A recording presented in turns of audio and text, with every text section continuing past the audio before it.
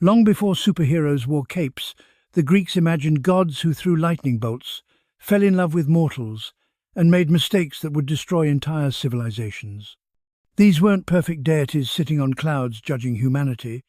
They were jealous, petty, lustful, and gloriously flawed. What you're about to discover is a universe where chaos literally gave birth to everything, where your father might eat you for breakfast, and where the good guys sometimes committed acts that would make modern villains look tame. Welcome to Greek mythology, where nothing is simple, everyone has daddy issues, and the gods are always watching. Number 1. Before there were gods, heroes, or even a world to stand on, there was chaos. Not the kind where your room's messy, but an endless, formless void where nothing existed except pure potential. The Greeks believed this wasn't darkness or light, but something beyond both, the ultimate blank canvas. Number 2. From chaos came Gaia, the earth herself, who literally just appeared out of nothingness. No parents, no explanation, she simply willed herself into existence, which makes her the ultimate self-made woman in history. Number 3.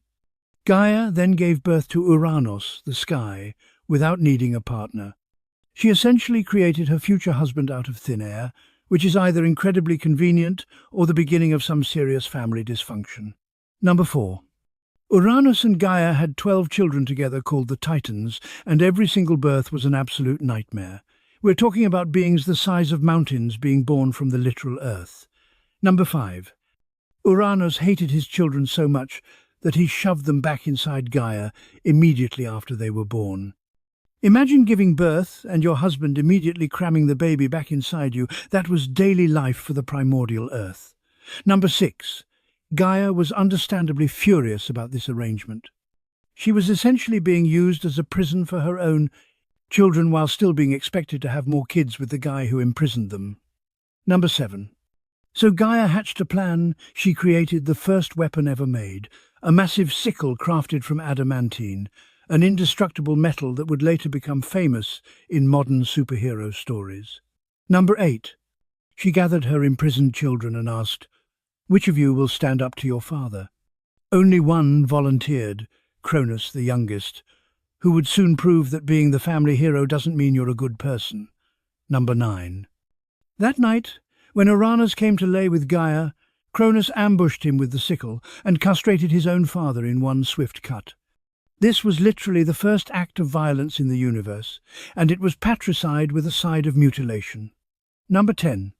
Uranus's severed genitals fell into the sea, and from the blood and foam, Aphrodite, the goddess of love and beauty, was born. The Greeks decided that the goddess of love should literally come from a castration wound, make of that what you will. But the violence was just getting started. Number 11. The blood that dripped onto the earth from Uranus's wound gave birth to the Furies, ancient goddesses of vengeance, who would hunt down oathbreakers and murderers for eternity. Violence quite literally begat vengeance. Number 12. With his father dethroned, Cronus became the king of the universe. His first act? He didn't free his siblings from inside Gaia, he left them there. The hero immediately became the tyrant. Number 13. Cronus married his sister Rhea, because in the beginning, when you're one of only 12 people in existence, your dating pool is extremely limited. Number 14. Uranos, even in defeat, managed to curse Cronus with a prophecy. One of your children will overthrow you, just as you overthrew me. And because Cronus had just castrated his dad, he knew this curse wasn't a metaphor. Number 15. When Rhea gave birth to their first child, Hestia, Cronus immediately swallowed her whole. Not killed, swallowed. The baby goddess was alive inside her father's stomach, fully conscious, just trapped in an acid bath of divine digestion. Number 16. Rhea kept having children. Demeter, Hera, Hades, Poseidon and Cronus kept swallowing them whole one by one. She was essentially a baby factory for her husband's stomach. Number 17. By the time Rhea was pregnant with her 6th child, Zeus, she'd had enough. She went to Gaia for help, because apparently asking your mother-in-law for advice on how to trick your husband into not eating your baby was totally normal in ancient Greece. Number 18. When Zeus was born, Rhea wrapped a stone in swaddling clothes and presented it to Cronus, who was apparently too paranoid or too stupid to notice he was swallowing a rock instead of a baby. Number 19. Baby Zeus was hidden in a cave on Crete, where he was raised by nymphs and fed on the milk of a magical goat named Amalthea. The future king of the gods literally grew up drinking goat milk in a cave, humble beginnings for the most powerful being in existence. Number 20. The baby Zeus's cries were so loud that they would have given away his location, so warrior spirits called the Curetes would clash their shields and shout to mask the sound. Imagine being such a loud crier that people need to stage fake battles to cover for you, and Zeus would grow up to shake the heavens themselves. Number 21. When Zeus reached adulthood, he didn't immediately challenge Cronus, he got smart about it. He disguised himself as a cupbearer and served his father a drink mixed with a powerful emetic, basically ancient magical ipecac. Number 22. Cronus vomited up all 5 of his children in reverse order. Poseidon, Hades, Hera, Demeter and Hestia came flying out of his mouth fully grown and fully pissed off. They'd been conscious inside their father's stomach for years, just waiting. Number 23. The first thing the vomited gods did was thank Zeus by immediately declaring him their leader, even though Hades and Poseidon were technically older. Nothing says, respect your elders, like Greek mythology. Number 24. Zeus also vomited up that stone Rhea had tricked Cronus with. Zeus later set it up at Delphi as a monument, because apparently keeping the rock your dad mistook for you is peak trophy collecting. Number 25. With his siblings freed, Zeus launched the Titanomachy, the 10-year war between the Olympian gods and the Titans. This wasn't just a battle, it was a cosmic cage match that literally shook the foundations of reality. Number 26. Zeus knew he couldn't win with just 6 gods, so he made a deal. He freed the Cyclopes and the Hecatoncheires, the monsters that Uranos had originally imprisoned inside Gaia. The enemy of my enemy becomes my overpowered ally. Number 27. The Cyclopes, master craftsmen despite having only 1 eye each, were so grateful they forged weapons for the gods. Zeus got his lightning bolts, Poseidon got his trident, and Hades got a helmet that made him invisible. The original legendary weapon drops. Number 28. The Hecatoncheires, also called the 100-handed ones, each had 50 heads and 100 arms. In battle, they would pick up boulders the size of mountains and throw them like machine gun fire, the ancient world's equivalent of artillery. Number 29. The war was so violent that it literally reshaped the earth. Mountains crumbled, seas boiled, and the sky itself was said to crack under the pressure of divine power colliding. Number 30. Most titans fought for Cronus, but not all. Oceanus, the titan of the ocean, stayed neutral, which is why Poseidon would later get to rule the seas without too much drama. Sometimes sitting out a civil war is the smartest move. The war would decide the fate of the cosmos. Number 31. Cronus's greatest warrior was his brother Atlas, who was so strong he could hold up the celestial sphere. In battle, he was an unstoppable force, but even he couldn't stand against Zeus's lightning and the Hecatoncheires' 100-handed assault. Number 32. When the Olympians finally won, Zeus didn't show mercy. He cast most of the Titans into Tartarus, a prison so deep below the underworld that an anvil dropped from Earth would take 9 days to reach it. Number 33. Atlas received a special punishment. Zeus forced him to hold up the sky for eternity. Every moment of every day, forever, Atlas stands at the western edge of the world, carrying the heavens on his shoulders. The Greeks invented the eternal punishment genre. Number 34. Cronus was also imprisoned in Tartarus, though some versions say he was exiled to the Isles of the Blessed, where he rules over the honoured dead. Either way, he lost everything: his throne, his power, and his family. Number 35. With the war won, Zeus and his brothers drew lots to divide the cosmos. Zeus got the sky, Poseidon got the seas, and Hades got the underworld. The original short straw moment that would define billions of years of resentment. Number 36. Hades wasn't even allowed to live on Mount Olympus with the other gods. He had to rule his dark kingdom alone, which explains a lot about why he later kidnapped Persephone. Loneliness makes people do crazy things, even gods. Number 37. The sisters, Hestia, Demeter and Hera, didn't get realms to rule. They got roles. Hestia became goddess of the hearth, Demeter took agriculture, and Hera became Zeus's wife and queen, which would prove to be the hardest job of all. Number 38. Mount Olympus, the gods' new home, wasn't just a metaphorical heaven. The Greeks believed it was an actual mountain in northern Greece. You could theoretically climb it, though you'd never reach the peak where the gods lived, because divine real estate exists in a different dimension. Number 39. The gods built their palaces on Olympus out of materials mortals couldn't even comprehend, walls of pure light, floors of clouds, and doors that opened to anywhere in the universe. They were basically living in a mythological penthouse. Number 40. Despite winning the war and gaining ultimate power, Zeus made the same mistake his father did. He became paranoid. He knew the pattern. Uranus was overthrown by Cronus, Cronus by Zeus, and someday someone would overthrow him too. And that paranoia would destroy lives. Number 41. Zeus's first wife wasn't Hera, it was Metis, the titaness of wisdom and cunning. She was so intelligent that she'd actually been the one to give Zeus the emetic potion that made Cronus vomit up his siblings. Number 42. When Metis became pregnant, a prophecy warned Zeus that she would give birth to a son who would overthrow him. So Zeus did what any paranoid god-king would do. He sweet-talked Metis into turning herself into a fly, then swallowed her whole. Number 43. Metis was still alive inside Zeus, still pregnant, and she gave birth to Athena inside his head. The goddess of wisdom literally grew inside Zeus's skull, which started giving him migraines that could split mountains. Number 44. The pain got so bad that Zeus ordered Hephaestus to take an axe and crack open his skull. Hephaestus did, and out jumped Athena, fully grown, fully armoured, and screaming a battle cry. The goddess of wisdom was born from a literal splitting headache. Number 45. Because Athena was born from Zeus alone without a mother's body involved, never mind that Metis was dissolved inside him, Zeus claimed she was his favourite child. This would cause family drama for millennia. Number 46.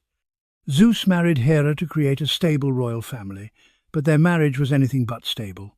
Hera was his sister, his queen, and eventually his most bitter enemy, though they could never divorce because that would destabilize the cosmos. Number 47. The wedding of Zeus and Hera was the first marriage ceremony ever held, and all the gods brought gifts. Gaia gave Hera a tree that grew golden apples of immortality, the most passive-aggressive wedding gift in history, since it implied Hera would need eternal life to endure Zeus. Number 48. Zeus and Hera had 4 children together: Ares, god of war; Hephaestus, god of the forge; Hebe, goddess of youth; and Eileithyia, goddess of childbirth. But Zeus had dozens of other children with other women, which is where all the problems began.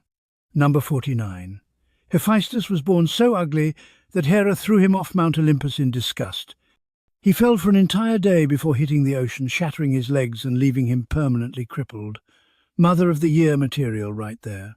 Number 50. Some versions say Zeus threw Hephaestus off Olympus, not Hera, for defending his mother during an argument. Either way, the poor god learned early that being ugly in a family of perfect immortals means you're disposable. And the dysfunction was only beginning. Number 51. Hephaestus was rescued by sea nymphs, who raised him in an underwater cave. There, he became a master craftsman, creating beautiful jewellery and weapons as a way to prove his worth to the family that rejected him. Number 52.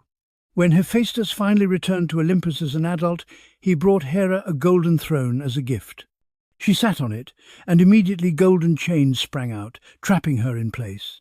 It was the world's first gotcha moment, divine payback for child abuse. Number 53.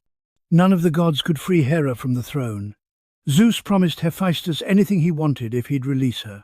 Hephaestus's price? Marriage to Aphrodite, the most beautiful goddess in existence. The ultimate ugly guy gets hot girl fantasy, except it ended exactly how you'd expect. Number 54. Aphrodite was married to Hephaestus, but absolutely hated it.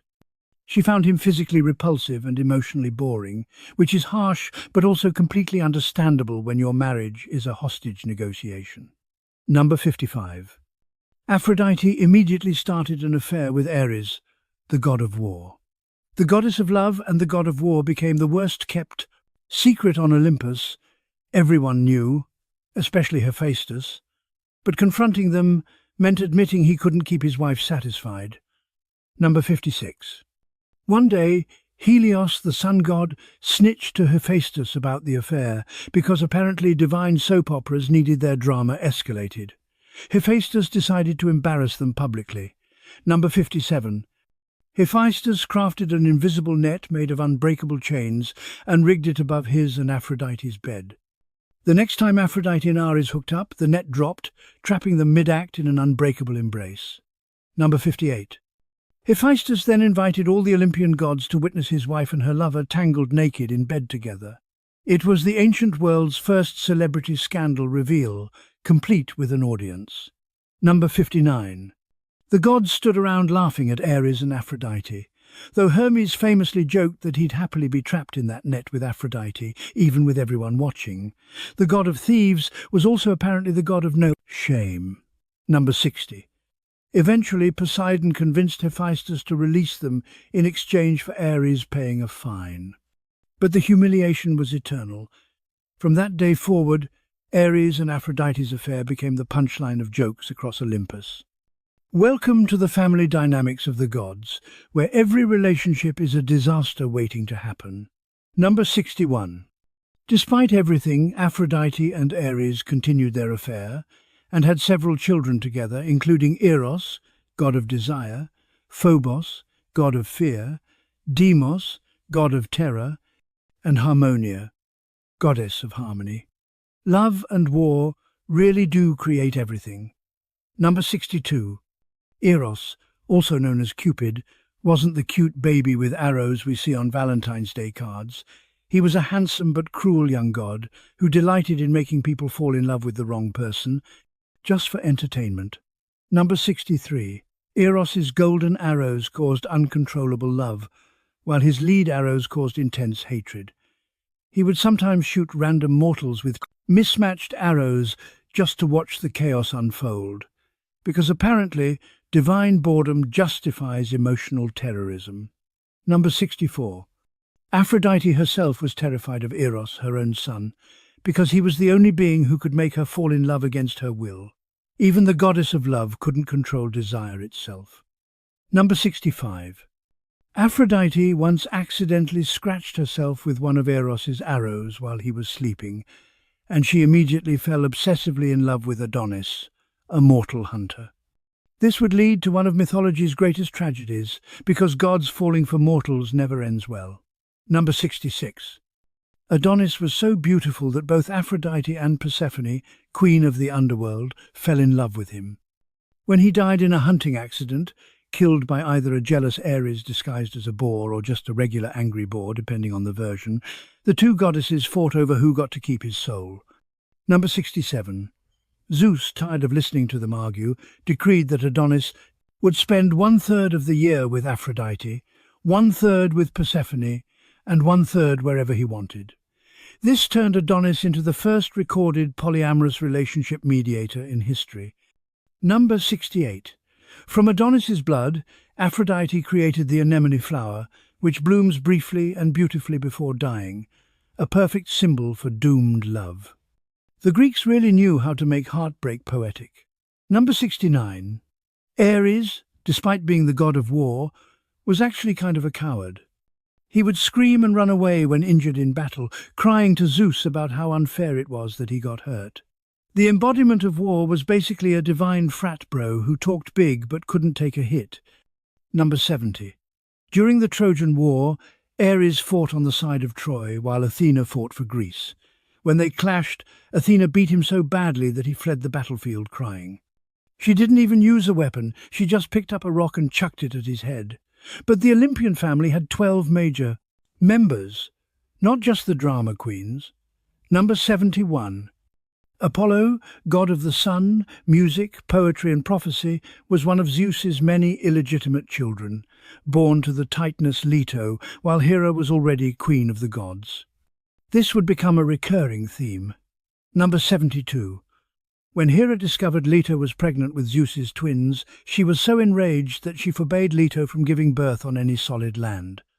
Leto wandered the earth in agony, turned away everywhere, until she found the floating island of Delos. Number 73. Delos agreed to anchor itself and become solid land if Leto would make it Apollo's sacred birthplace, turning it into a tourist destination for worshippers. The island literally negotiated a real estate deal with a woman in labour. Number 74. Leto gave birth to Artemis first, who then immediately helped deliver her twin brother Apollo, making Artemis the only newborn midwife in mythology. Born 30 seconds earlier, and she was already taking care of her sibling. Number 75. Artemis, goddess of the hunt and wild animals, vowed to remain a virgin forever and made all her followers take the same vow. She created the ancient world's first all-female hunting club with a strict no boys allowed policy. Number 76. Any man who saw Artemis naked would be transformed into an animal and hunted to death. The hunter Actaeon accidentally stumbled upon her bathing, so she turned him into a stag and his own hunting dogs ripped him apart. She didn't believe in second chances. Number 77. Apollo was associated with the sun, but he wasn't the original sun god. That was Helios, who drove the sun chariot across the sky every day. Eventually the Greeks just merged them, because having two sun gods was apparently too complicated. Number 78. Apollo once got into a music contest with Perseus, a satyr who claimed to be better at the flute than Apollo was at the lyre. Apollo won, the judges were muses who worked for him, so it was rigged, and his punishment for Perseus was to flay him alive and hang his skin in a cave. Sore winner doesn't even begin to cover it. Number 79. Despite being the god of music and poetry, Apollo had terrible luck with love. His first crush, the nymph Daphne, literally chose to become a tree rather than date him. She prayed to her father, a river god, who transformed her into a laurel tree mid-chase. Number 80.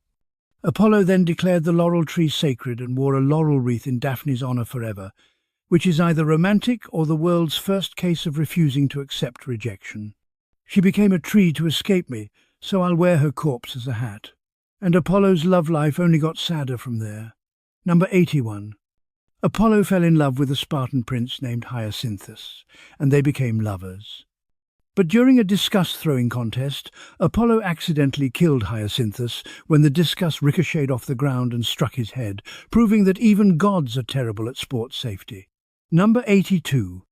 From Hyacinthus's spilled blood, Apollo created the hyacinth flower, which supposedly has markings that spell out Ai, Ai, an ancient Greek cry of grief. Apollo had a pattern of turning his dead lovers into plants. Number 83. Apollo also loved the Trojan princess Cassandra and gave her the gift of prophecy in exchange for her love. But when she rejected him after receiving the gift, Apollo cursed her so that no one would ever believe her prophecies, the pettiest divine revenge ever conceived. Number 84. Cassandra spent the rest of her life accurately predicting disasters, the Trojan horse, the fall of Troy, her own murder, and watching helplessly as everyone ignored her, thinking she was insane. Apollo turned truth into torture. Number 85. Apollo's twin sister Artemis was just as vengeful. When the hunter Orion tried to assault one of her followers, Artemis created a giant scorpion that stung him to death. Both Orion and the scorpion were placed in the sky as constellations, forever chasing each other across the heavens. Number 86. Artemis and Apollo had a creepy level of devotion to each other. When the giant Tityos tried to assault their mother Leto, the twins hunted him down and killed him together, then had him sent to Tartarus, where an eagle eats his liver every day for eternity. Number 87. In Tartarus, Tityos's liver regrows every night, so the punishment never ends, making him the prototype for Prometheus's later punishment. The Greeks really perfected the art of eternal suffering. Number 88. Artemis once convinced Apollo to kill one of his own lovers, the princess Coronis, because she had cheated on him with a mortal. Apollo shot her with an arrow, then immediately regretted it and tried to resurrect her, but it was too late. Sibling relationships, enabling your worst impulses since the dawn of time. Number 89. Coronis was pregnant when she died, so Apollo cut the baby from her womb as she burned on the funeral pyre. This child became Asclepius, the god of medicine. He was literally born from his mother's burning corpse, which is the most metal origin story in mythology. Number 90. Asclepius became so skilled at medicine that he learned to resurrect the dead, which infuriated Hades because people were escaping the underworld. Zeus killed Asclepius with a lightning bolt to maintain the natural order, and Apollo, enraged, killed the Cyclopes, who forged Zeus's thunderbolts in revenge. Violence begat violence, and the cycle never ended. Number 91. As punishment for killing the Cyclopes, Zeus forced Apollo to serve a mortal king named Admetus for 1 year. This was the ancient equivalent of community service, a god working as a mortal shepherd as penance for murder. Number 92. Apollo actually enjoyed his time as a shepherd and became friends with Admetus, even helping him cheat death later by getting the fates drunk and tricking them into extending his life. Sometimes cosmic punishment leads to unexpected friendships. Number 93. Hermes, the god of thieves, messengers, travelers and commerce, was born in a cave and immediately proved he was trouble. On his first day of life, he crawled out of his crib, found a tortoise, killed it, and used its shell to invent the first lyre. Entrepreneurial spirit starts young. Number 94. Later that same day, baby Hermes stole 50 of Apollo's sacred cattle by making them walk backwards so their tracks pointed in the wrong direction, then hid them in a cave. He was literally hours old and already committing grand theft livestock with witness tampering. Number 95. When Apollo tracked down Hermes and demanded his cattle back, Hermes played him a song on his new lyre. Apollo loved the music so much he agreed to trade the entire herd for the instrument, plus grant Hermes the title of god of herdsmen. Hermes scammed his way into a promotion. Number 96. Zeus was so impressed by Hermes' cunning that he made him the messenger of the gods and the only Olympian allowed to travel freely between Olympus, Earth, and the underworld. Being a talented thief apparently comes with excellent job benefits. Number 97. Hermes wore winged sandals that allowed him to fly, carried a staff called the caduceus entwined with 2 serpents, and could move faster than thought itself. He was basically the Flash, if the Flash also ran a side hustle stealing your wallet. Number 98. One of Hermes' jobs was to guide the souls of the dead to the underworld, earning him the title Psychopomp. He was the last friendly face mortals saw before crossing into eternal darkness, which is surprisingly comforting. Number 99. Hermes fathered Pan, the god of shepherds and nature, with a nymph. Pan was born with goat legs, horns and hooves, and was so ugly his mother abandoned him at birth. Hermes took him to Olympus, and the gods found him hilarious, so Pan got to stay, because apparently, being funny excuses being hideous. Number 100. Pan invented the pan flute, of course he did, by turning a nymph named Syrinx into reeds when she rejected him, then cutting the reeds to make an instrument. The Greeks had a disturbing pattern of turning rejection into arts and crafts projects. But not all gods were born on Olympus. Number 101. Dionysus, god of wine, madness and parties, had perhaps the strangest birth of all the Olympians.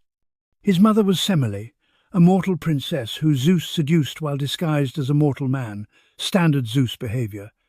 Number 102. Hera, in her jealous rage, disguised herself as an old woman and convinced Semele to ask Zeus to reveal his true godly form to prove his love. It was a trap, and Semele fell for it completely. Number 103. Zeus tried to refuse, but Semele made him swear on the river Styx, an oath even gods cannot break. When Zeus revealed his true form, Semele was instantly incinerated by his divine radiance, because mortals literally cannot perceive gods without burning to death.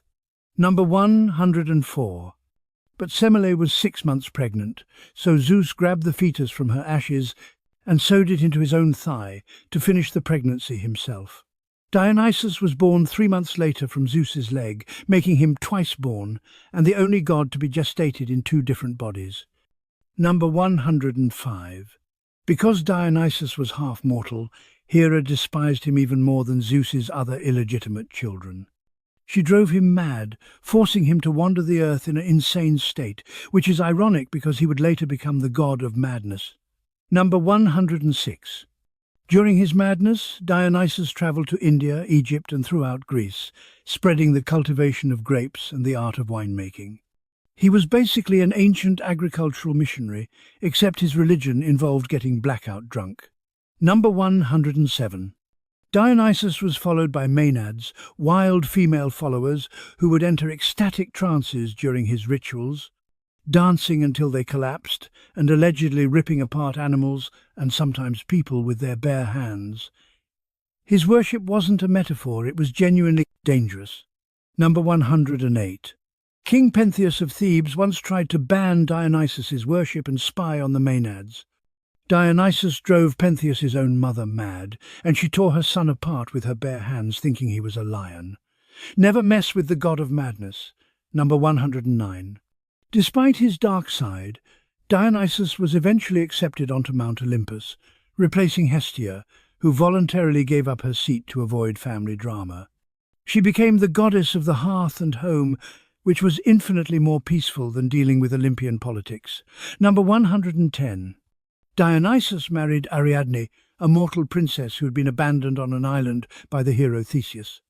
Dionysus found her crying on the beach and fell in love with her, proving that even the god of parties could have a genuinely healthy relationship eventually. And speaking of Theseus and heroes, let's talk about the demigods. Number 111. Greek heroes were demigods, half mortal, half divine, born when gods had affairs with humans. They were stronger, smarter, and braver than normal mortals, but they could still die, which made their stories tragic rather than triumphant. Number 112. Heracles, known to Romans as Hercules, was Zeus's most famous son, born to the mortal woman Alcmene when Zeus disguised himself as her husband. It was divine identity fraud. Number 113. Hera hated Heracles from birth. Notice a pattern with Hera, and sent 2 serpents to kill him in his crib. Baby Heracles strangled both snakes with his bare hands, laughing the entire time. His childhood basically predicted his entire violent career. Number 114. The name Heracles literally means glory of Hera, which Zeus gave him hoping to appease his wife. It didn't work. Hera spent Heracles' entire life making him miserable, proving that you can't passive-aggressive your way out of infidelity consequences. Number 115. Heracles grew up to be the strongest man alive, but Hera cursed him with a fit of madness that caused him to murder his own wife and children. When he regained his sanity and realized what he'd done, he begged for a way to atone for his crimes.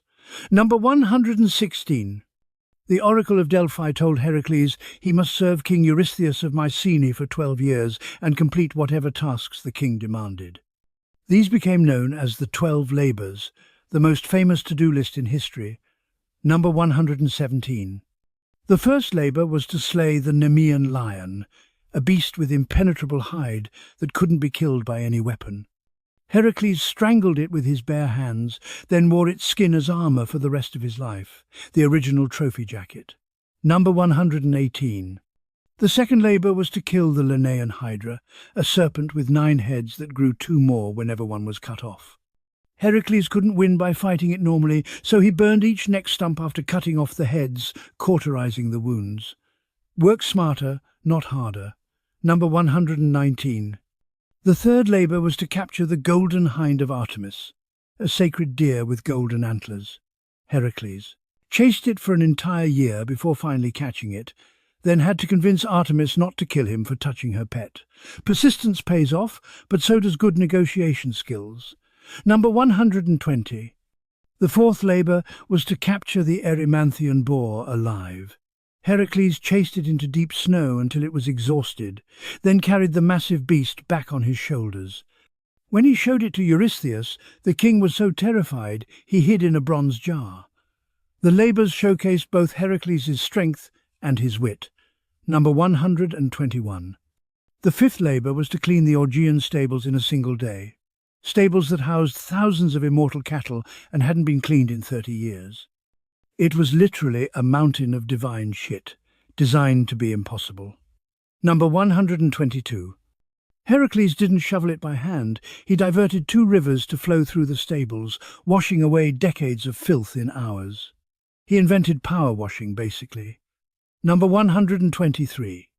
The sixth labor was to drive away the Stymphalian birds, man-eating birds with bronze beaks and metallic feathers they could shoot like arrows.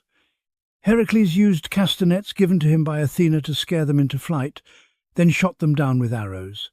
Sometimes even heroes need divine tech support. Number 124.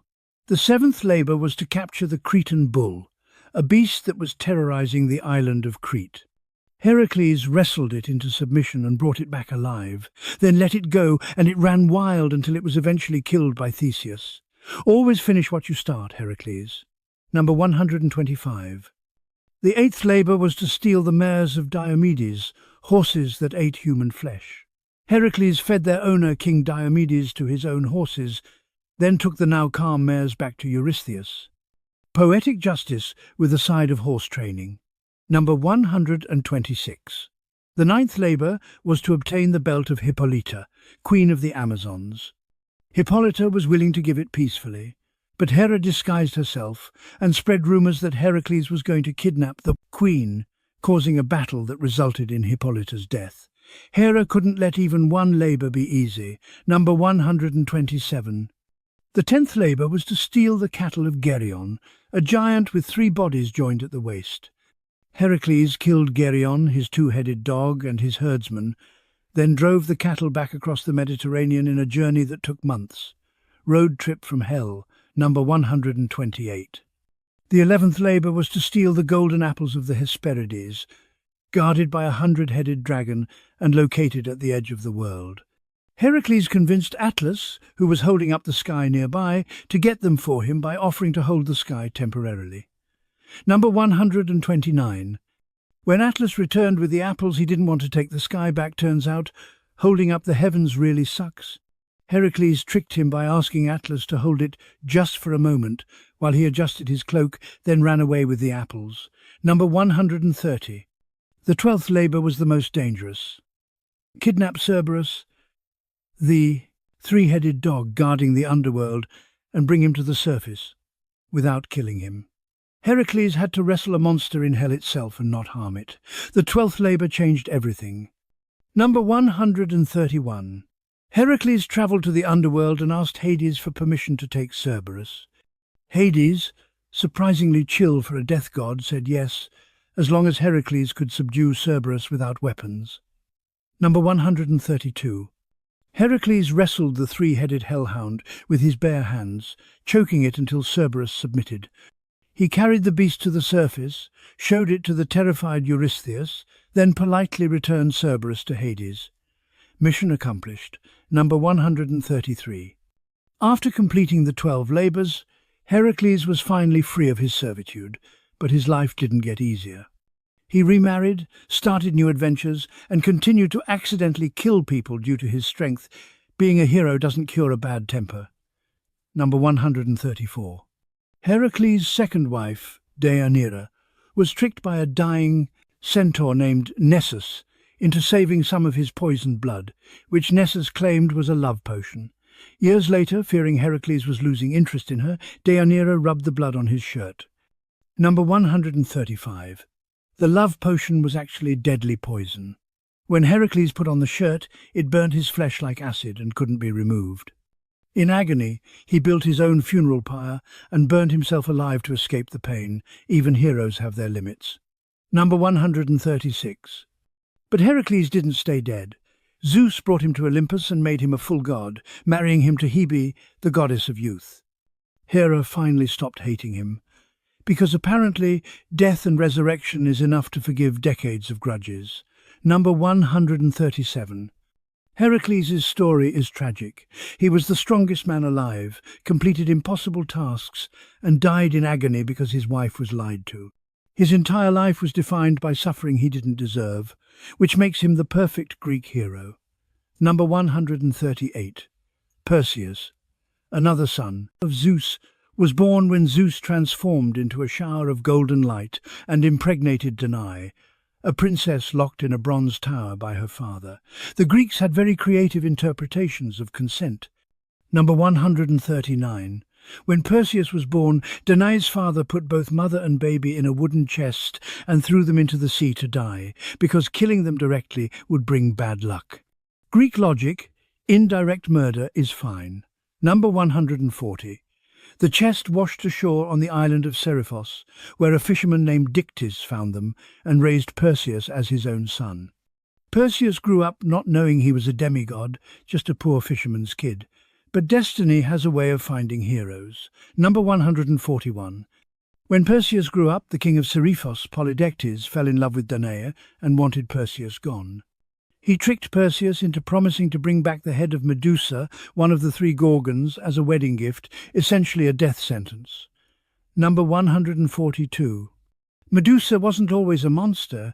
She was once a beautiful maiden who served Athena. But Poseidon raped her in Athena's temple, and Athena, unable to punish Poseidon, instead cursed Medusa, turning her hair into snakes and making her gaze turn anyone to stone. Victim blaming taken to mythological extremes. Number 143. Medusa and her two immortal Gorgon sisters, Stheno and Euryale, lived on a remote island surrounded by the petrified statues of everyone who'd tried to kill them. It was a graveyard of failed heroes. Number 144. Perseus couldn't defeat Medusa alone, so the gods gave him gifts. Winged sandals from Hermes, a mirrored shield from Athena, an unbreakable sword from Hephaestus, Hades' invisibility helmet, and a magic bag that could hold anything. He was given the ancient equivalent of legendary loot. Number 145. Perseus used the mirrored shield to look at Medusa's reflection without meeting her deadly gaze, then cut off her head while she slept. From her severed neck, Pegasus, the winged horse, and Chryso, a golden warrior, sprang forth, because apparently Medusa was pregnant when she died, courtesy of Poseidon. Number 146. On his way home, Perseus saw a woman chained to a rock by the sea, Andromeda, a princess being sacrificed to a sea monster because her mother had bragged that Andromeda was more beautiful than the sea nymphs. Hubris always leads to sacrifice. Number 147. Perseus fell in love with Andromeda instantly, killed the sea monster using Medusa's head to turn it to stone, and rescued her. They married and had 7 children, founding the Perseid dynasty of kings. Number 148. When Perseus returned home with Medusa's head, he found that King Polydectes had been harassing his mother, trying to force her to marry him. Perseus crashed the wedding and showed Polydectes and his supporters Medusa's head, turning them all to stone. Instant wedding cancellation. Number 149. Perseus gave Medusa's head to Athena, who mounted it on her shield, the Aegis, where it remained forever, a weapon that could petrify enemies with a glance. Medusa's punishment became Athena's power. Number 150. Perseus and Andromeda lived happily together, but destiny wasn't done with him. An oracle had once prophesied that Perseus would kill his grandfather, Achilles, the same man who'd locked Danae in a tower and thrown Perseus into the sea. Prophecies always come true, even by accident. Number 151. Years later, Perseus was competing in funeral games when he threw a discus that went off course, struck an old man in the crowd, and killed him instantly. That old man was Achilles, who had been hiding in the audience. You can't escape fate. Number 152. Perseus was so distraught by accidentally fulfilling the prophecy that he refused to claim his grandfather's throne. Instead, he founded his own city, Mycenae, which would later become one of Greece's most powerful kingdoms. Number 153. When Perseus and Andromeda died, Athena placed them in the stars as constellations, along with Cassiopeia, Andromeda's mother, Cepheus, her father, and Cetus, the sea monster. Their entire story lives in the night sky forever. Number 154. Theseus, the greatest hero of Athens, was born to either King Aegeus of Athens or Poseidon. His mother, Aethra, slept with both on the same night, so no one was sure. Ambiguous paternity, a hero's origin story tradition. Number 155. Aegeus left Aethra before Theseus was born, hiding his sword and sandals under a massive boulder. He told Aethra that when their son was strong enough to lift the boulder, he should take the sword and sandals and come to Athens to claim his birthright. Ancient paternity test. Number 156. When Theseus was 16, he lifted the boulder with ease, claimed the sword and sandals, and set out for Athens. But instead of taking the safe sea route, he chose the dangerous land route, specifically hoping to encounter and defeat bandits and monsters. He wanted fame, not safety. Number 157. On the way, Theseus killed Periphetes, who clubbed travellers to death, Sinis, who bent pine trees and used them to tear people apart, and Sciron, who kicked people off cliffs to be eaten by a giant turtle. Theseus was basically playing a violent open-world RPG before video games existed. Number 158. Theseus also killed Procrustes, a psychopath who offered hospitality to travellers, then either stretched them or cut off their limbs to fit his special bed. Theseus killed him using his own bed, because ironic justice is the best justice. Number 159. When Theseus arrived in Athens, his father didn't recognize him, but Medea, who had married Aegeus after fleeing Corinth, sensed that Theseus was a threat to her own son's claim to the throne. So she tried to poison him at a welcome feast. Number 160. Just before Theseus drank the poisoned wine, he drew his sword to cut his meat, and Aegeus recognized his own blade. He knocked the cup from Theseus's hand, exposing Medea's plot, and she fled Athens forever. Family reunions in Greek mythology are never boring, and Theseus's greatest test was just beginning. Number 161. Every 9 years, Athens was forced to send 7 young men and 7 young women to Crete to be devoured by the Minotaur, a half-man, half-bull monster that lived in an inescapable labyrinth. It was tribute paid for a past crime, and no one had ever returned alive. Number 162. The Minotaur was born when King Minos of Crete refused to sacrifice a beautiful white bull to Poseidon. As punishment, Poseidon made Minos's wife, Perseus, fall in love with the bull. She had the inventor Daedalus build a hollow wooden cow suit so she could, well, mate with it. Number 163. The result of this union was the Minotaur, a creature with a man's body and a bull's head who fed on human flesh. Minos was so ashamed he had Daedalus build the labyrinth, a maze so complex that even its designer almost couldn't escape to hide the beast forever. Number 164. Theseus volunteered to be one of the 14 tributes, planning to kill the Minotaur and end the sacrifices. Aegeus begged him not to go, but Theseus insisted, promising that if he survived, he'd change his ship's black sails to white on the return journey. Number 165. When Theseus arrived in Crete, Princess Ariadne, daughter of Minos, fell in love with him at first sight. She went to Daedalus and begged for the secret to surviving the labyrinth, then gave Theseus a ball of thread to mark his path. Number 166. Theseus tied one end of the thread to the entrance and unravelled it as he ventured deeper into the labyrinth. When he found the Minotaur, he killed it with his bare hands or with a sword Ariadne gave him, depending on the version, then followed the thread back out. Number 167. Theseus, Ariadne, and the other Athenians fled Crete immediately, stopping at the island of Naxos to rest. But when Ariadne fell asleep on the beach, Theseus abandoned her there and sailed away without explanation. There are no good excuses for this. He was just a jerk. Number 168. Some versions claim the god Dionysus told Theseus to leave Ariadne because she was destined to be his wife. Other versions say Theseus just got bored of her. Either way, Ariadne woke up alone on a deserted island, sobbing until Dionysus found her and made her his queen. Number 169. On the voyage home, Theseus was so excited about his victory that he forgot to change the sails from black to white. When King Aegeus saw the black sails approaching Athens, he believed his son was dead, threw himself off a cliff into the sea, and drowned. That sea is now called the Aegean Sea. Number 170. Theseus became king of Athens through patricide, not intentional, but the result was the same. His heroism had a death toll, even among those he loved. Greek heroes were complicated like that.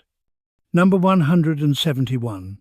As king, Theseus unified the scattered villages of Attica into one city-state, Athens. He's credited as the founder of Athenian democracy, though democracy, back then, meant only free men can vote, and we own slaves. Number 172. Theseus later joined the Argonauts, the band of heroes who sailed with Jason to find the Golden Fleece. But his role was mostly guy who was there. The real stars of that adventure were Jason and Medea. Number 173. Jason was another hero with divine heritage. His father was King Aeson of Iolcus, who was overthrown by his half-brother Peleus.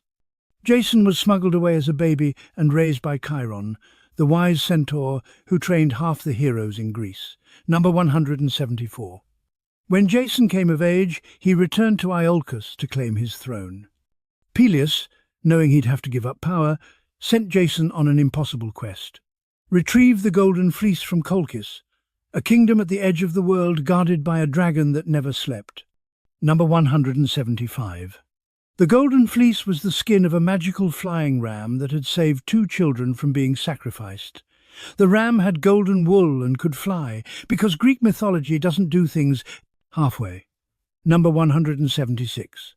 Jason assembled the greatest heroes of Greece for the quest: Heracles, Theseus, Orpheus, Castor, Pollux, Atalanta, the only woman, and dozens more, and they sailed on a ship called the Argo, making them the Argonauts. Number 177. The Argo was built by the shipwright Argus, with help from Athena, who installed a piece of wood from the sacred Oracle Oak of Dodona into the prow, giving the ship the ability to speak and offer prophecies. It was a smart ship millennia before AI.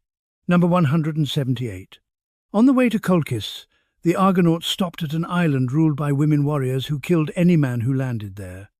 But the Argonauts were such legendary heroes that the women decided to sleep with them instead, because apparently fame makes murder optional. Number 179. The Argonauts also encountered the Harpies, vicious bird women who tormented the blind prophet Phineus by stealing his food whenever he tried to eat. The heroes drove the Harpies away, and, in gratitude, Phineus told them how to safely pass the Symplegades, clashing rocks that crushed ships. Number 180. To pass the Symplegades, the Argonauts released a dove to fly through first. The rocks smashed together, catching only the dove's tail feathers, then split apart. The Argonauts rode through before the rocks could close again, ancient quick-time events. The journey was only half the battle. Number 181. When the Argonauts reached Colchis, King Aeetes agreed to give Jason the fleece if he could complete 3 impossible tasks: yoke 2 fire-breathing bronze bulls, plough a field with them, plant dragons' teeth, and defeat the warriors that would sprout from the teeth. Number 182. Jason would have failed immediately, but Aeetes' daughter Medea fell in love with him, because Hera and Aphrodite made her, and decided to help him with her magic. Love potions, ruining rational decision-making since the Bronze Age. Number 183. Medea was a powerful sorceress, priestess of Hecate, granddaughter of the sun god Helios. She was brilliant, dangerous, and absolutely not someone you should betray, but Jason would learn that the hard way. Number 184. Medea gave Jason a magic ointment that made him immune to fire and weapons for one day. Jason yoked the bronze bulls, ploughed the field, and planted the dragon's teeth. When skeletal warriors erupted from the soil, he threw a stone among them, and they killed each other thinking one of them had struck first. Work smarter, not harder. Number 185. That night, Medea used a magic potion to put the sleepless dragon guarding the fleece into a coma. Jason grabbed the golden fleece, and he and Medea fled Colchis with the Argonauts, stealing both the prize and the princess. Number 186. Aeetes pursued them with his fleet. To slow him down, Medea murdered her own younger brother, Apsyrtus, cut his body into pieces, and threw them into the sea one by one. Aeetes had to stop and collect each piece for a proper burial, giving the Argonauts time to escape. Medea wasn't playing. Number 187. The gods were horrified by the murder of Apsyrtus and refused to let the Argo reach Greece until Jason and Medea were purified of the blood guilt.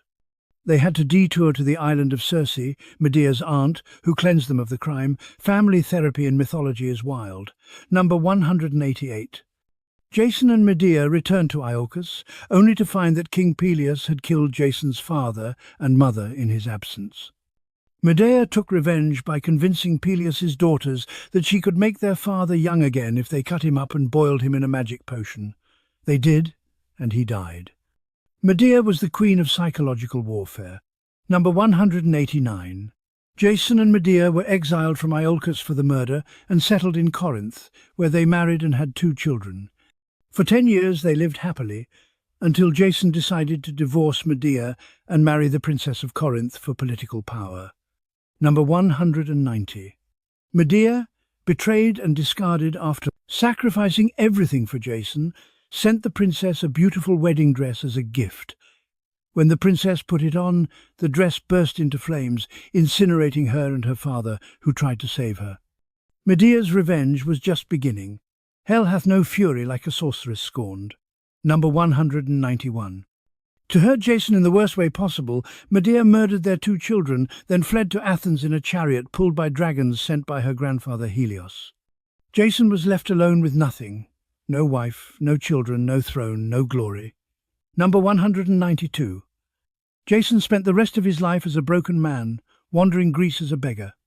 One day he sat down to rest in the shadow of the rotting Argo, and the ship's prow, the piece with the oracle wood, fell off and crushed him to death.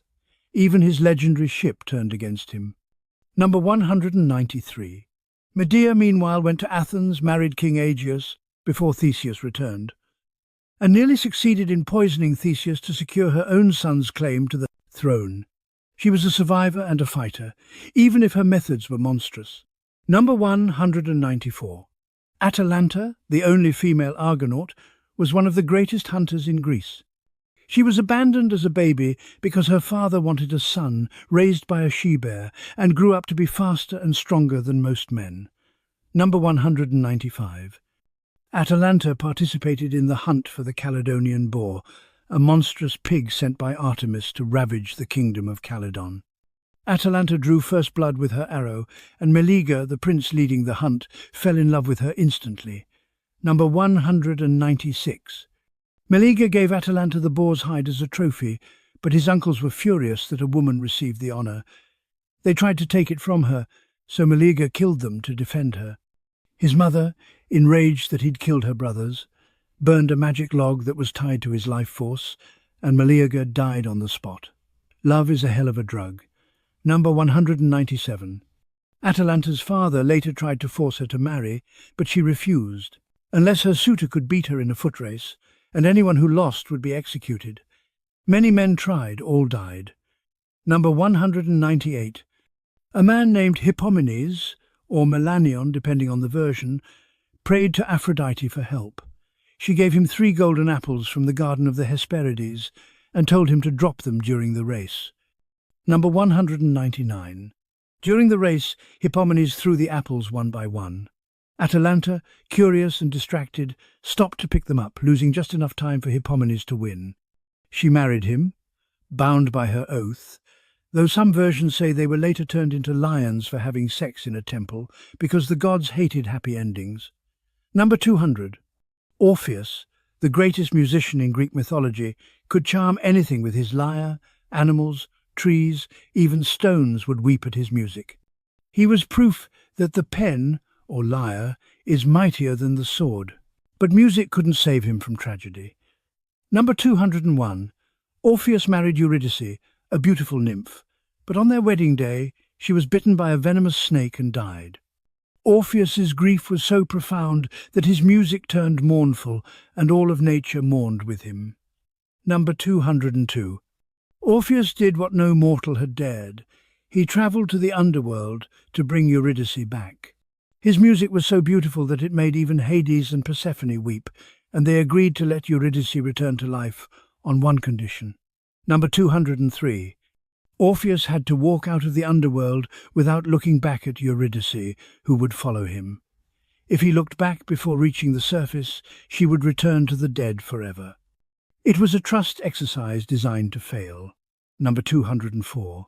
Orpheus led Eurydice through the dark tunnels, his lyre guiding the way, but as he reached the threshold of the living world, doubt consumed him. He turned around to check if she was still there, and she was, just steps behind him, reaching out, but the moment he looked, she faded back into shadow forever. Number 205. Orpheus spent the rest of his life wandering Greece, refusing to love another woman and singing songs of grief so beautiful that they drove people to tears. His rejection of romance angered the Maenads, followers of Dionysus, who tore him apart during one of their frenzies. Number 206. The Maenads threw Orpheus's severed head into a river, but even in death the head continued singing as it floated downstream, eventually washing ashore on the island of Lesbos. The island became sacred to music and poetry, proving that art outlives even death. Number 207. Achilles, the greatest warrior of the Trojan War, was born to Peleus, a mortal king, and Thetis, a sea nymph.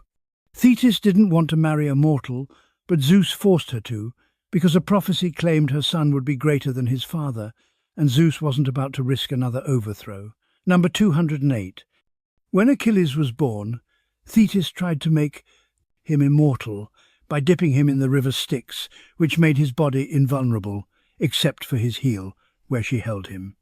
The original Achilles' heel weakness was created by a mother trying too hard. Number 209. Another version says Thetis tried to burn away Achilles' mortality by placing him in fire each night, but Peleus caught her and stopped the ritual, leaving the baby only partially immortalized. Either way, overprotective parenting backfired. Number 210. Thetis knew from prophecy that Achilles would die young if he went to war, but he would achieve eternal glory. She tried to hide him by disguising him as a girl and sending him to live among the daughters of King Lycomedes on the island of Skyros. The disguise wouldn't last. Number 211. When the Trojan War began, a prophet revealed that Troy could not be defeated without Achilles. Odysseus, the cleverest Greek hero, travelled to Skyros and laid out gifts for the women, jewellery, dresses, perfumes, and a sword. Number 212. When a fake battle alarm sounded, all the women screamed and ran, except the girl who grabbed the sword. Odysseus had exposed Achilles, who dropped the disguise and eagerly joined the war, choosing glory over a long, quiet life. Number 213. The Trojan War started because of an apple, literally. At the wedding of Peleus and Thetis, Achilles' parents, Eris, goddess of discord, wasn't invited because she caused drama everywhere she went. Number 214. Eris, insulted by the snub, crashed the wedding anyway and threw a golden apple inscribed with "To the fairest" into the crowd of goddesses. Hera, Athena, and Aphrodite all claimed it, and their argument would ignite a war that killed thousands. Number 215. The goddesses demanded that Zeus judge who was the fairest, but Zeus wisely refused to get involved in that no-win scenario. Instead, he appointed Paris, a Trojan prince who was living as a shepherd, long story, to judge the contest. Number 216. Each goddess offered Paris a bribe. Hera offered political power, Athena offered wisdom and skill in battle, and Aphrodite offered the love of the most beautiful woman in the world, Helen of Sparta. Paris chose Aphrodite because he was a horny idiot. Number 217. Helen was already married to Menelaus, king of Sparta, but Aphrodite made her fall in love with Paris, or Paris kidnapped her. Sources disagree on the consent issue. Either way, Paris took Helen to Troy, and Menelaus demanded she be returned. Number 218. When Troy refused, Menelaus's brother Agamemnon assembled the largest army Greece had ever seen, over 1,000 ships carrying tens of thousands of warriors. They would lay siege to Troy for 10 years over one woman, which says a lot about Greek priorities. Number 219. The Greek fleet gathered at Aulis, but the winds refused to blow, stranding them. A prophet revealed that Artemis was angry because Agamemnon had killed one of her sacred deer and bragged about being a better hunter than the goddess. Number 220. Artemis demanded a sacrifice to release the winds, Agamemnon's own daughter, Iphigenia. Agamemnon lured his daughter to Aulis under the pretense of marrying her to Achilles, then sacrificed her on an altar. The war began with the blood of an innocent, and it would only get bloodier from there. Number 221. Some versions say Artemis saved Iphigenia at the last second, replacing her with a deer and making her a priestess. Other versions say she died screaming. Either way, Agamemnon's wife, Clytemnestra, never forgave him, and that rage would destroy him later. Number 222. The Trojan War lasted 10 years, not because Troy was so strong, but because the Greeks were terrible at working together. Every hero wanted personal glory, and the commanders spent more time arguing than fighting. Number 223. Achilles was the Greeks' greatest weapon, an unstoppable killing machine who could slaughter dozens of Trojans alone. But halfway through the war, he had a fight with Agamemnon over a captured woman and refused to fight anymore, sulking in his tent like a god-tier drama queen. Number 224. Agamemnon had taken Chryses, daughter of a priest of Apollo, as a war prize. When her father begged for her return and Agamemnon refused, Apollo sent a plague that killed hundreds of Greeks daily. Agamemnon was finally forced to return her. Number 225. To replace Chryses, Agamemnon took Briseis, a woman Achilles had claimed as his own war prize. Achilles, enraged, declared he would no longer fight for Greece. Without Achilles, the Greeks started losing badly. Number 226. The Trojans, led by Prince Hector, began pushing the Greeks back to their ships. Hector was everything Achilles wasn't: noble, honourable, fighting to defend his home rather than for glory. He was the true hero of the war, even though he fought for the wrong side. Number 227. Patroclus, Achilles' closest companion and lover in most interpretations, couldn't stand watching the Greeks die. He begged Achilles to let him wear Achilles' armour and lead the Myrmidons, Achilles' personal army, into battle to inspire the troops. Number 228. Achilles agreed, but warned Patroclus to only drive the Trojans back, not pursue them to the city walls. Patroclus, swept up in battle lust, ignored the warning and chased the Trojans until Hector killed him in single combat, mistaking him for Achilles. Number 229. When Achilles learned of Patroclus' death, his grief transformed into inhuman rage. He let out a scream so terrible that Trojans on the battlefield dropped dead from fear, and the river gods recoiled from the sound. Number 230.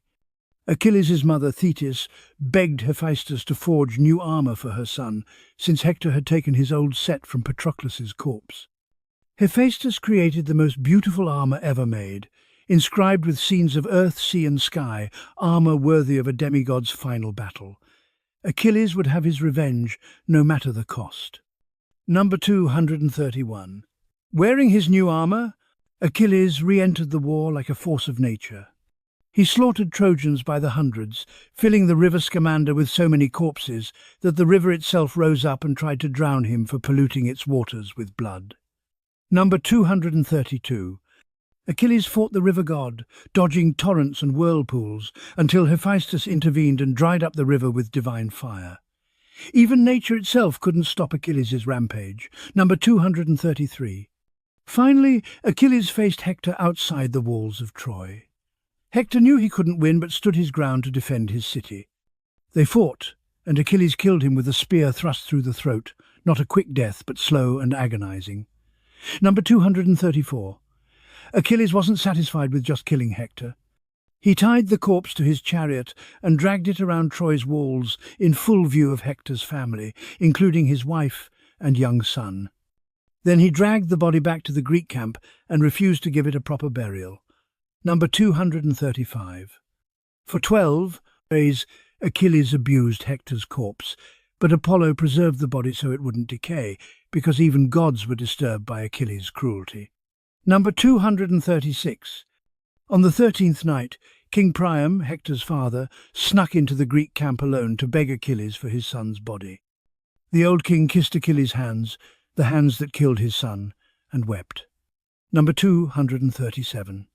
Achilles, moved by Priam's courage and reminded of his own father, wept with him. They shared a meal and cried together, enemies united by grief. Achilles returned Hector's body, and both sides agreed to a temporary truce for the funeral. Number 238. Achilles knew his death was coming, Hector's dying words had been a prophecy that Paris would kill him with Apollo's help. Achilles didn't care. He'd already achieved eternal glory. Dying young was the price he'd accepted. Number 239. Paris, guided by Apollo, shot Achilles with an arrow that struck his heel, the only vulnerable spot on his body. Achilles, the unstoppable warrior, died from a wound to his ankle, proving that even the mightiest heroes have fatal flaws. Number 240. After Achilles' death, the Greeks and Trojans fought over his corpse. Ajax and Odysseus recovered his body, and the Greeks held elaborate funeral games in his honor. But even in death, Achilles caused conflict. The war was far from over. Number 241. Ajax and Odysseus both claimed they deserved Achilles' legendary armor as a reward for recovering his body.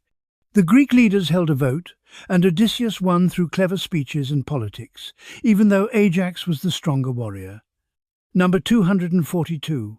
Ajax, humiliated and enraged, planned to murder Odysseus and the Greek commanders in their sleep. But Athena drove him mad, and he slaughtered a flock of sheep instead, thinking they were his enemies. Number 243.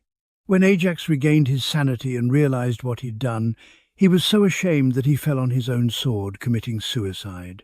His blood soaked into the ground, and from it grew the Ajax flower, likely a type of hyacinth, with markings that resembled the Greek letters for woe.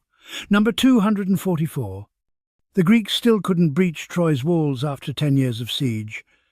They needed a new strategy, and Odysseus, the smartest of the Greeks, devised the plan that would end the war, the Trojan horse. Number 245. The Greeks built a massive wooden horse, hollow inside, and hid their best warriors within it, including Odysseus, Menelaus, and others. The rest of the Greek army burned their camps and sailed away, pretending to give up the siege. Number 246. The Trojans woke to find the Greeks gone and a giant wooden horse left on the beach, with an inscription claiming it was a gift to Athena. Most Trojans wanted to bring it into the city as a trophy, but some were suspicious. Number 247. Laocoon, a Trojan priest, famously warned, "Beware of Greeks bearing gifts," and threw a spear at the horse. But Athena, who supported the Greeks, sent 2 giant sea serpents that strangled Laocoon and his sons to death in front of everyone. The Trojans took this as a sign that the horse was sacred and brought it inside the walls. Number 248. That night, the Greek warriors crept out of the horse, opened Troy's gates, and let the army, which had secretly sailed back under cover of darkness, flood into the city. The Trojans were slaughtered in their sleep, and Troy burned. Number 249. King Priam was murdered by Achilles' son Neoptolemus, who killed the old king at an altar while he prayed for mercy. Hector's baby son, Astyanax, was thrown from the city walls to ensure no Trojan prince could ever seek revenge. Number 250. Hector's wife, Andromache, was taken as a slave. Helen, the cause of the whole war, was reclaimed by Menelaus, who initially planned to kill her but couldn't follow through because she was still supernaturally beautiful. Beauty privilege. It saves lives. Troy had fallen, but the Greek suffering was just beginning. Number 250. 1. The Greeks had desecrated temples during the sack of Troy, especially when Ajax the Lesser raped Cassandra while she clung to a statue of Athena. The gods were furious and cursed the Greeks' journey home. Number 252.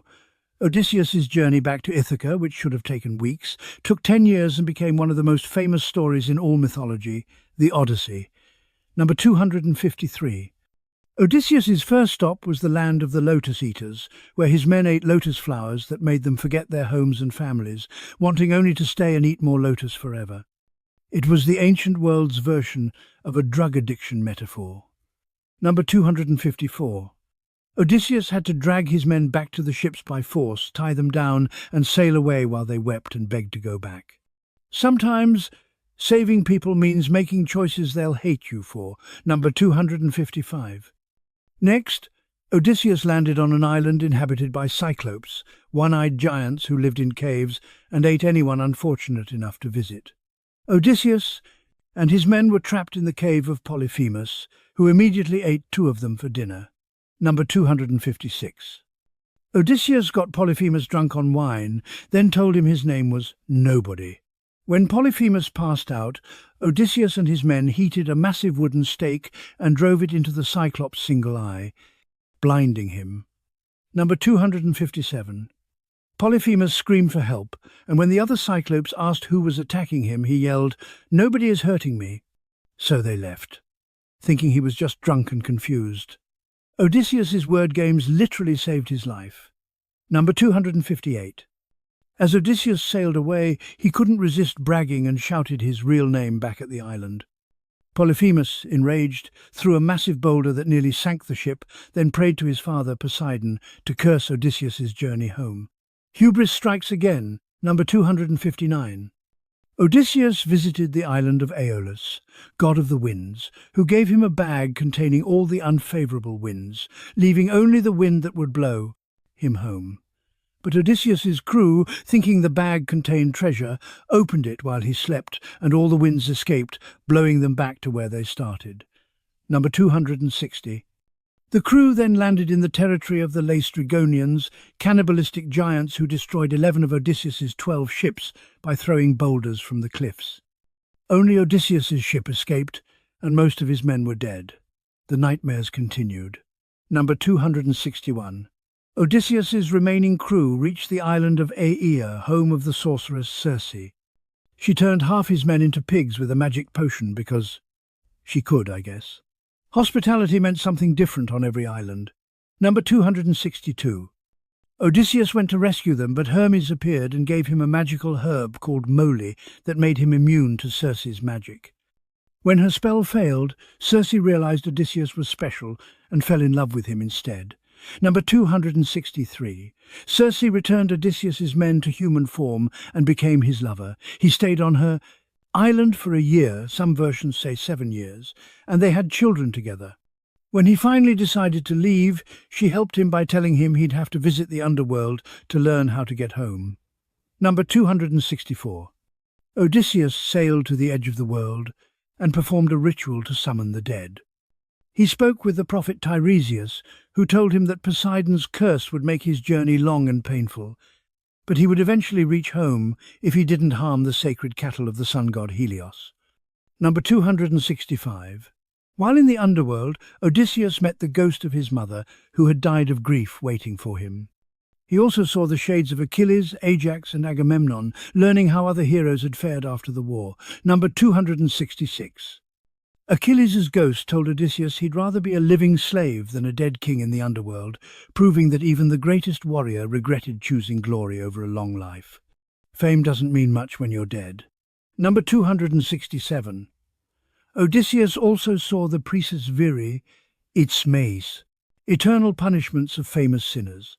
Tantalus, forever hungry and thirsty, but unable to reach food or water. Sisyphus, endlessly rolling a boulder up a hill, and Tityos, having his liver eaten by vultures forever. Number 268.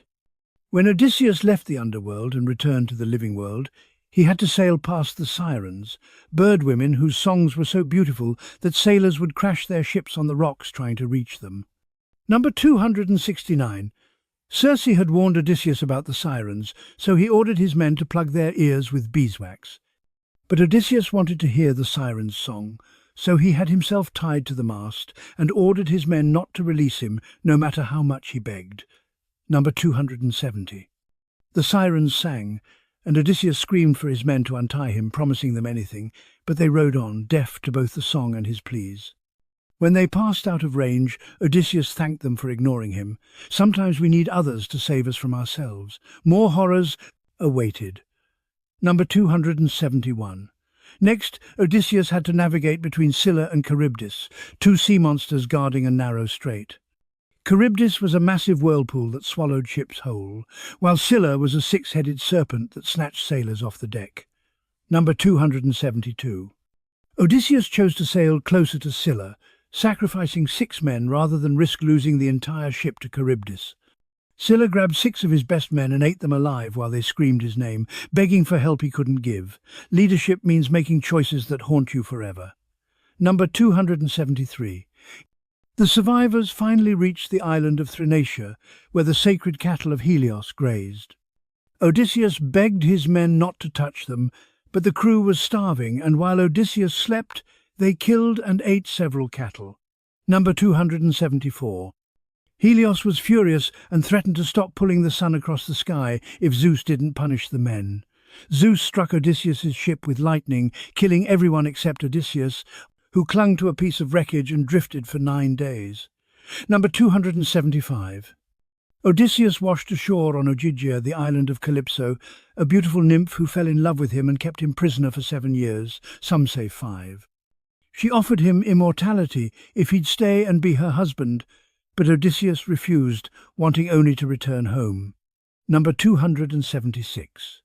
Finally, Zeus sent Hermes to order Calypso to release Odysseus. She obeyed but was bitter, pointing out that male gods took mortal lovers all the time. But when a goddess loved a mortal man, the gods interfered. She wasn't wrong. Number 277. Odysseus built a raft and sailed away, but Poseidon, still angry, sent a storm that destroyed the raft. Odysseus nearly drowned, but was saved by a sea nymph who gave him a magic veil that kept him afloat until he washed ashore in Phaeacia. Number 278. The Phaeacians were a peaceful, wealthy people who treated Odysseus with kindness and hospitality, the first genuinely nice people he'd encountered in Greece, 10 years. Their princess Nausicaa found him on the beach and brought him to her father's palace. Number 279. King Alcinous offered Odysseus a ship to finally sail home, but first asked him to tell his story. Odysseus recounted his entire journey, and this is actually where most of the Odyssey takes place, with Odysseus narrating his own adventures like the world's most traumatized podcast guest. Number 280. When Odysseus finally reached Ithaca after 20 years away, he found his palace overrun by suitors trying to marry his wife Penelope and claim his throne.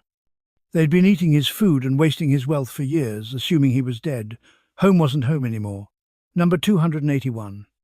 Athena disguised Odysseus as an old beggar so he could infiltrate his own palace unrecognized and assess the situation.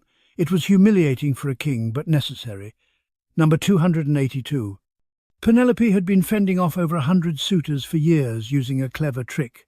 She claimed she'd choose a new husband, once she finished weaving a funeral shroud for Odysseus's father. But every night she unravelled the day's work, making the task endless. Number 283. Eventually, the suitors discovered her trick and demanded she choose immediately. Penelope, stalling, announced a contest. Whoever could string Odysseus's bow and shoot an arrow through 12 axe heads would win her hand. Number 284. The bow was so powerful that only Odysseus had ever been able to string it. Every suitor tried and failed, straining until their arms ached, humiliated by a mere weapon. Number 285. Odysseus, still disguised as a beggar, asked to try. The suitors mocked him, but he took the bow, strung it effortlessly with one hand, and shot the arrow through all 12 axe heads. Then he revealed his identity. Number 286. Odysseus, his son Telemachus, and 2 loyal servants locked the doors and proceeded to slaughter every single suitor in the hall. It was a bloodbath, arrows, spears, swords, until over 100 men lay dead in Odysseus's own home. Number 287. Odysseus also hanged the 12 maidservants who had been sleeping with the suitors, considering them traitors. Then he had the disloyal goatherd torn apart. Odysseus didn't believe in half measures when it came to vengeance. Number 288. Penelope didn't immediately believe the man claiming to be her husband. 20 years is a long time, and she'd been tricked before. To test him, she said she'd moved their bed, which Odysseus knew was impossible because he'd built it around a living olive tree that couldn't be moved. Number 289. When Odysseus described the bed's construction in detail, Penelope finally accepted that he was real. They reunited, and Odysseus told her everything he'd endured, though he probably left out the parts about Circe and Calypso. Number 290. But Odysseus's troubles weren't over. The families of the dead suitors wanted revenge. A civil war nearly broke out until Athena intervened and forced a peace treaty. Odysseus had survived gods, monsters, and the sea, only to nearly be killed by angry in-laws, and so the Odyssey ended. But Greek mythology had countless more stories to tell. Number 291.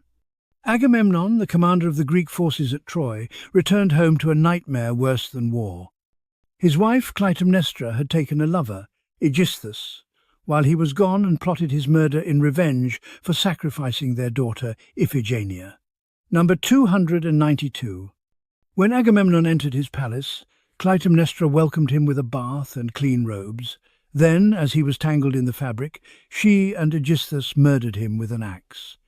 Clytemnestra also killed Cassandra, the Trojan princess Agamemnon had brought home as a concubine, for good measure.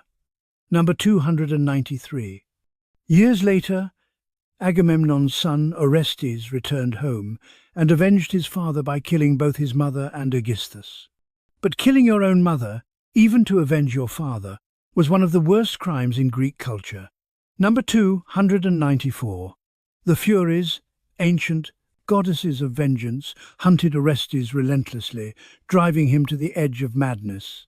They appeared as horrifying winged women with snakes for hair, shrieking and tormenting him wherever he went. Number 295. Orestes fled to Athens and begged Athena for mercy. She established the first murder trial in history, with Orestes as the defendant and the Furies as prosecutors. The jury was split 50-50, and Athena cast the deciding vote in Orestes' favour, establishing that mercy could temper justice. Number 296.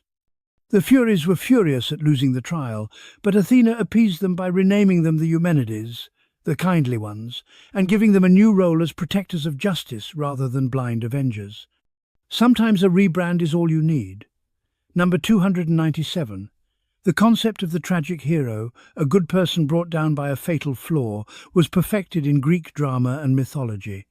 Characters like Oedipus, Achilles and Heracles weren't villains. They were victims of fate, hubris or divine manipulation. Number 298. Oedipus is the ultimate tragic hero, a man who tried to avoid his fate and ended up fulfilling it perfectly.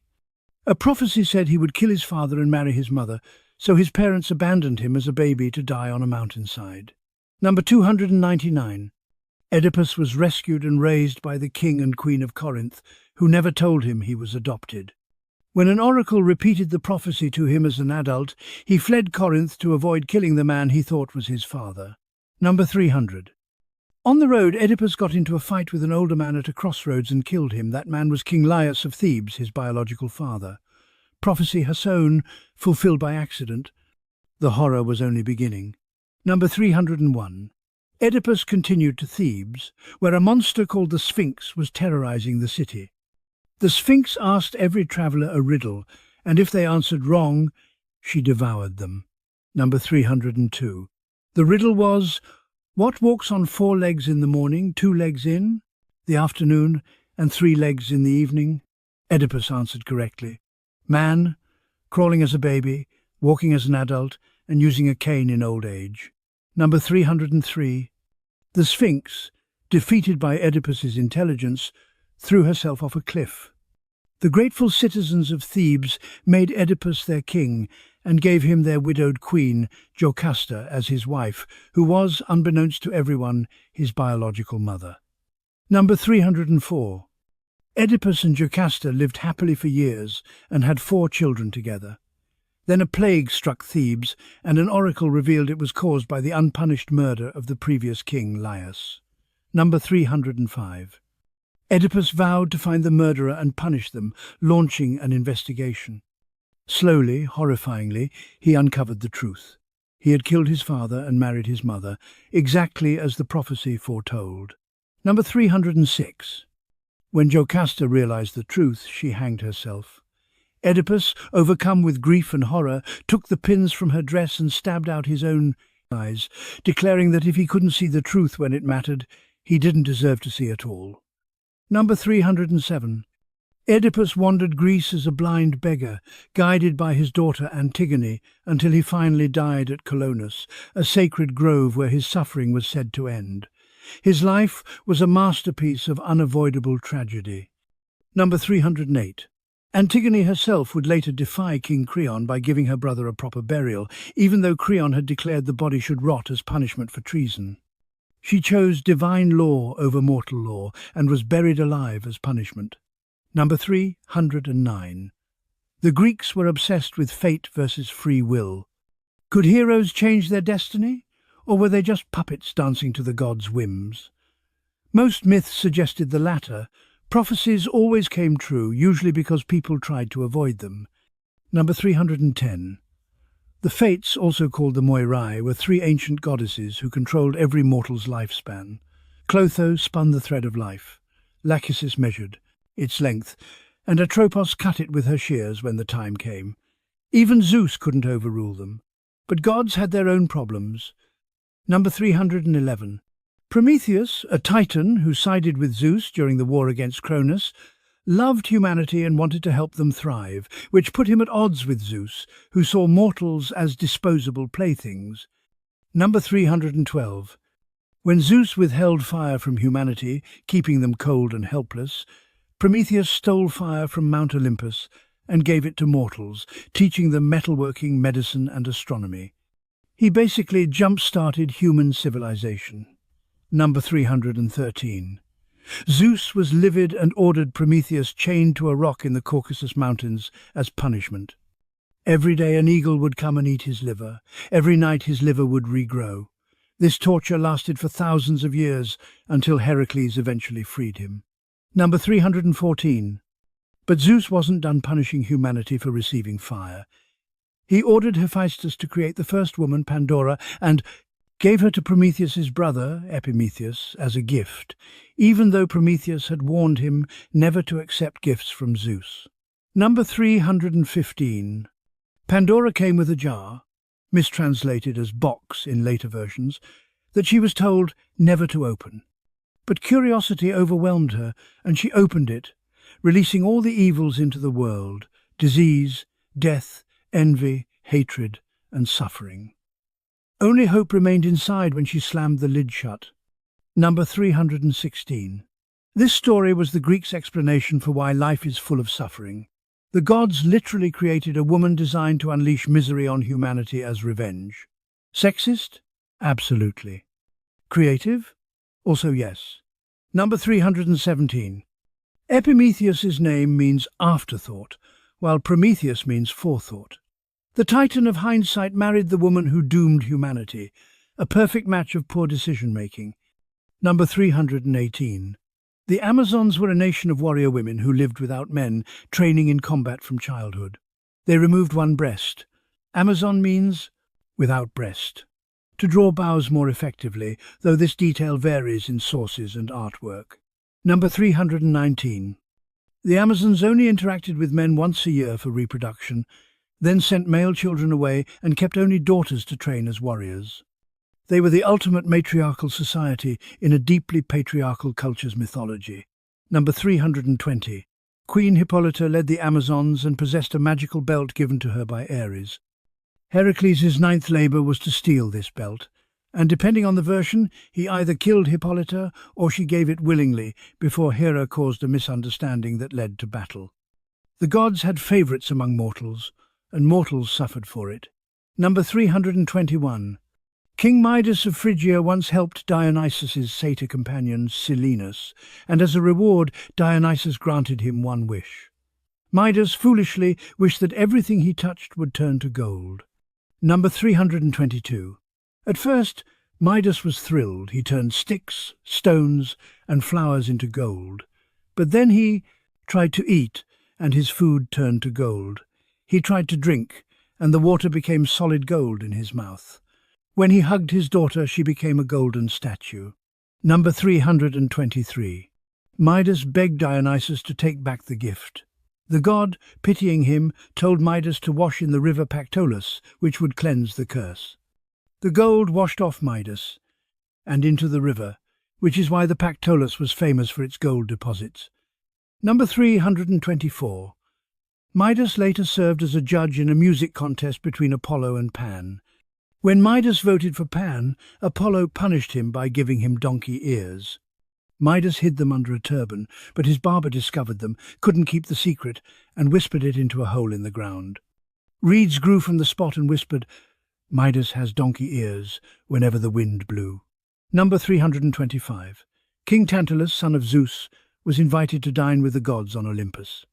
To test whether the gods were truly omniscient, he killed his own son Pelops, cooked him, and served him to the gods as a meal. Number 326.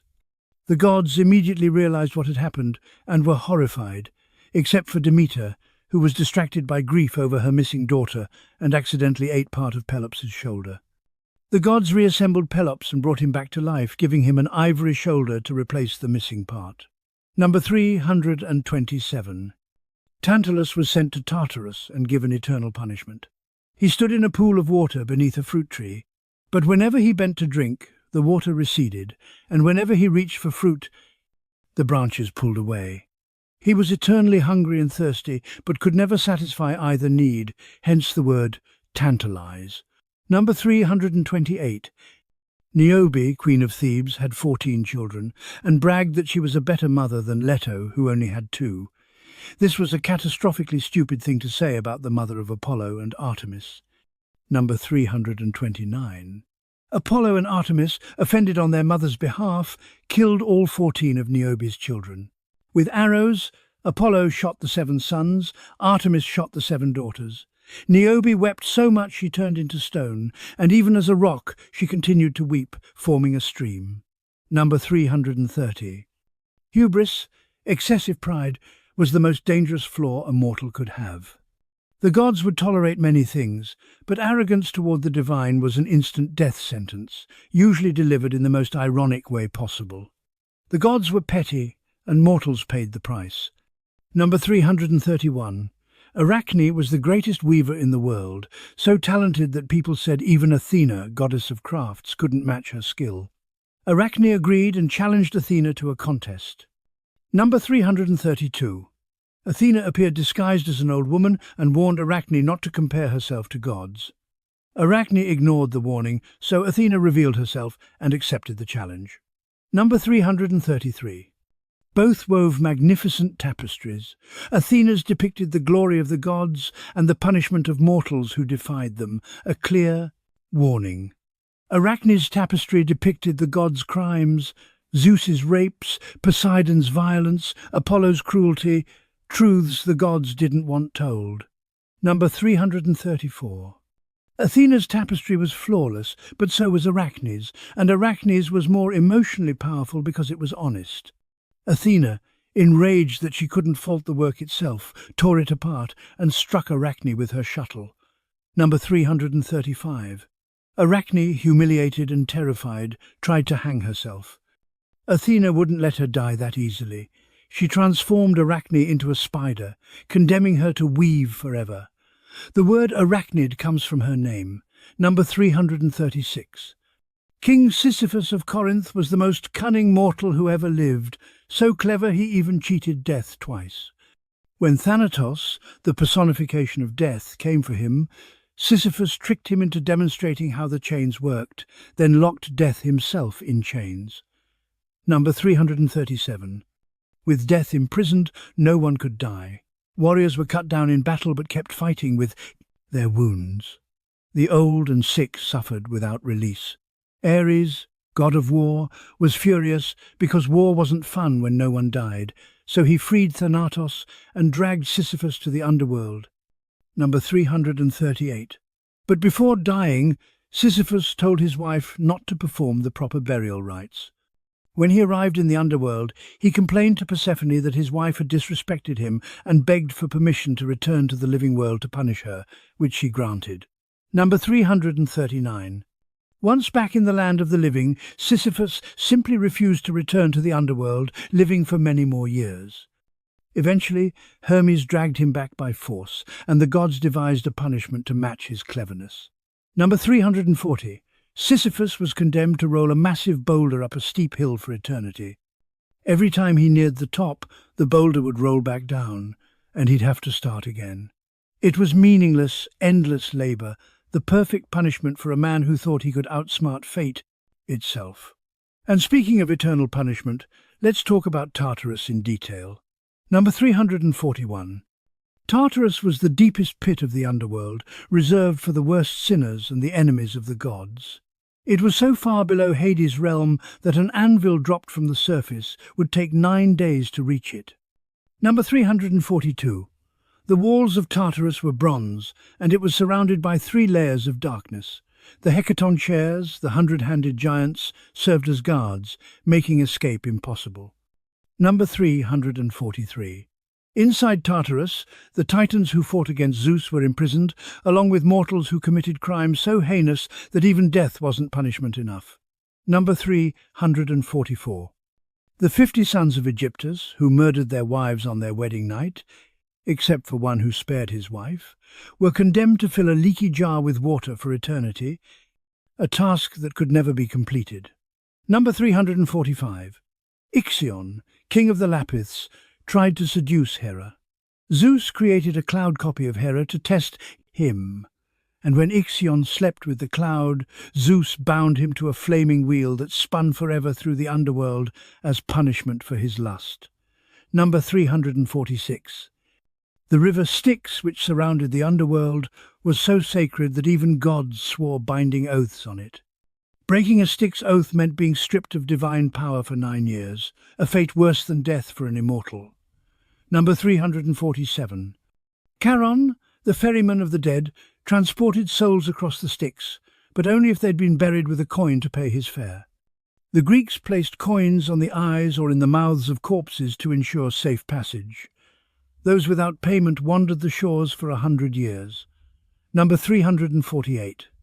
The underworld wasn't just punishment, it also had the Elysian Fields, a paradise for heroes and the virtuous. It was a place of eternal spring, beautiful meadows, and no suffering, where the greatest mortals spent eternity in peace. Number 349. Some heroes were so exceptional they were offered rebirth.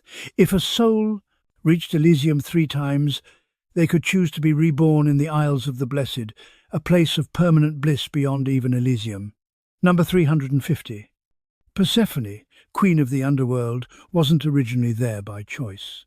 Hades, lonely in his dark realm, fell in love with her and asked Zeus for permission to marry her. Zeus, knowing Demeter would never agree, gave silent consent, meaning he didn't say no. Hades took that as a yes. Number 351. One day, while Persephone was picking flowers in a meadow, the earth split open, and Hades emerged in his chariot, grabbed her, and dragged her screaming into the underworld. It was kidnapping, plain and simple, but the Greeks called it marriage. Number 352. Demeter, goddess of the harvest and Persephone's mother, was devastated. She searched the entire world for her daughter, neglecting her duties, and as a result, crops failed, plants withered, and humans began to starve. Number 353. When Demeter finally learned that Hades had taken Persephone with Zeus's blessing, she was furious. She refused to let anything grow until her daughter was returned, threatening to kill all of humanity through famine. Number 354. Zeus, faced with the extinction of mortals, and thus the end of worship and sacrifices, ordered Hades to return Persephone. Hades agreed, but tricked her into eating 6 pomegranate seeds before she left. Number 355. By underworld law, anyone who ate food in the realm of the dead had to remain there. Zeus negotiated a compromise. Persephone would spend 6 months with Hades, 1 month for each seed, and 6 months with Demeter on Earth. Number 356. This myth explained the seasons. When Persephone was with Hades, Demeter grieved and the world became cold and barren, autumn and winter. When Persephone returned, Demeter rejoiced and the world bloomed, spring and summer. Number 357. Interestingly, later versions of the myth softened the kidnapping, suggesting Persephone eventually grew to love Hades and became a powerful queen of the underworld in her own right. Stockholm Syndrome or genuine character development? You decide. Number 358.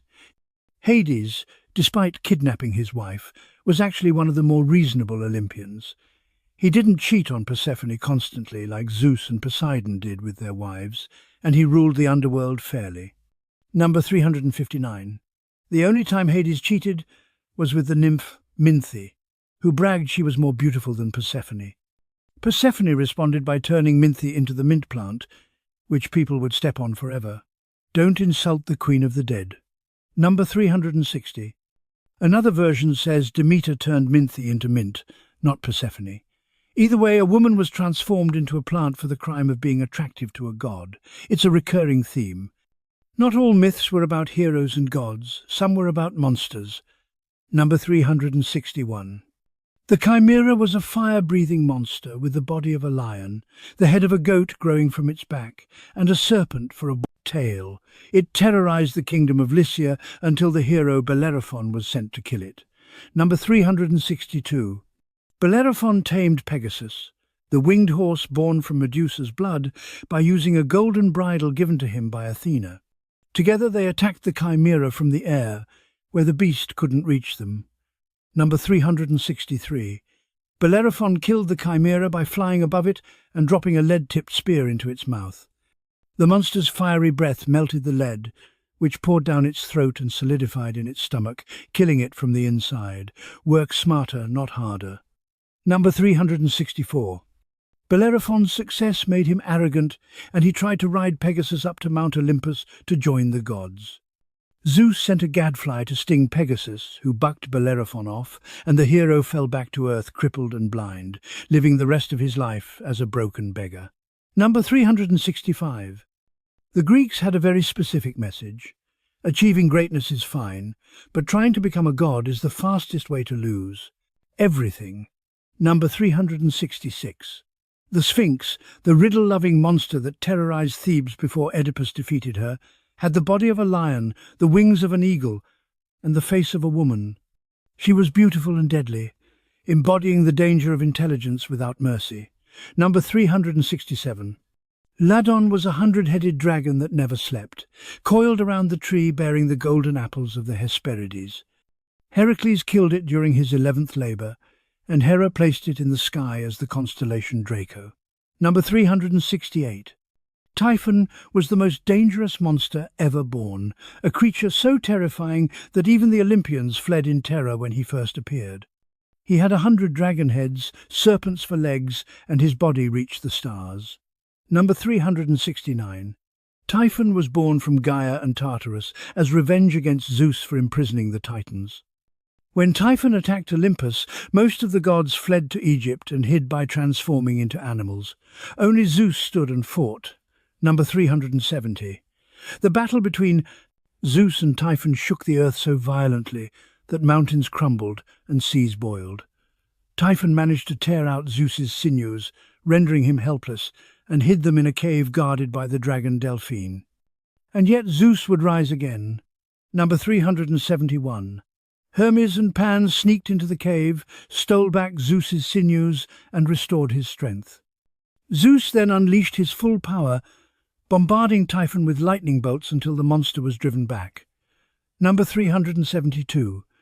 Zeus trapped Typhon under Mount Etna in Sicily, where he remains to this day. The volcano's eruptions are Typhon's furious breath, and earthquakes in the region are caused by him struggling to escape. Number 373. Echidna, Typhon's mate, was half woman, half serpent, and together they spawned most of the monsters in Greek mythology. Cerberus, the Hydra, the Chimera, the Sphinx, and many others. She was the mother of monsters. Number 374. The Nemean lion, which Heracles killed during his first labour, was said to be Echidna's child. Its impenetrable hide came from Typhon's scales, making it nearly unkillable except by strangulation. Number 375. The Lernaean Hydra, another of Echidna's children, grew 2 heads for every one that was cut off.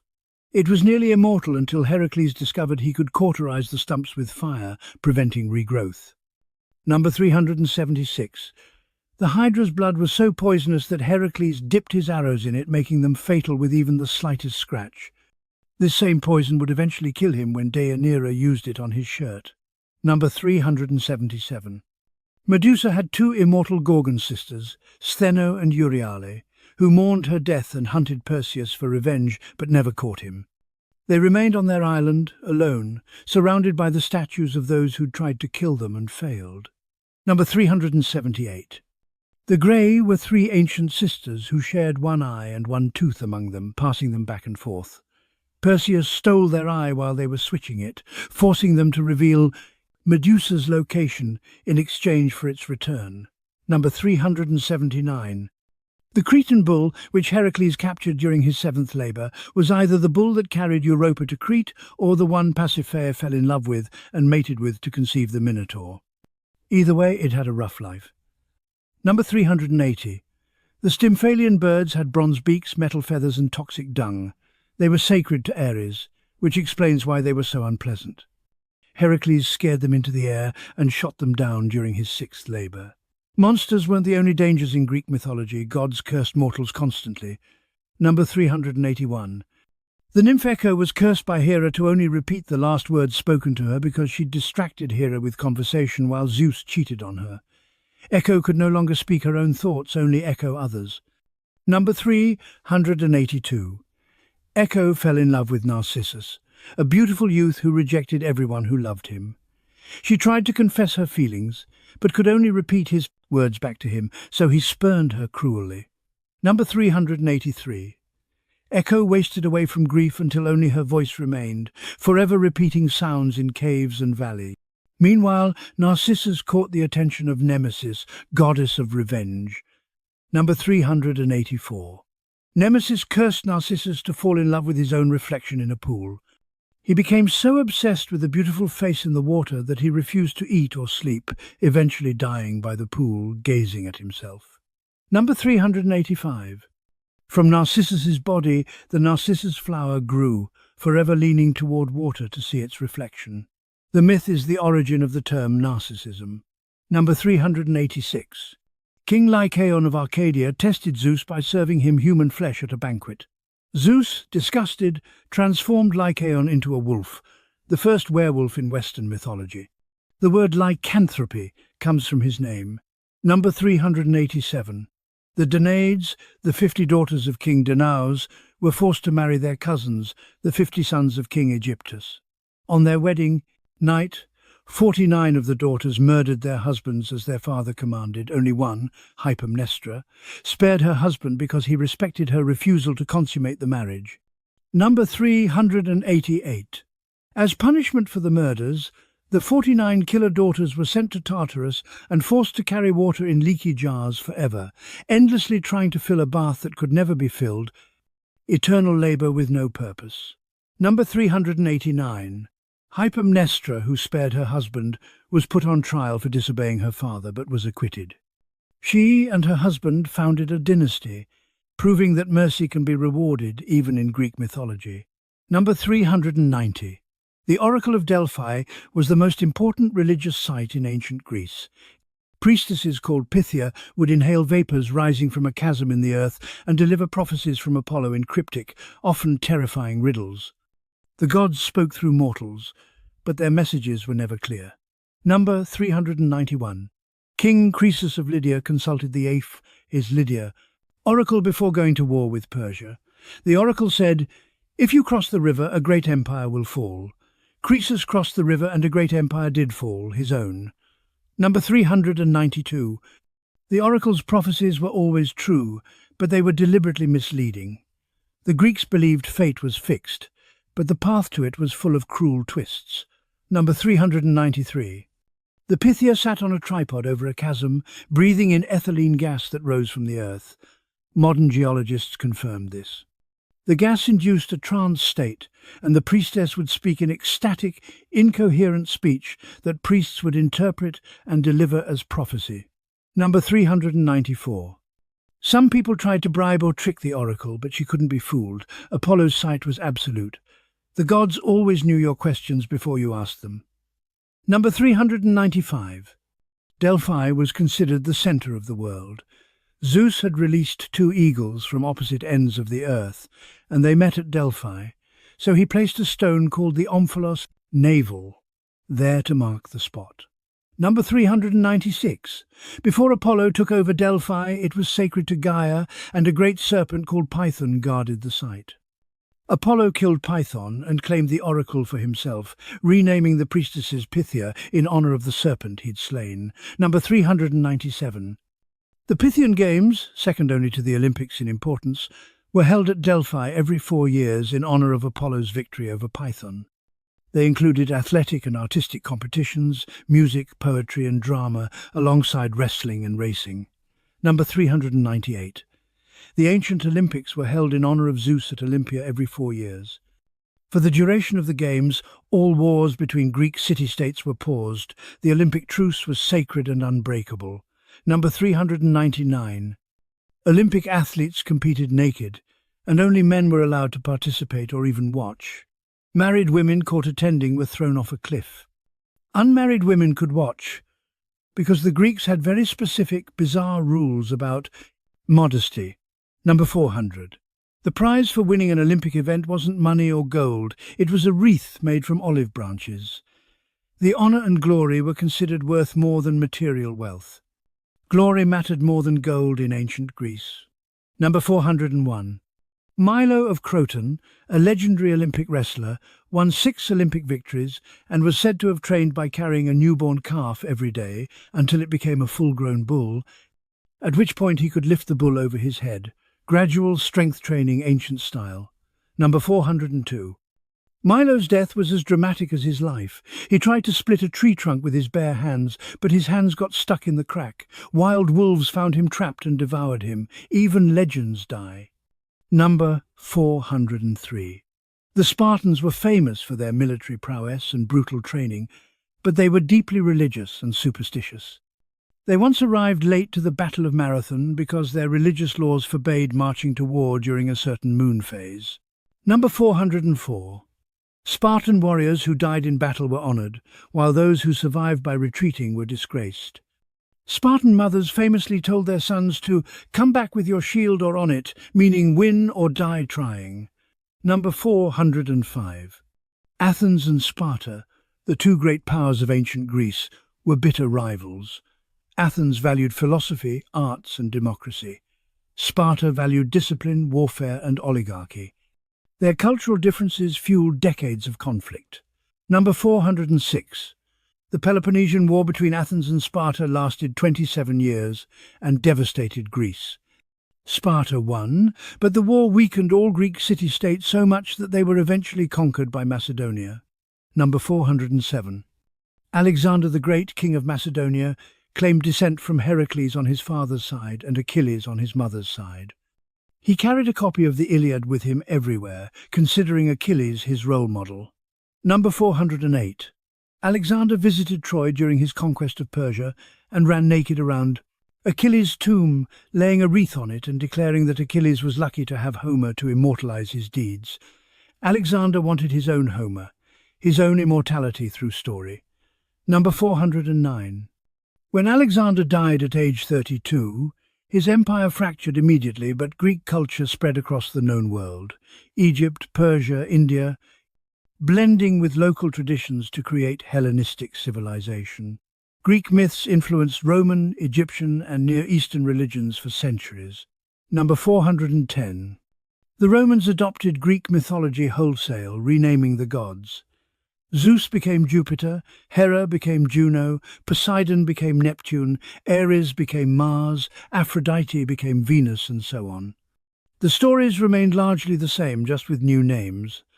But before Rome, Greek philosophy tried to explain the myths rationally. Number 411. Socrates, Plato and Aristotle questioned whether the myths were literally true or allegories for natural forces and human psychology. This philosophical shift marked the beginning of rational thought overtaking mythological explanations. Number 412. Plato wanted to ban Homer's epics from his ideal city because they depicted gods as petty, violent and immoral, terrible role models for citizens. He believed myths should teach virtue, not vice. Number 413. Aristotle analyzed Greek tragedies scientifically, identifying elements like catharsis, emotional purging through storytelling, hamartia, the hero's fatal flaw, and peripeteia, reversal of fortune. He turned myth into a formula. Number 414. The Stoics reinterpreted myths as allegories. Zeus represented order, Poseidon was the sea's power, Hades symbolized death's inevitability. They stripped the stories of personality and made them abstractions. Number 415. The Epicureans believed the gods existed, but didn't care about humanity. They lived in perfect bliss between worlds, unbothered by prayers or sacrifices. If gods don't intervene, why fear them? Number 416. Despite philosophical skepticism, most Greeks still worshipped the gods publicly. Religion was civic duty, not personal faith. You sacrificed to the gods because the city required it, whether or not you believed. Number 417. The Eleusinian Mysteries were secret religious rites held every year at Eleusis in honor of Demeter and Persephone. Initiates were forbidden from revealing what happened during the ceremonies, on pain of death. Number 418. To this day, no one knows exactly what occurred during the Eleusinian Mysteries. Thousands of people kept the secret for over 1,000 years. Whatever they experienced was profound enough to stay silent forever. Number 419. The Mysteries promised initiates a blessed afterlife, unlike the bleak underworld that awaited most Greeks. It was one of the few sources of comfort about death in ancient Greek religion. Number 420. Mystery cults dedicated to Dionysus, Orpheus, and other gods offered similar promises of salvation through secret knowledge and ritual. They filled a gap in Greek religion, which otherwise offered little hope for the afterlife. Greek religion wasn't monolithic. It was diverse, contradictory, and constantly evolving.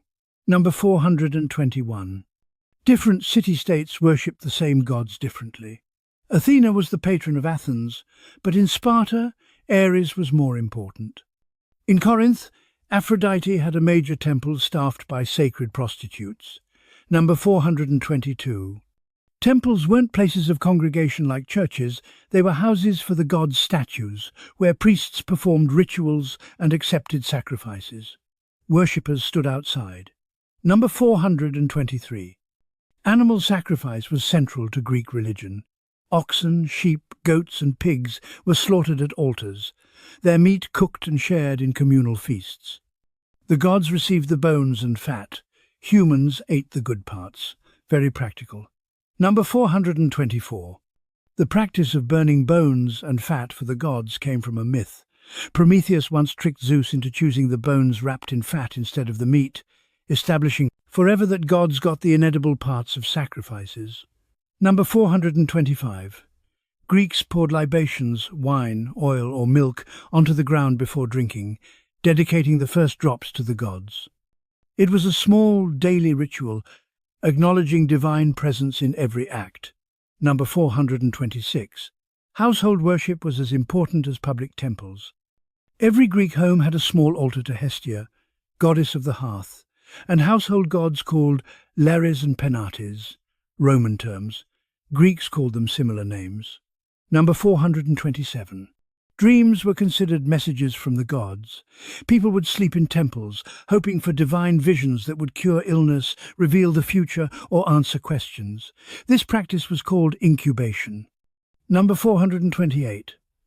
The god Asclepius, who'd been killed by Zeus for resurrecting the dead, was worshipped as a healing deity.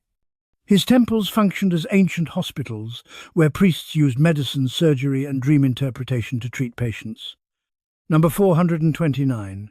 Snakes were sacred to Asclepius because they shed their skin, symbolizing rebirth and renewal. Patients at his temples would sleep in rooms where non-venomous snakes slithered freely, hoping the snakes would lick their wounds and cure them. Surprisingly, some people did heal, likely due to the placebo effect and competent medical care. Number 430. The Hippocratic Oath, still referenced in modern medicine, was named after Hippocrates, a Greek physician who founded rational medicine. The oath begins by swearing to Apollo, Asclepius, and other healing gods. Even scientific medicine had divine origins. Science and myth intertwined in ancient Greece. Number 431. Thales of Miletus, one of the first Greek philosophers, tried to explain natural phenomena without gods. He theorized that water was the fundamental substance of the universe, dismissing Poseidon as an explanation for the sea. Number 432. Pythagoras, famous for his mathematical theorem, also founded a religious cult that believed in reincarnation and refused to eat beans because they resembled fetuses and might contain human souls. Genius and madness coexisted comfortably. Number 433. Empedocles theorized that the universe was made of four elements: earth, water, air, and fire, and that two forces, love and strife, alternately united and divided them. He turned Aphrodite and Ares into cosmic principles. Number 434. Democritus proposed that everything was made of invisible, indivisible particles he called atoms, which moved through empty void. He'd conceived atomic theory 2,400 years before modern science proved him right. Number 435. Despite these rational advances, even the greatest philosophers believed in myths. Socrates famously claimed a divine voice, his daimonion, guided him, warning him away from wrong actions. Philosophy didn't erase belief in the divine. Number 436. The seven sages of Greece were legendary wise men whose sayings became proverbs. Know thyself, Socrates, nothing in excess, Cleobulus. The most difficult thing is to know oneself, Thales. Their wisdom shaped Greek culture. Number 437. Greek theatre began as religious festivals honoring Dionysus. The first plays were performed by choruses of men dressed as satyrs, Dionysus's followers, singing hymns and dancing in ecstatic rituals. Number 438. Tragedy evolved from these Dionysian rituals. The word tragedy comes from tragos, goat, and ode, song, literally goat song, probably because early performers wore goatskins or because a goat was the prize. Number 439. The three great tragedians, Aeschylus, Sophocles, and Euripides, all drew on mythology for their plays. Aeschylus wrote about the house of Atreus, Agamemnon, Orestes; Sophocles about Oedipus and Antigone; Euripides about Medea and the Trojan War. Number 440.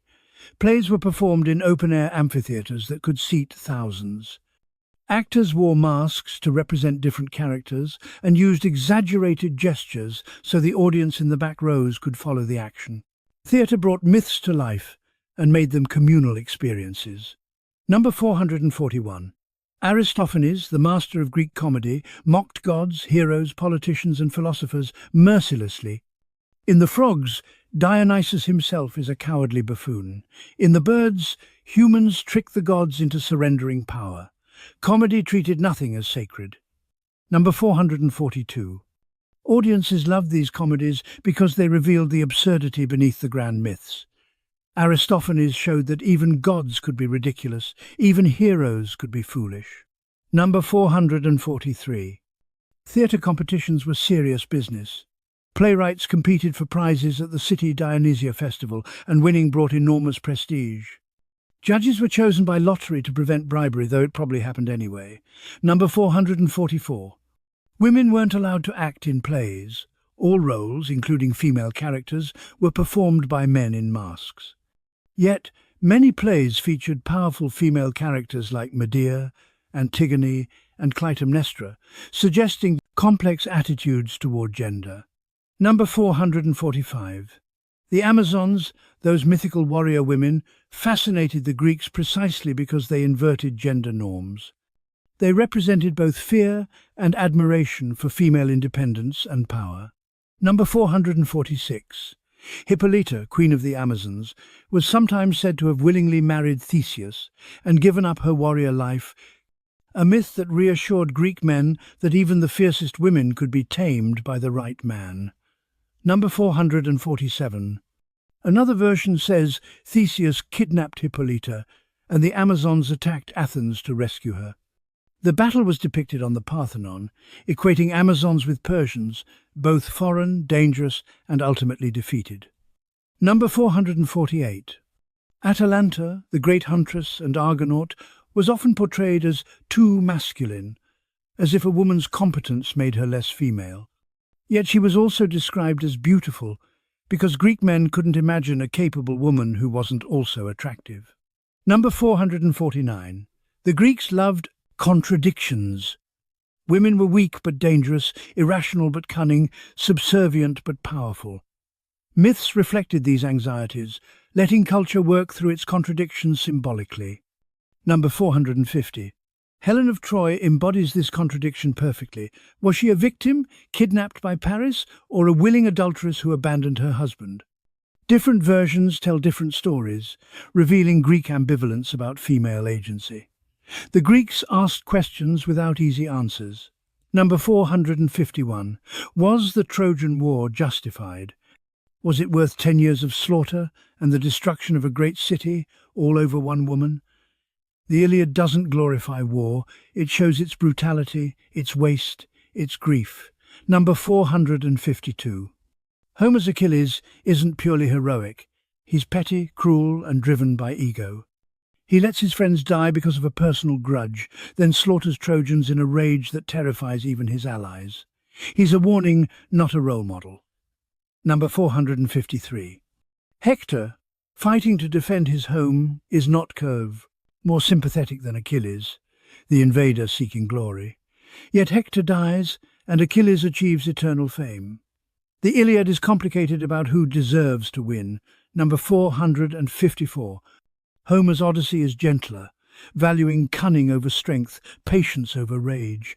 Odysseus wins not by fighting but by thinking, disguising himself, waiting for the right moment.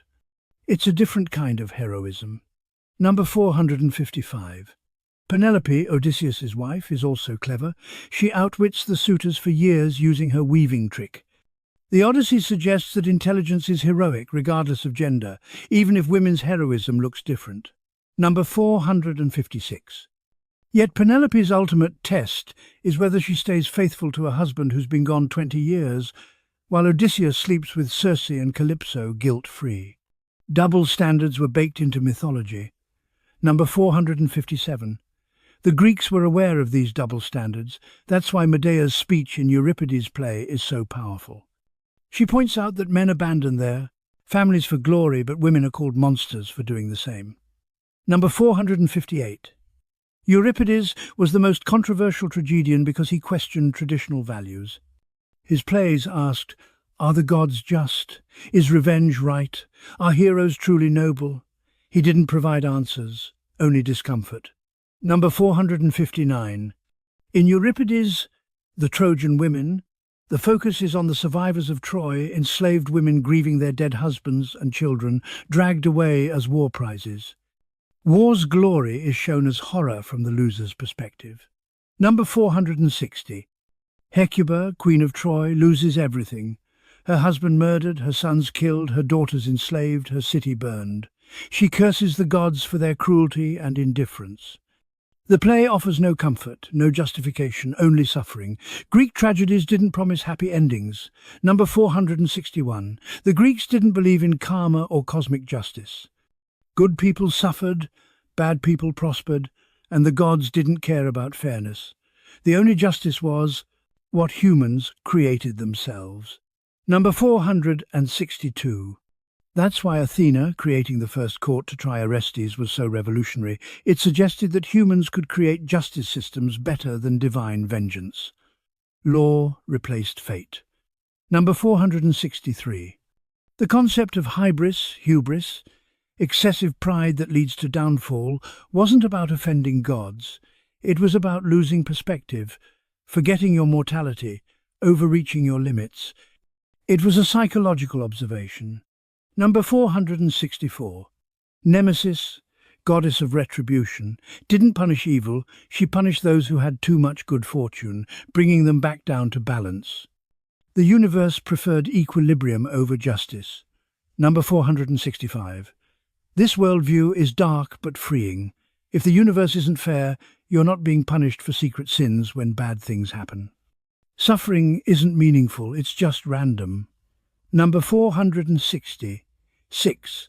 Greek myths prepared people for life's unfairness by showing that even heroes suffered and died young. Glory was real, but so was grief.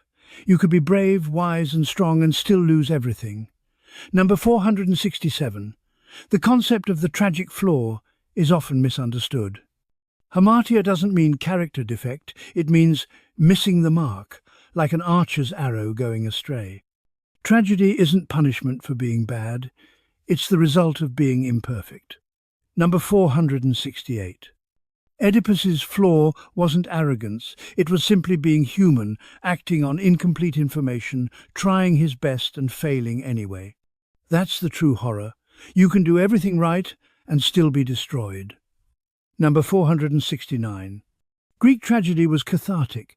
By watching characters suffer on stage, audiences processed their own fears about fate, death, and powerlessness. You cried for Oedipus, but you also cried for yourself. Number 470. Comedy offered a different catharsis, laughter at authority, mockery of gods and heroes, fantasies of common people outwitting the powerful. Comedy was rebellion made safe. The myths evolved over time, adapting to cultural needs. Number 471. The earliest Greek myths from the Bronze Age were probably quite different from the versions we know. Homer and Hesiod codified the myths into standard forms, but even their versions contradict each other. Number 472. Hesiod's theogony is a cosmic family tree of the gods, explaining how the universe was born from chaos and evolved through violence and succession. It's less a story than a divine genealogy. Number 473. Hesiod's Works and Days is more practical, advice on farming, morality and dealing with neighbours, interspersed with myths like Pandora's jar. It shows how myths shaped daily life and ethics. Number 474. The myth of the Five Ages described human history as a decline. The Golden Age, perfect peace under Cronus. Silver Age, childish and impious. Bronze Age, violent warriors. Heroic Age, the age of demigods. And Iron Age, the current era of toil and suffering. Number 475. The Greeks believed they lived in the worst age, the Iron Age, when humanity was farthest from the gods, doomed to work and suffer. Nostalgia for a lost golden past is an ancient human impulse. Number 476. Yet the heroic age, the age of demigods, interrupted the decline, suggesting that greatness was still possible even in dark times. Myths gave hope while acknowledging reality's harshness. Number 477. Different regions of Greece told different versions of myths based on local pride. Sparta emphasized Heracles, Athens emphasized Theseus, Thebes emphasized Cadmus and Oedipus. Myths reinforced civic identity. Number 478. Cadmus, founder of Thebes, was a Phoenician prince who slew a dragon sacred to Ares, then sowed the dragon's teeth in the ground. Armed warriors sprang up, fought each other, and the survivors became the founders of Theban aristocracy. Number 479. Cadmus married Harmonia, daughter of Ares and Aphrodite, in a wedding attended by all the gods, only the second time, after Peleus and Thetis, that gods dined with mortals. Yet Cadmus's descendants were cursed, and his family line ended in tragedy. Number 480. Europa, Cadmus's sister, was abducted by Zeus, who transformed into a white bull to seduce her.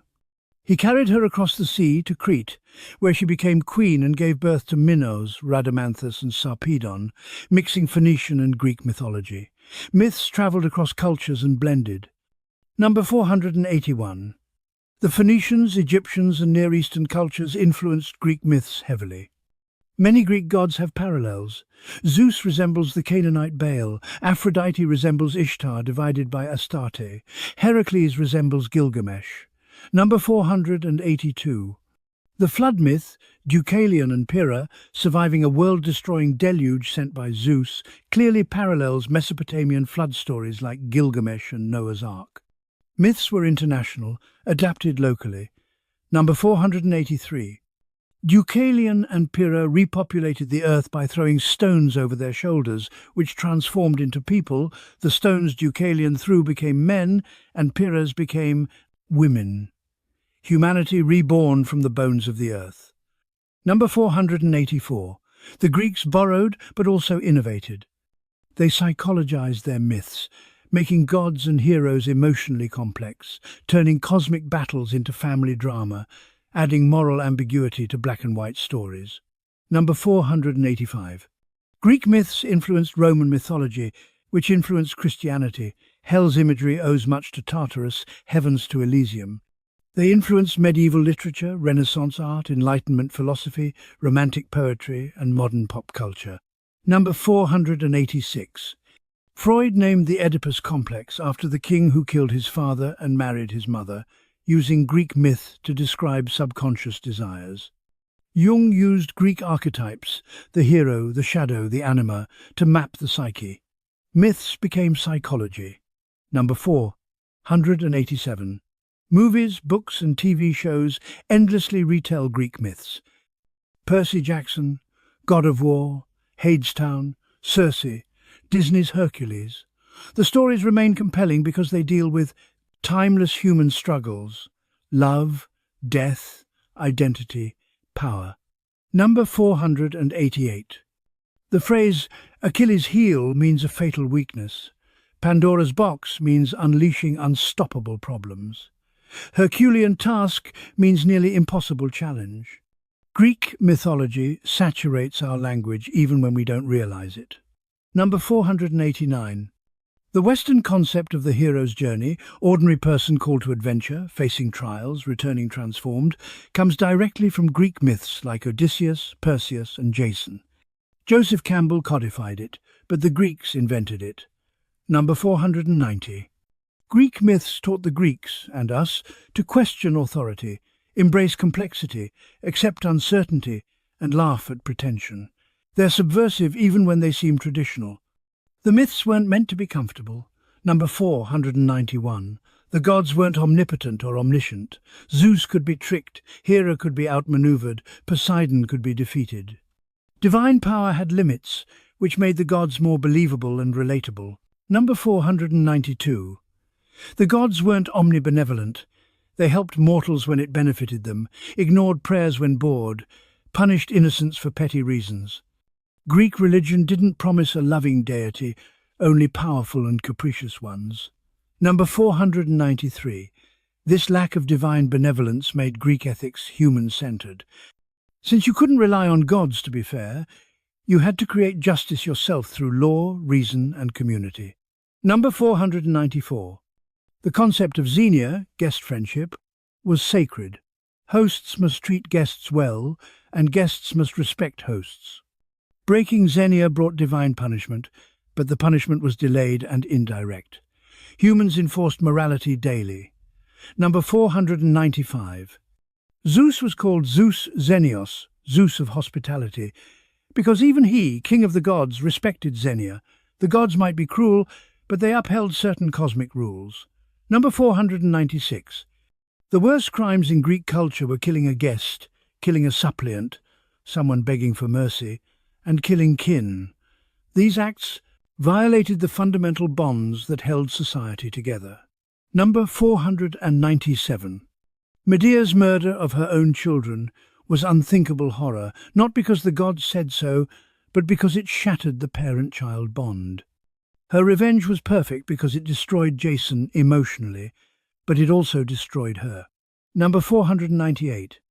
Greek myths don't condemn Medea simply as a monster. Euripides' play makes her sympathetic, showing how Jason's betrayal drove her to madness. Tragedy doesn't justify her actions, but it explains them. Number 499. That's the power of Greek myth. It shows how ordinary people can become monsters, how heroes can become villains, how context matters. Nothing is simple. Number 500. The gods themselves embody contradictions. Ares is the god of war's violence, but also the god of courage.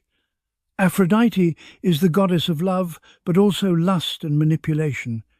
Hermes is the god of travelers, thieves, and commerce, all linked by movement and exchange. And we've reached the halfway point, 500 Deo, 2 facts. Let's keep going. Number 501. Hestia, the oldest Olympian and goddess of the hearth, was the least dramatic god. She never left Olympus, never had affairs, never started wars. She represented home, stability, and the quiet center that holds everything together. Number 502. Hestia's lack of myths makes her easy to overlook, but she was worshipped first and last at every sacrifice. Every meal began with an offering to Hestia. Every home had her altar. She was everywhere precisely because she was nowhere. Number 503. When Dionysus joined the Olympians, Hestia gave up her throne to avoid conflict. She chose peace over status, which is perhaps the most radical act in a mythology defined by power struggles. Number 504. The 12 Olympians aren't a fixed list. Different sources include different gods. Most lists include Zeus, Hera, Poseidon, Demeter, Athena, Apollo, Artemis, Ares, Aphrodite, Hephaestus, Hermes, and either Hestia or Dionysus. Number 505. Hades ruled the underworld, an equally important realm, but wasn't considered an Olympian because he didn't live on Olympus. He was powerful but isolated, which suited him fine. Number 506. The gods had symbols. Zeus's thunderbolt, Poseidon's trident, Athena's owl, Apollo's lyre, Artemis's bow, Ares's spear, Aphrodite's dove, Hephaestus's hammer, Hermes's caduceus, Hera's peacock, Demeter's wheat, and Dionysus's grapevine. Number 507. These symbols weren't arbitrary. They represented the gods' domains and personalities. Athena's owl symbolized wisdom. Ares's spear symbolized violence. Aphrodite's dove symbolized gentle love, ironic given her temper. Number 508. Animals sacred to gods were protected. Killing Apollo's swans, Artemis's deer, or Athena's owls could bring divine wrath. The natural world was intertwined with the divine. Number 509. The Greeks saw gods in nature, Zeus in storms, Poseidon in earthquakes, Demeter in harvests, Artemis in the moon, Apollo in the sun, later Dionysus in wine. Religion wasn't separate from the world. It was the world. Number 510. Nymphs were minor goddesses of nature, naiads of rivers, dryads of trees, oryds of mountains, nereids of the sea. They were beautiful, long-lived, and often pursued by gods and mortals alike. Nymphs populated every wild place, making nature sacred. Number 511. Dryads were bonded to specific trees. When the tree died, the dryad died. Cutting down a sacred tree was both environmental destruction and murder. Number 512. Erysichthon, a king who cut down a grove sacred to Demeter, was cursed with insatiable hunger. He ate everything he owned, then sold his daughter into slavery for food money, and finally ate himself. Ecological destruction brought literal self-consumption. Number 513. Daphne, fleeing Apollo's pursuit, was transformed into a laurel tree by her father, a river god. She chose to become a tree, rather than submit to Apollo, autonomy, even in the form of losing humanity. Number 514.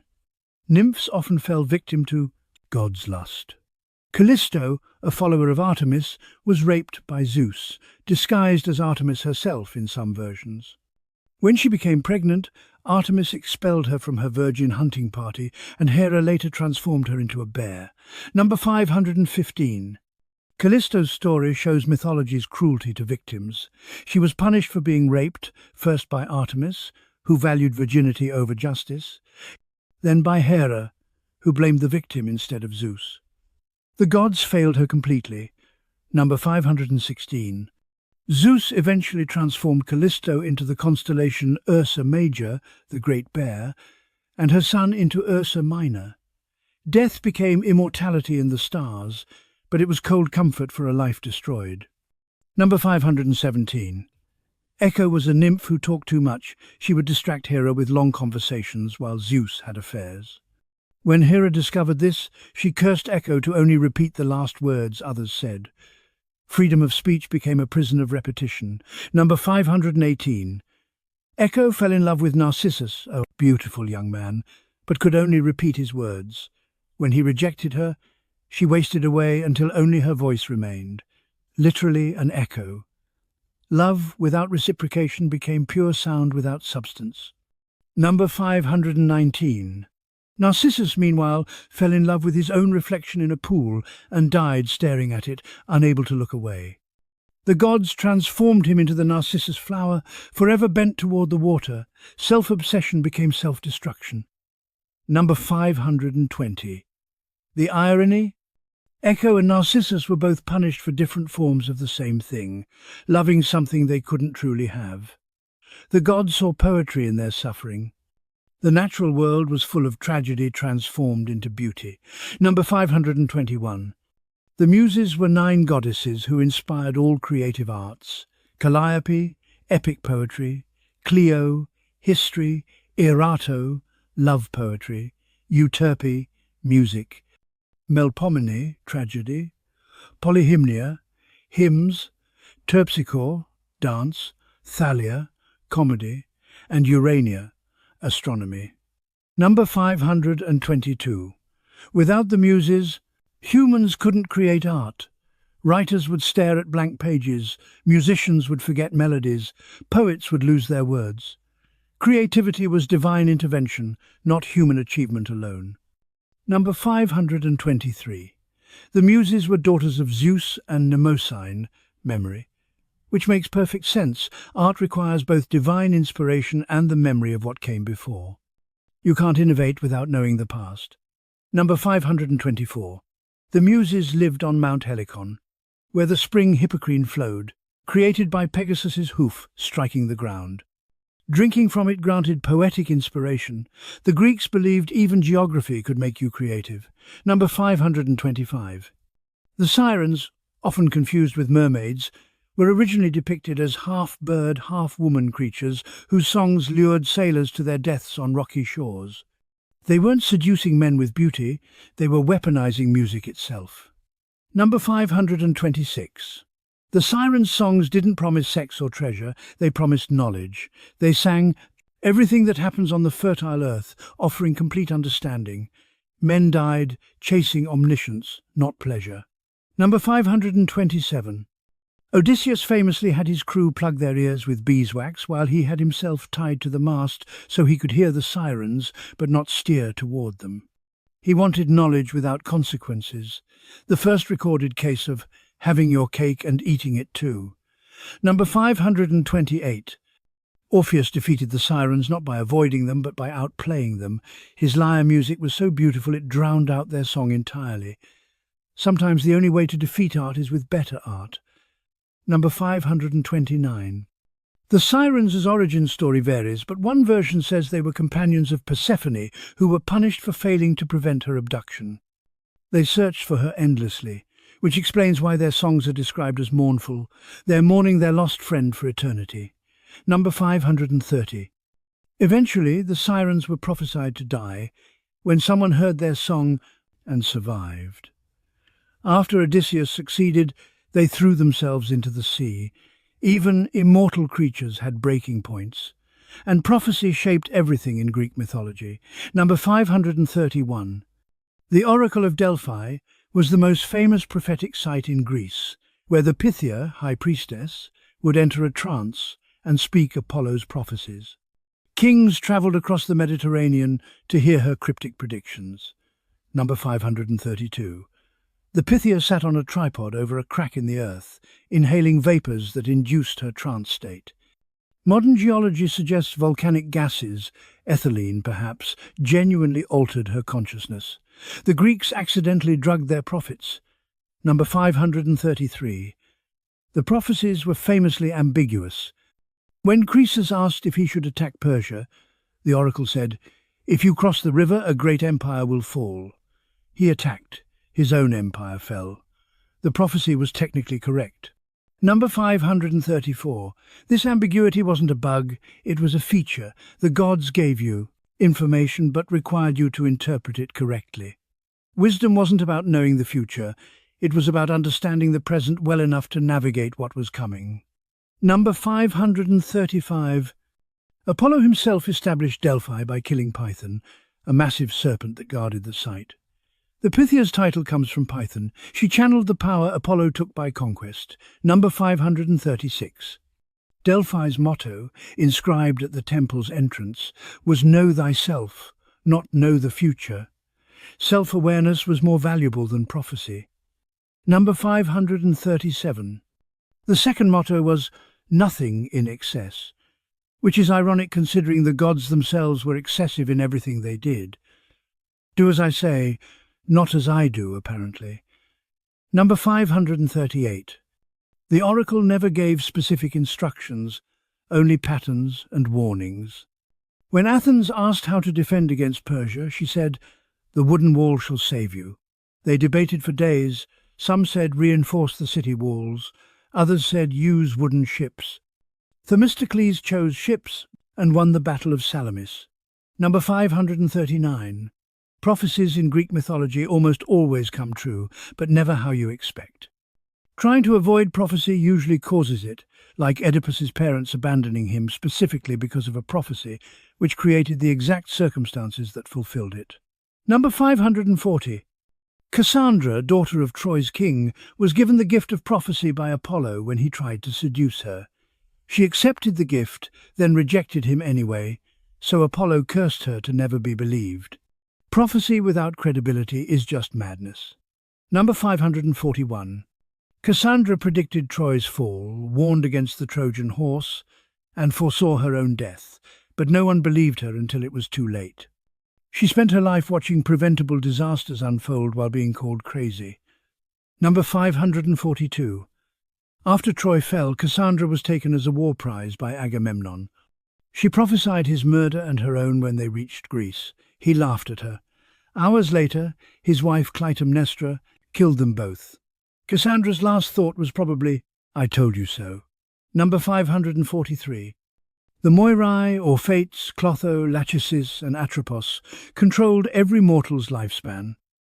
Clotho spun the thread of life. Lachesis measured it, and Atropos cut it. Your death was literally predetermined before you were born. Number 544. Even Zeus couldn't override the fates.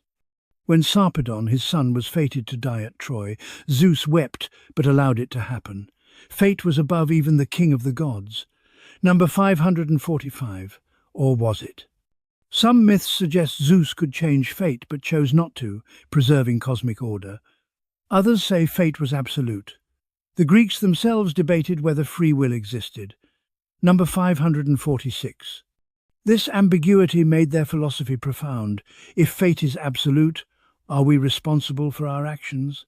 If we have free will, why do prophecies always come true? Greek tragedy lives in this tension. Number 547. Oedipus's entire tragedy hinges on fate versus free will. He learns his prophecy, makes rational choices to avoid it, and fulfills it precisely because of those choices. Was he free, or was his free will part of fate's design? Number 548. The Greek answer seems to be both. You're free to choose, and your choices matter, but the outcome is fixed. It's like being allowed to walk any path you want, but they all lead to the same destination. Number 549. This paradox makes Greek tragedy psychologically sophisticated in ways modern fiction still struggles with. Oedipus is simultaneously a victim of fate and responsible for his actions. Number 550. The term tragedy comes from Greek tragoidia, goat song, possibly because early performances involved sacrificing a goat to Dionysus, god of theatre. Entertainment was religious ritual. Greek theatre was where mythology came alive. Number 551.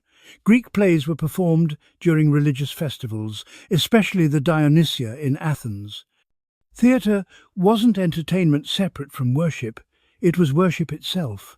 Number 552. Actors wore elaborate masks that amplified their voices and allowed one actor to play multiple roles. Gender didn't matter. All actors were male, including those playing female roles. The mask was the character.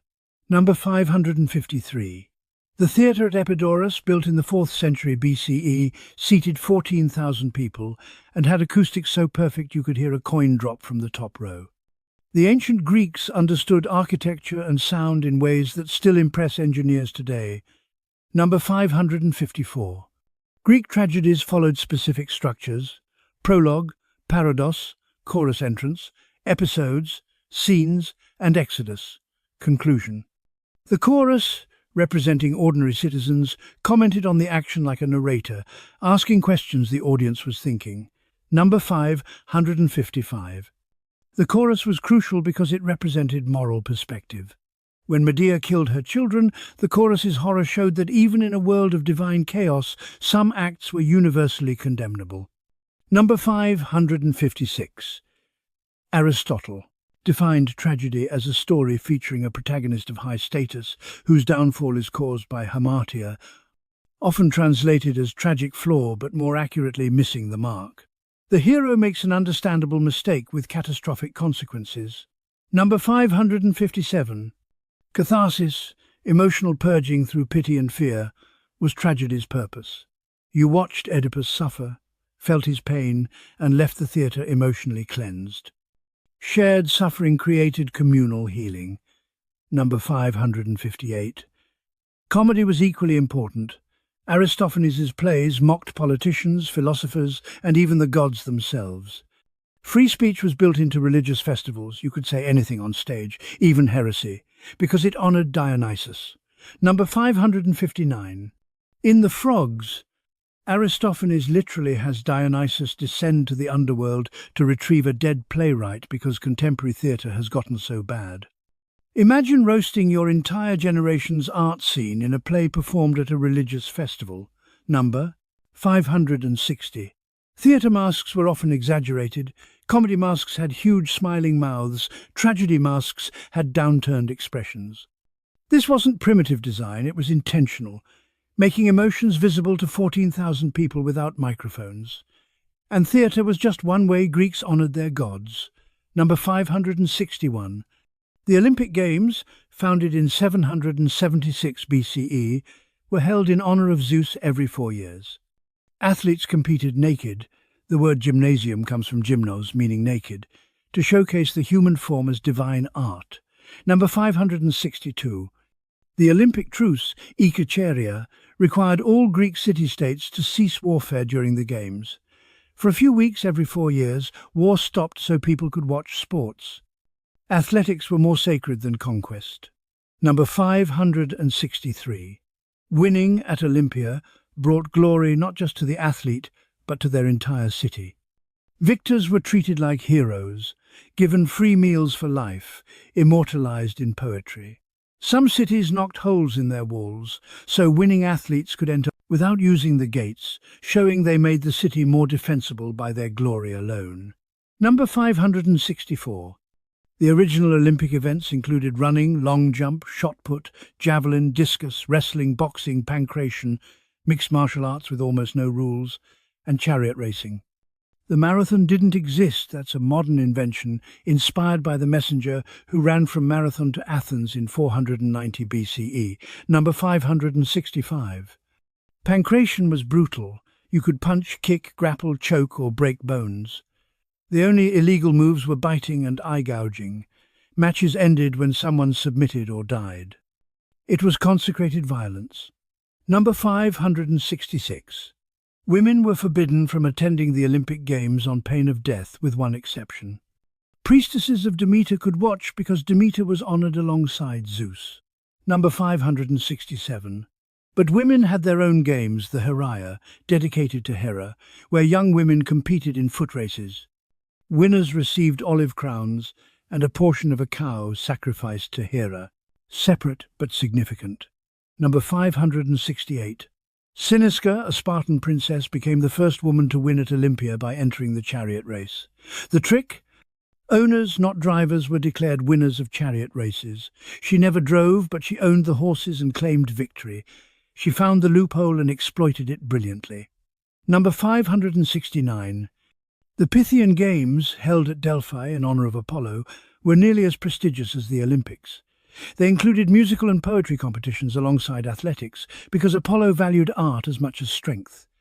Number 570. The Isthmian Games honoured Poseidon and the Nemean Games honoured Zeus again. These 4 major festivals, Olympia, Delphi, Isthmia, Nemea, formed a circuit where elite athletes competed year-round. Festivals structured Greek life, marking time and building community. Number 571. The Eleusinian Mysteries were secret religious rites held in Eleusis, near Athens, dedicated to Demeter and Persephone. Initiates underwent rituals that promised a better afterlife, but revealing the secrets was punishable by death. Number 572. We still don't know exactly what happened during the Mysteries.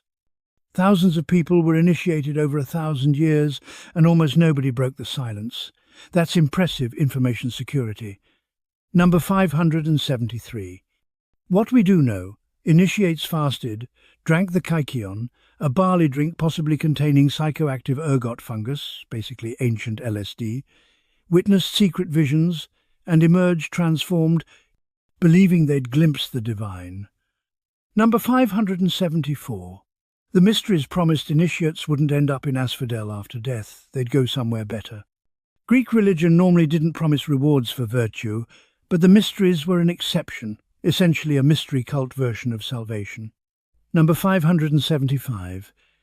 Other mystery cults honoured Dionysus, Orpheus, Cybele and Isis, imported from Egypt.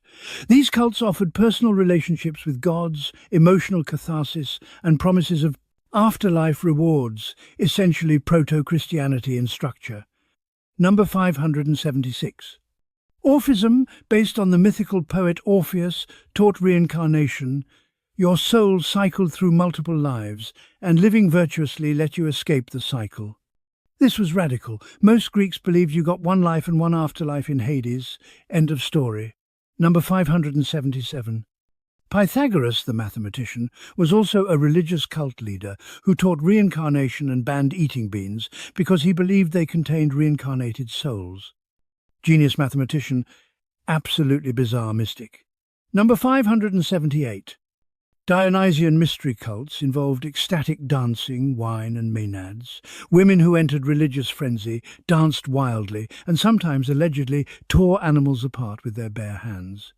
Worship could be violent, primal, liberating. Number 579. Greek religion had no holy book, no dogma, no orthodoxy. Every city-state worshipped the gods differently, told different myths, held different festivals. Unity came through shared stories, not enforced belief. Number 580. Atheism was rare but not illegal, unless you were too public about it. Socrates was executed partly for impiety, but his real crime was being annoying and questioning everything in ways that threatened authority. Number 681. Achilles' heel is so pervasive that people forget Achilles was nearly invincible everywhere else. The myth teaches that everyone has one vulnerability, but it also teaches that one vulnerability is enough. Number 682. Sour grapes comes from Aesop's fable, Greek tradition, about the fox who couldn't reach grapes and declared they were probably sour anyway. Humans rationalize failure constantly. Number 683. Crywolf also comes from Aesop, the shepherd boy who lied about wolves until no one believed him when the real wolf came. Lies destroy credibility permanently. Number 684. Greek fables, unlike myths, were explicitly pedagogical. Myths showed complex morality, fables taught simple lessons. Both mattered. Number 685. The tortoise and the hare, the lion and the mouse, the boy who cried wolf, all Greek. Aesop's fables are our first moral education, even if we don't know they're Greek. Number 686. Philosophy, theatre, democracy, science, art, language, Greek. Culture's fingerprints are everywhere in Western civilization. We're all Greeks whether we know it or not. Number 687. Even our concept of beauty is Greek. The golden ratio phi equals 1.618 appears in the Parthenon, Greek sculptures and mathematical aesthetics. Beauty became quantifiable. Number 688. Greek statues originally weren't white marble, they were painted in bright colours. The Renaissance saw bleached statues and assumed that was the ideal. Our classical aesthetic is based on a misunderstanding. Number 689. The Parthenon has no straight lines. Every column slightly curves, every horizontal slightly arcs. This compensates for optical illusions, making the building appear perfectly straight. Ancient architects understood human perception. Number 690. The Parthenon's proportions follow mathematical ratios considered aesthetically perfect. Architecture became applied mathematics, but not all Greeks were mathematicians and philosophers. Number 691. Most Greeks were farmers, traders, sailors, and soldiers. The philosophers we remember were the elite minority. Daily life was hard work, not abstract contemplation. Number 692. Greek diet was simple: bread, olives, wine, cheese, fish, vegetables. Meat was luxury, usually eaten during religious sacrifices. You literally feasted with the gods. Number 693. Wine was central to Greek culture, but they diluted it heavily with water. Drinking undiluted wine was considered barbaric. Only Dionysus and barbarians drank it straight. Number 694. Symposia were drinking parties where men reclined on couches, drank diluted wine, discussed philosophy, recited poetry, and sometimes hired entertainment, musicians, dancers, courtesans. Intellectual socializing fueled by alcohol. Number 695. Women didn't attend symposia unless they were courtesans, heterae, or entertainers.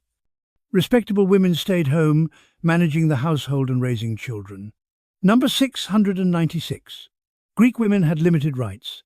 They couldn't vote, own property in most city-states, or participate in public life. Their primary role was producing legitimate heirs.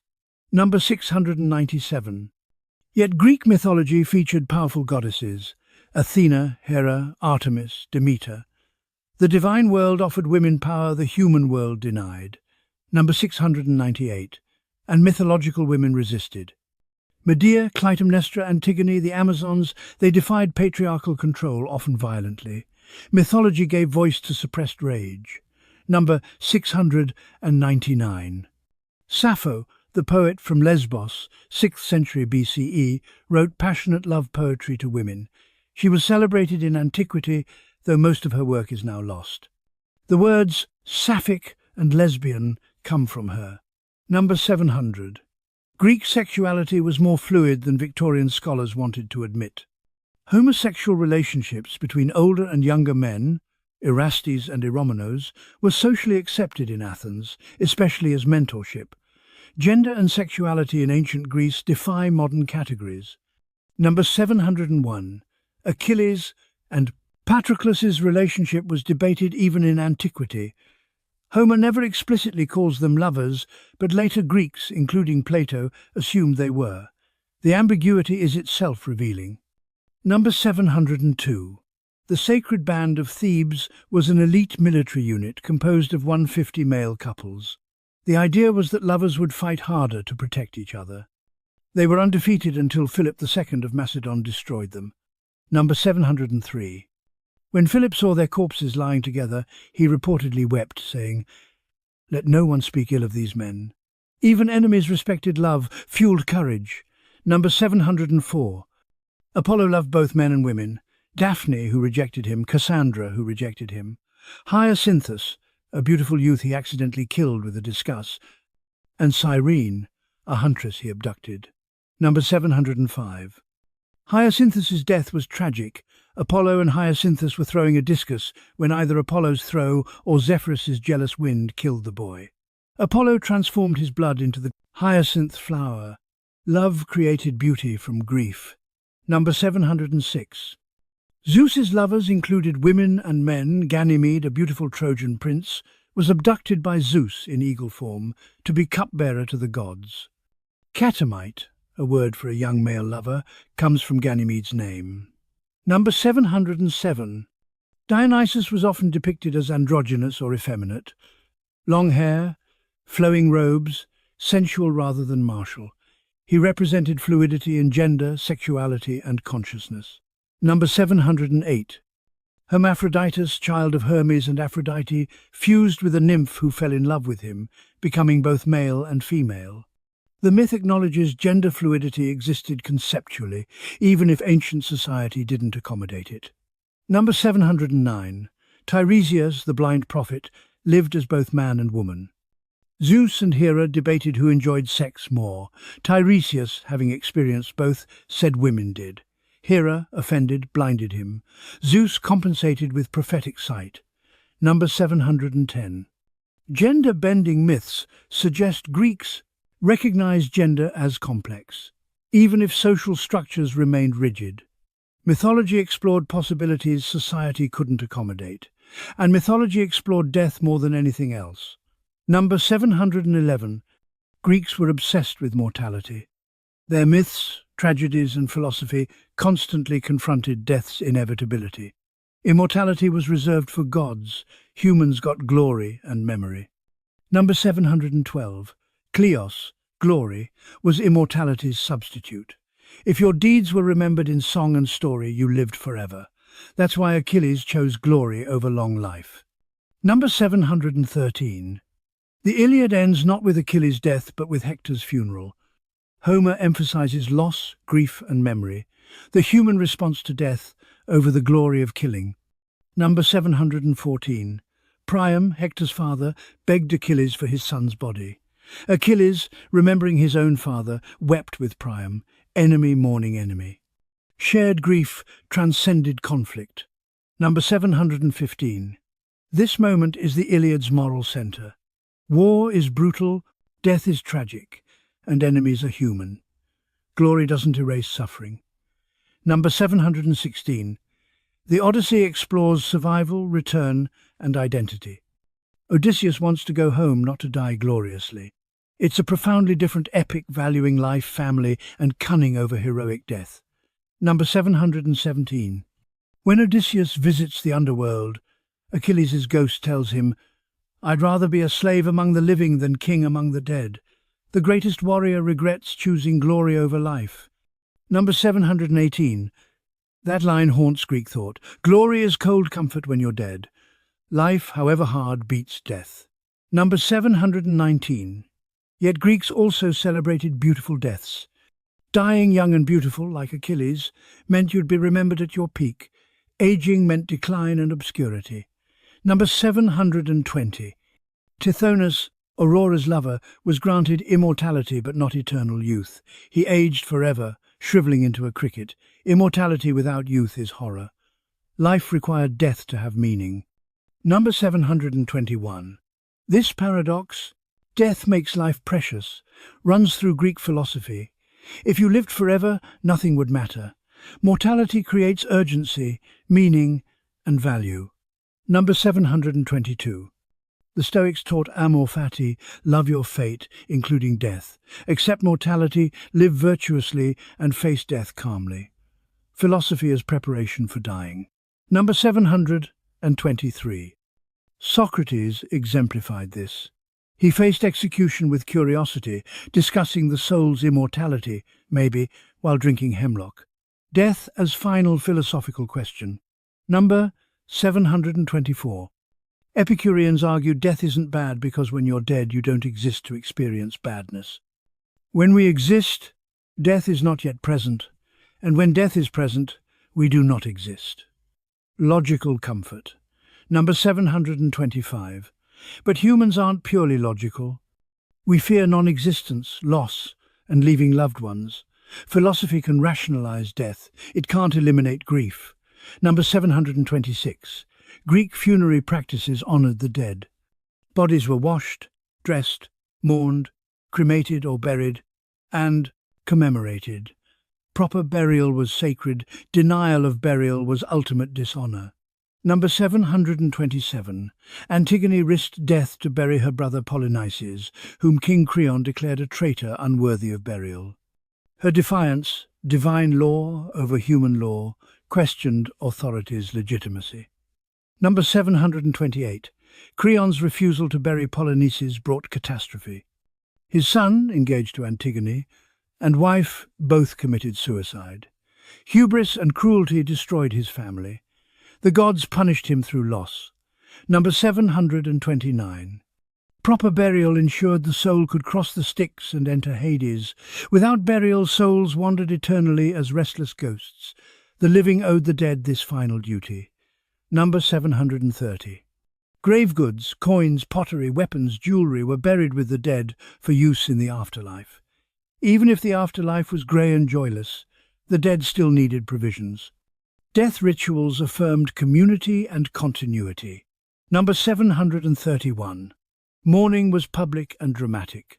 Women wailed, tore their hair, and continuity, beat their breasts. Grief wasn't private, it was communal performance, acknowledging loss. Number 732. The funeral oration, praising the dead's virtues and accomplishments, became an art form. Pericles' famous funeral oration during the Peloponnesian War celebrated Athenian democracy and sacrifice. Number 733. Epitaphs ranged from solemn to witty. Simonides wrote for the Spartans at Thermopylae, "Go tell the Spartans, stranger passing by, that here obedient to their laws we lie. Duty unto death." Number 734. Greek tombstones often showed the deceased at their prime, warriors armed, women with jewelry, children with toys. Memory preserved the best version. Number 735. Ancestor worship wasn't religious like in some cultures, but honoring the dead was moral obligation. Families poured libations and left offerings at graves. Number 736. The dead could curse the living if dishonored.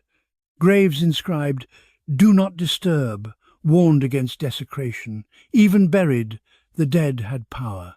Number 737. Necromancy, summoning the dead for prophecy, was dangerous and rare. Odysseus did it, consulting Tiresias's ghost.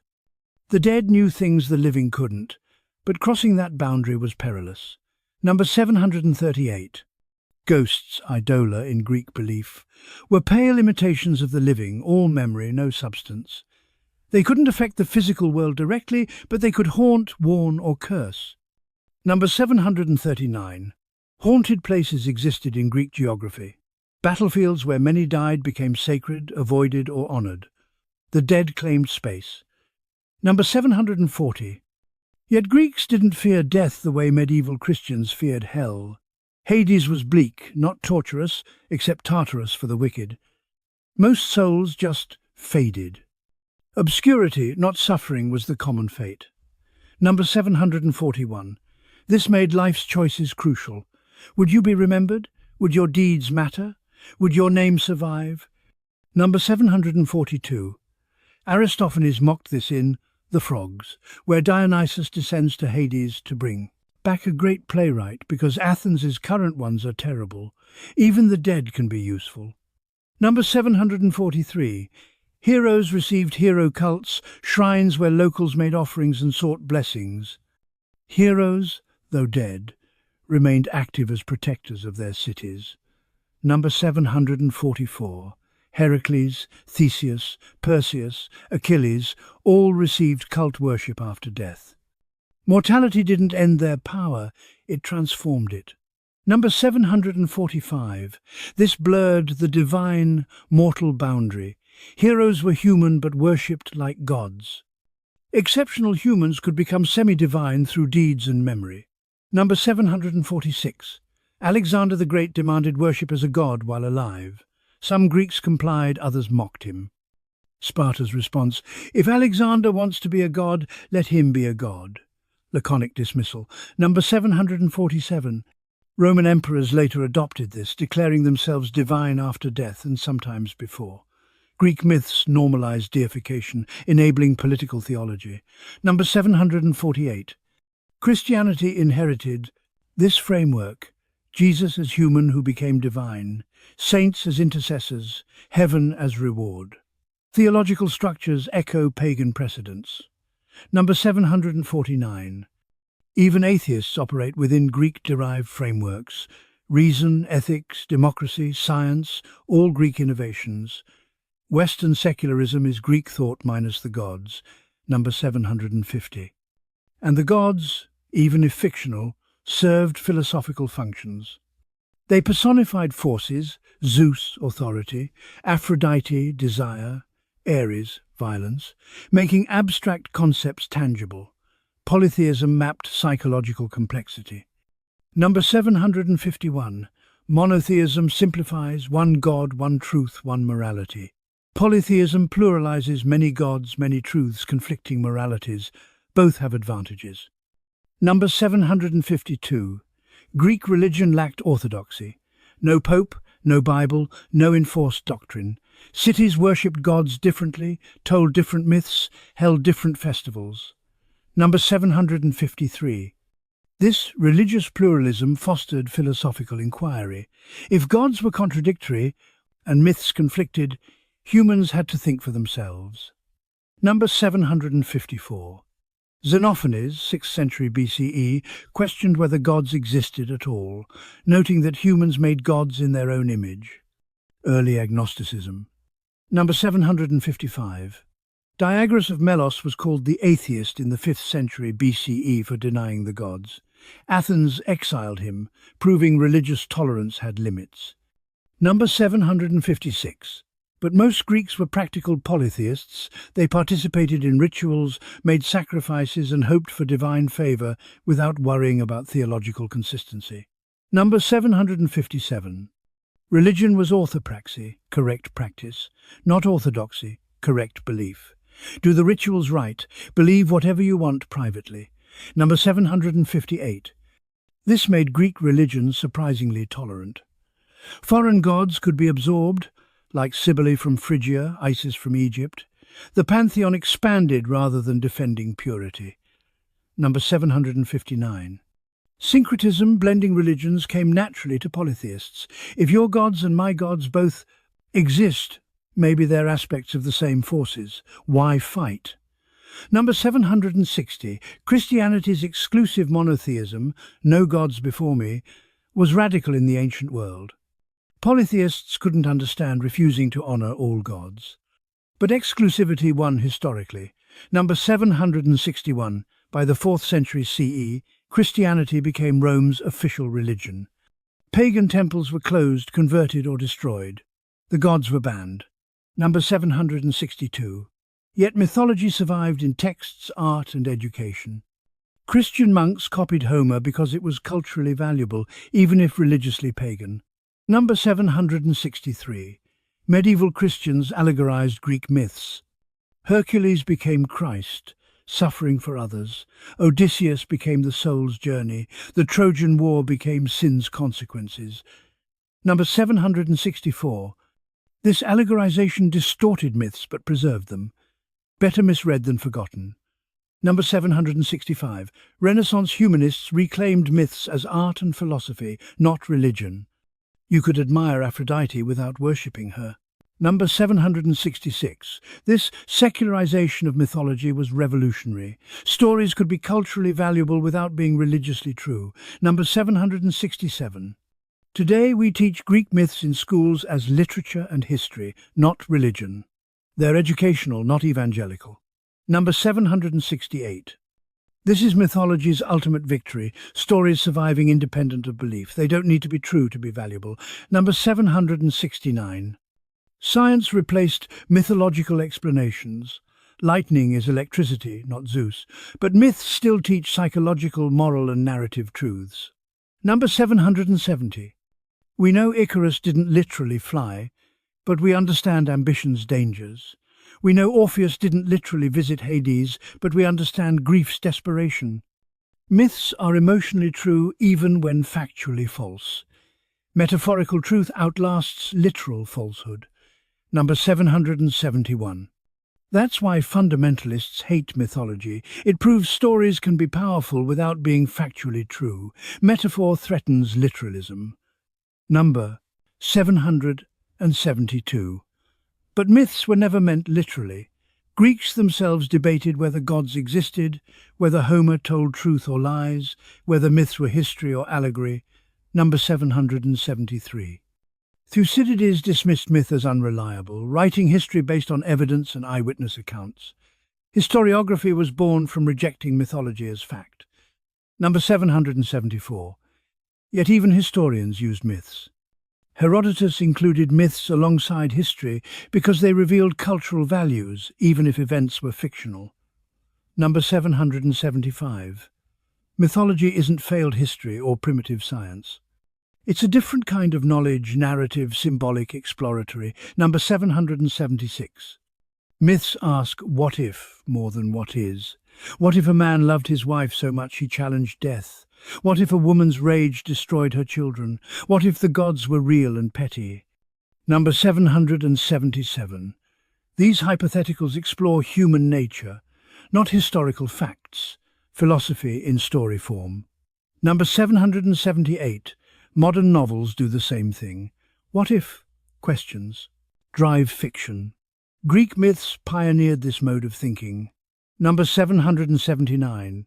Every what if in science fiction, fantasy or alternate history is Greek mythology's heir. Speculation as education. Number 780. And Greek myths remain the gold standard for storytelling because they balance complexity with clarity, tragedy with hope, realism with wonder. Mythology taught the West how to tell stories. Number 781. Three-act structure, setup, confrontation, resolution appears in Greek theatre. Modern screenwriting still uses it. Number 782. Character archetypes, hero, mentor, trickster, shadow, originated in Greek myths. Jung codified them, but Greece created them. Number 783. Tragic flaws, hamartia, explain why good people fail. Modern anti-heroes, Walter White, Tony Soprano, are Greek tragic heroes in modern dress. Number 784. The hero's journey, call to adventure, trials, transformation, return, structures most blockbuster movies. George Lucas explicitly used it for Star Wars after reading Joseph Campbell. Number 785. Deus ex machina, God from the machine, was a Greek theatrical device where a god descended to resolve the plot. Now it means any contrived solution. It was lazy writing even then. Number 786. Hubris leading to nemesis remains the core of rise and fall narratives. From Macbeth to Wall Street, pride before the fall is eternal. Number 787. Love triangles. Menelaus, Helen, Paris, Jason, Medea, Glauce, drive romantic plots. Jealousy, betrayal and revenge. Greek soap operas pioneered them all. Number 788. Revenge tragedies. Medea, Electra, Orestes established the revenge genre. From Hamlet to John Wick, payback narratives are Greek. Number 789. Forbidden knowledge plots, Pandora, Prometheus, warn about curiosity and hubris. Frankenstein, Jurassic Park and AI dystopias all retell Prometheus. Number 790. Coming-of-age journeys, Telemachus in the Odyssey, Theseus's trials, established the Bildungsroman. Growing up means facing monsters, literal or metaphorical. Story structures are Greek structures. Number 791. Even subverting expectations is Greek. Euripides constantly twisted myths to shock audiences. Modern twists follow his playbook. Number 792. Unreliable narrators appear in Greek texts. Different characters tell different versions of events. The Odyssey itself is Odysseus narrating his own adventures. How much is true? Number 793. Meta-narratives exist in Greek literature. Aristophanes' plays reference other plays, mock theatrical conventions, and break the fourth wall. Postmodernism isn't new. Number 794. Greek myths question authority constantly. Gods are unjust, heroes are flawed, kings are tyrants. No one is above criticism. Number 795. This anti-authoritarian streak influenced democratic thought. If even Zeus can be questioned, why not earthly rulers? Number 796. Socrates was executed partly for this, questioning everything including the gods undermined social stability. Free. Thought is dangerous to power. Number 797. But suppressing free thought failed. Socrates' execution made him a martyr, spreading his ideas further. Tyranny creates the resistance it fears. Number 798. Greek tragedy taught that resisting tyranny is noble even when futile. Antigone dies defying Creon, but her defiance is morally superior to his authority. Number 799. This influenced revolutionaries. American founders referenced Greek democracy and Roman republicanism. French revolutionaries invoked Brutus and the Athenian Assembly. Number 800. Liberty, equality, fraternity, Enlightenment values rooted in Greek philosophy, Stoic cosmopolitanism, Platonic justice, Aristotelian virtue. Political modernity is Greek thought reborn. Number 801. The idea that citizens should debate laws directly comes from Athens. Representative democracy is a compromise. Direct democracy was the Greek ideal. Number 802. The assembly in Athens allowed any male citizen to speak. Rhetoric, persuasive speaking became essential education. Democracy required eloquence. Number 803. Sophists taught rhetoric for money, making them the first professional educators. Socrates hated them, arguing they taught persuasion without truth. Number 804. This debate, rhetoric versus philosophy, persuasion versus truth, continues today. Politicians use rhetoric, philosophers seek truth. Rarely do they overlap. Number 805. Plato's Republic imagined philosopher. Kings, rulers who love wisdom more than power. It's never happened. Power corrupts even philosophers. Number 806. Aristotle's politics analyzed existing governments empirically, categorizing them as monarchy, aristocracy or democracy, each with corrupt versions: tyranny, oligarchy, mob rule. Number 807. The US Constitution blends elements: democratic representation, aristocratic Senate, monarchical presidency with checks and balances. Mixed government was Aristotle's recommendation. Number 808. Federalist Papers. Reference Greek city-states. Warning against small democracies' instability. America's founders learned from Greek successes and failures. Number 809. But America's democracy excluded women, slaves and non-property owners, just like Athens. Greek ideals inspired, while Greek realities were ignored. Number 810. Modern democracy expanded beyond Greek limits.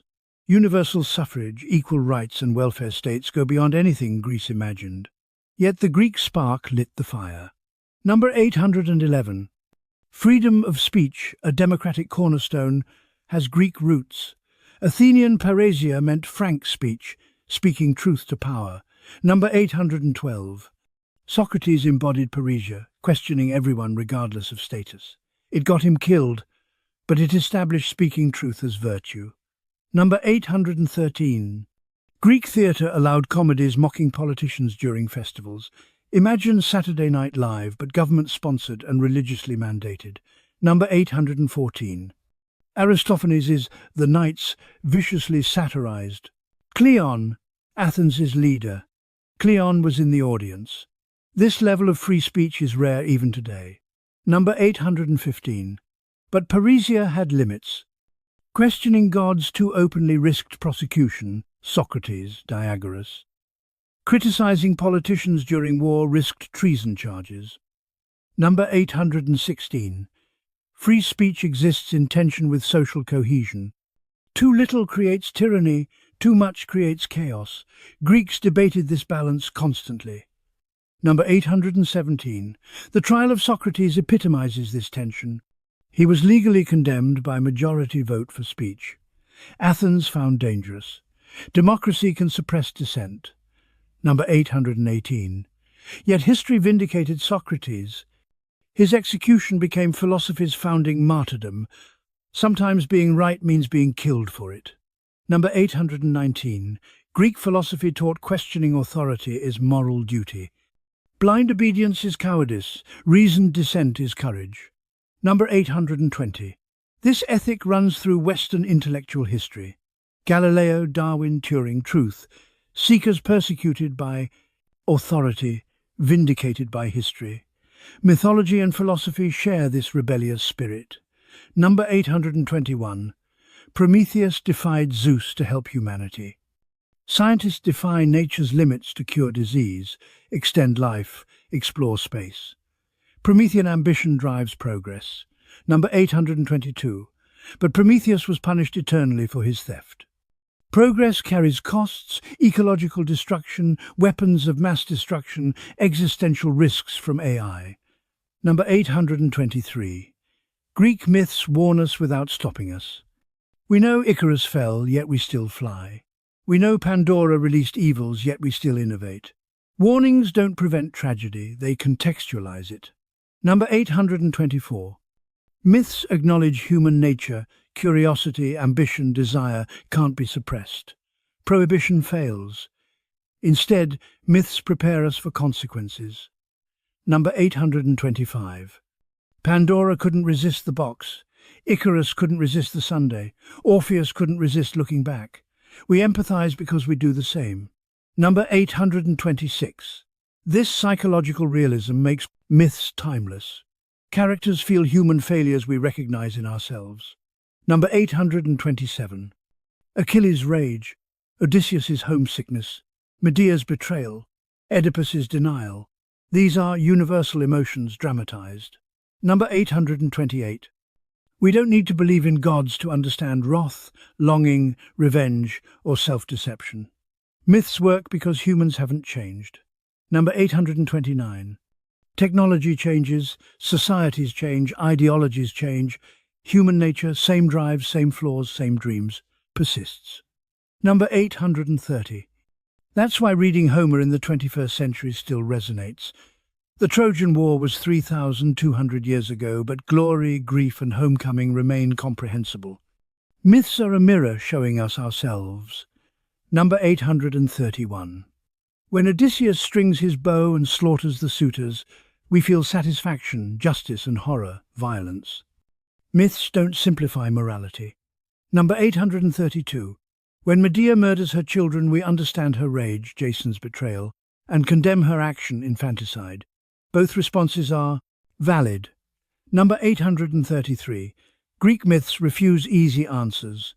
That's frustrating for those seeking moral clarity, but honest about reality's complexity. Number 834. Life rarely offers clear heroes and villains. Most people are both kind and cruel, brave and cowardly, wise and foolish. Number 835. Myths normalize moral ambiguity. Achilles is heroic and monstrous. Odysseus is clever and deceitful. Heracles is strong and violent. Number 836. Even gods are morally mixed. Zeus protects justice yet commits injustices. Athena values wisdom yet acts cruelly. Apollo heals and plagues. Number 837. This complexity prevents idolatry. Greeks couldn't worship gods uncritically because myths showed gods' flaws constantly. Number 838. Unlike religions demanding unquestioning faith, Greek religion embedded skepticism. Myths showed why blind faith was foolish. Number 839. Perhaps that's why Greece produced philosophy. When your gods are questionable, you must think for yourself. Number 840. Philosophy emerged from mythology's contradictions. If myths contradict, which is true? Maybe none. Maybe truth requires reason, not revelation. Reason interrogated myth, but myths informed reason. Number 841. Philosophers used myths in arguments. Plato's allegory of the cave is a myth. Aristotle analyzed tragedy to understand catharsis. Stoics retold Heracles as moral exemplar. Number 842. Myth and reason weren't enemies, they were partners. Myths posed questions, philosophy tried answering. Number 843. Why do we suffer? Myths show suffering as universal. Even gods suffer. Philosophy asks if suffering has meaning. Stoics say yes, Epicureans say minimize it. Number 844. Is justice real? Myths show gods punishing injustice, sometimes.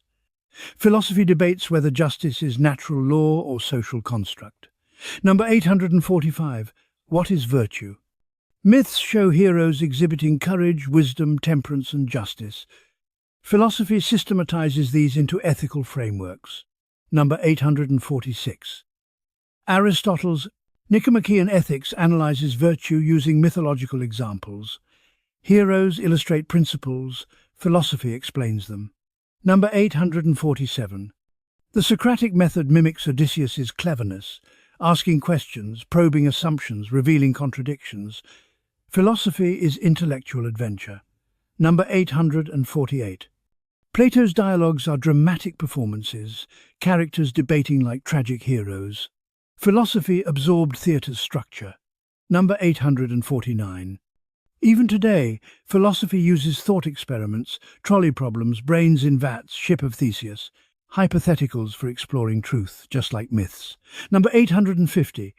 Science fiction is modern mythology, speculative scenarios exploring human nature, ethics and society.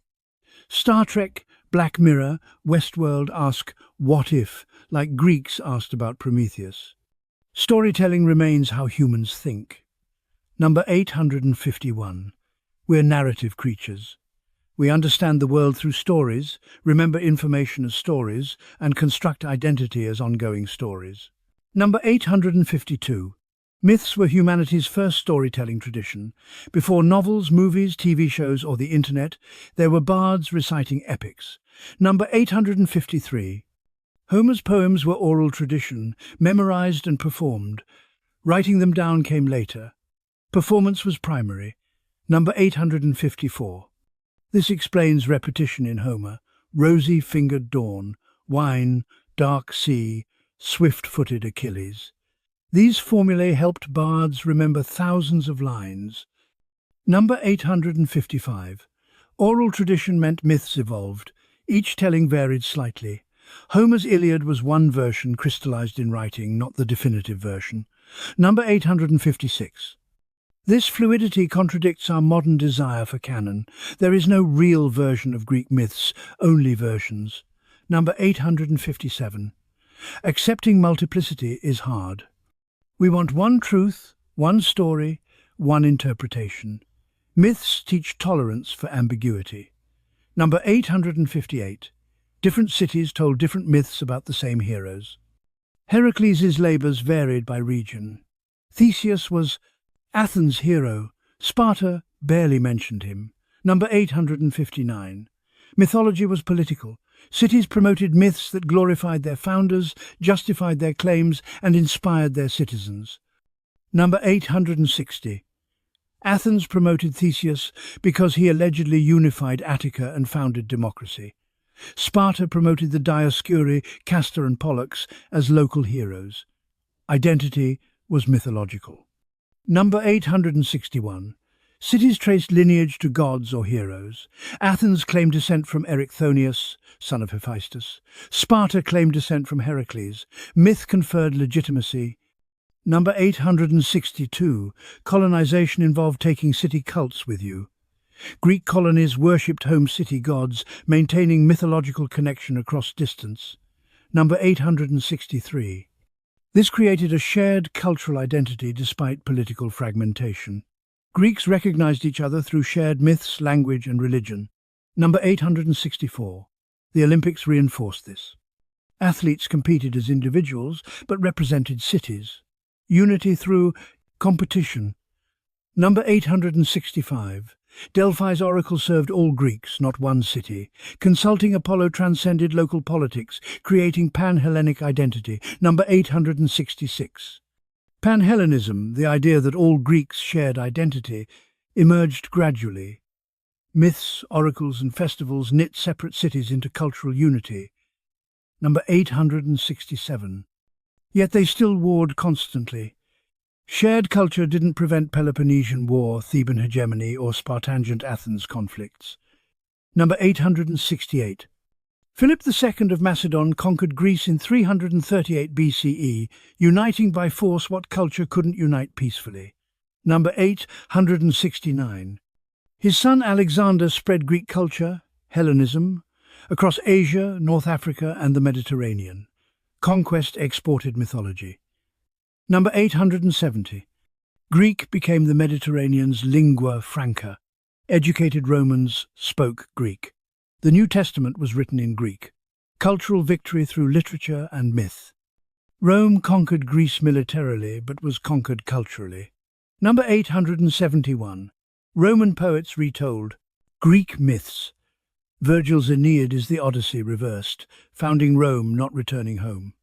Number 872. Ovid's Metamorphoses collected Greek myths, emphasizing transformation. Bodies become trees, stones, stars, animals. Change is universal. Number 873. Ovid's version influenced medieval and Renaissance artists more than Homer. Sometimes the retelling eclipses the original. Number 874. Romans added their twist, emphasizing duty, pietas, law and empire. Greek chaos became Roman order. Number 875. But Greek philosophy remained superior. Romans excelled at law, engineering and administration. Greeks excelled at thought. Number 876. Cicero translated Greek philosophy into Latin, making it accessible to Romans. He popularized Stoicism, which emphasized duty and rationality. Number 877. Stoicism became Rome's dominant philosophy, fitting its imperial ethos. Marcus Aurelius, a Roman emperor, wrote Stoic meditations. Philosophy as imperial ideology. Number 878. Yet Christianity, not Stoicism, ultimately dominated. Jesus was a Jew, but Christianity spread using Greek philosophical concepts and Roman organizational structures. Number 879. Paul, Christianity's main evangelist, wrote in Greek and debated with Greek philosophers. Christianity succeeded by adapting to Greco-Roman culture. Number 880. The Gospel of John begins, "In the beginning was the Logos, word divided by reason, and the Logos was with God, and the Logos was God." Stoic philosophy rebranded as Christian theology. Christianity was Greek philosophy monotheized. Number 881. Augustine synthesized Plato with Christianity.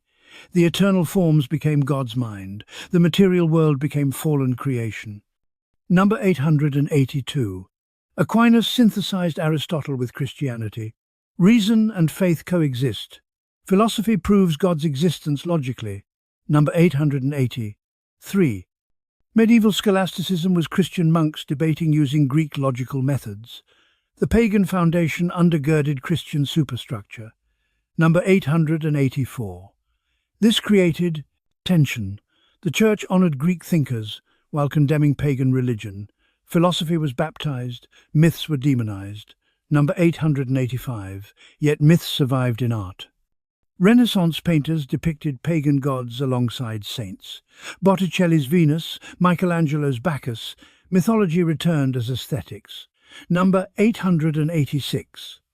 The Renaissance reclaimed classical learning enthusiastically. Humanists read Greek in original, translated lost texts, and revived ancient wisdom. Number 887. Printing press, 1,440 seconds, democratized access to classical texts. Homer, Plato, and tragedies reached wider audiences. Mythology escaped monastic libraries. Number 888. This intellectual revival sparked enlightenment. Reason challenged dogma, science challenged religion, democracy challenged monarchy. Number 889. All three, reason, science, democracy, trace back to Greece. The Enlightenment was Greek thought reborn after Christian detour. Number 890. And yet Christianity shaped the West as much as Greece. Compassion, equality before God, universal human dignity, Christian innovations, not Greek. The West is synthesis. Number 891. Greek thought gave us reason, democracy, philosophy, science and art. Christianity gave us compassion, equality and transcendent moral standards. Number 892. Both traditions had flaws. Greece had slavery and misogyny. Christianity had Inquisition and Crusades. Synthesis doesn't mean uncritical adoption. Number 893. Modernity cherry-picks, keeping reason while expanding equality, keeping democracy while rejecting slavery, keeping art while criticizing misogyny. Number 894. This eclecticism is itself Greek. Athens imported foreign gods, philosophers debated everything, tragedians rewrote myths constantly. Number 895. Tradition matters but isn't binding. We honor the past by improving on it, not replicating it. Number 896. Greek myths model this. Every generation retold them differently. We continue that tradition with Percy Jackson, Hadestown and God of War. Number 897. The stories endure because they're flexible. They mean what each generation needs them to mean. Number 898. That's not relativism. Some interpretations are better than others, but no single interpretation exhausts the myth's meaning. Number 899. Future generations will find new meanings. In 2,800 years, if humanity survives, people will still tell stories about gods, heroes, and monsters. Number 900. Maybe they'll tell different myths. But maybe they'll still tell Greek myths, adapted beyond recognition but traceable back to Homer, Hesiod, and oral tradition stretching into prehistory. The chain remains unbroken. Number 901. In 2003, archaeologists discovered that ancient Greek statues originally had eyes, painted, glass, or gemstone eyes that stared at you. Imagine walking into the Parthenon and every marble god is watching you with piercing blue or brown eyes. We spent centuries thinking Greek art was serene and emotionless because we only saw the bleached, eyeless versions. Number 902. The Oracle of Delphi's prophecies might have been chemically induced hallucinations. Recent geological surveys found two fault lines intersecting directly under the temple, releasing ethylene gas, a sweet-smelling vapor that causes euphoria, trance states, and out-of-body experiences. The Pythia wasn't mystical, she was high as hell. Number 903. Alexander the Great was buried in a golden sarcophagus filled with honey. Honey is a natural preservative, and ancient historians report his body didn't decompose for years. His tomb was visited by Julius Caesar, Augustus, and Cleopatra. Then it vanished. One of history's greatest conquerors is just somewhere in Egypt, lost, like keys. Number 904. The Spartans practiced a form of eugenics so extreme that weak newborns were allegedly left on mountainsides to die. Yet they also had a tradition where if a baby survived the night exposed to elements, they'd raise it as proof of divine favor. Infanticide as lottery ticket. Number 905. Greek fire, the Byzantine weapon that burned on water, was so terrifying and effective that its formula became a state secret. Then the empire fell, and the secret died with them. We still don't know exactly how it worked. Medieval people invented napalm and then forgot the recipe. Number 906. The Antikythera mechanism, discovered in a shipwreck in 1901, is a 2,000-year-old analog computer that predicted eclipses, tracked Olympic Games, and calculated planetary positions. Ancient Greeks built computers before most civilizations had paper. We thought they were primitive, then we found an iPhone from 100 BCE. Number 907. Hippocrates, father of medicine, believed the uterus could wander around the body, causing hysteria in women. The cure? Marriage and pregnancy to anchor it in place. Hysteria comes from hystera, uterus. Modern gynecology was invented by someone who thought your uterus was a free-range chicken. Number 908. The Pythian priestess at Delphi had to be a virgin over 50 years old because younger priestesses kept getting kidnapped and assaulted by desperate men seeking prophecies. They literally instituted an age requirement because men couldn't control themselves around women who could see the future. Number 909. Diogenes, the Cynic philosopher, lived in a barrel, masturbated in public, and when Alexander the Great asked if he wanted anything, Diogenes said, "Yes, stand out of my sunlight." Alexander reportedly said, "If I were not Alexander, I would wish to be Diogenes." The most powerful man alive envied a homeless guy in a barrel. Number 910. When Diogenes was captured by pirates and sold into slavery, the auctioneer asked what skills he had.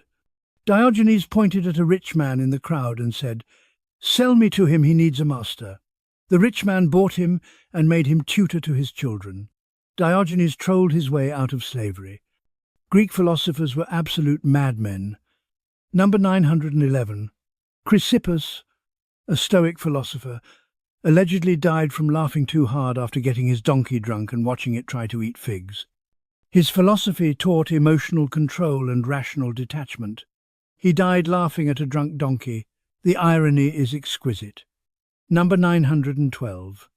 Heraclitus, who said no man steps in the same river twice, died by covering himself in cow manure, believing it would cure his dropsy. Dogs ate him. The philosopher of change died because he didn't change his treatment plan. Number 913.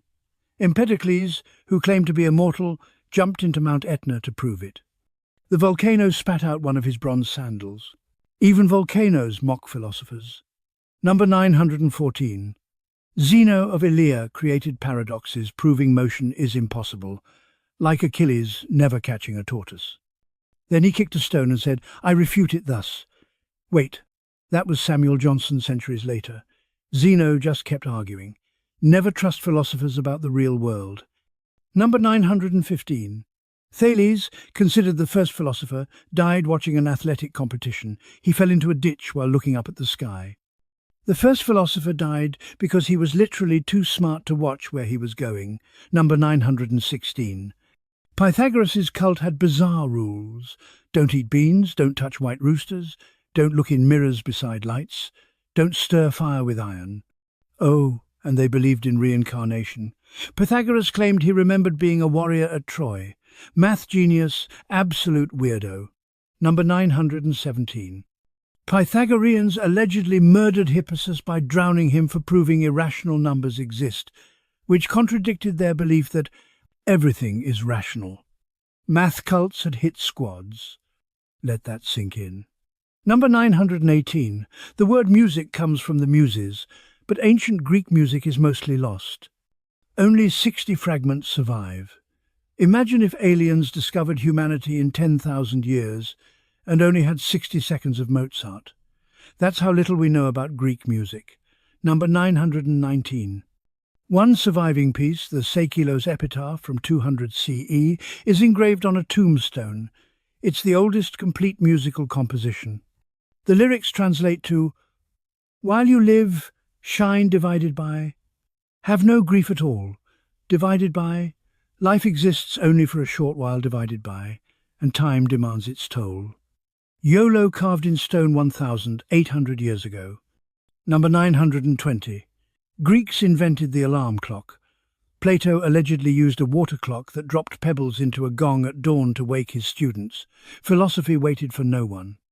Ancient Greeks were more advanced and weirder than we think. Number 921.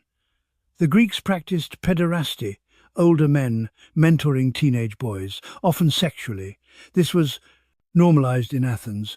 Modern scholars debate whether to call it mentorship, abuse, or cultural relativism. The truth, many ancient practices were deeply fucked up. Number 922. Sappho ran a school for girls on Lesbos where she wrote love poetry to her students. She's celebrated as history's greatest female poet. The power dynamics are complex.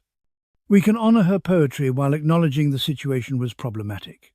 Number 923. Alexander the Great's companion Hephaestion might have been his lover.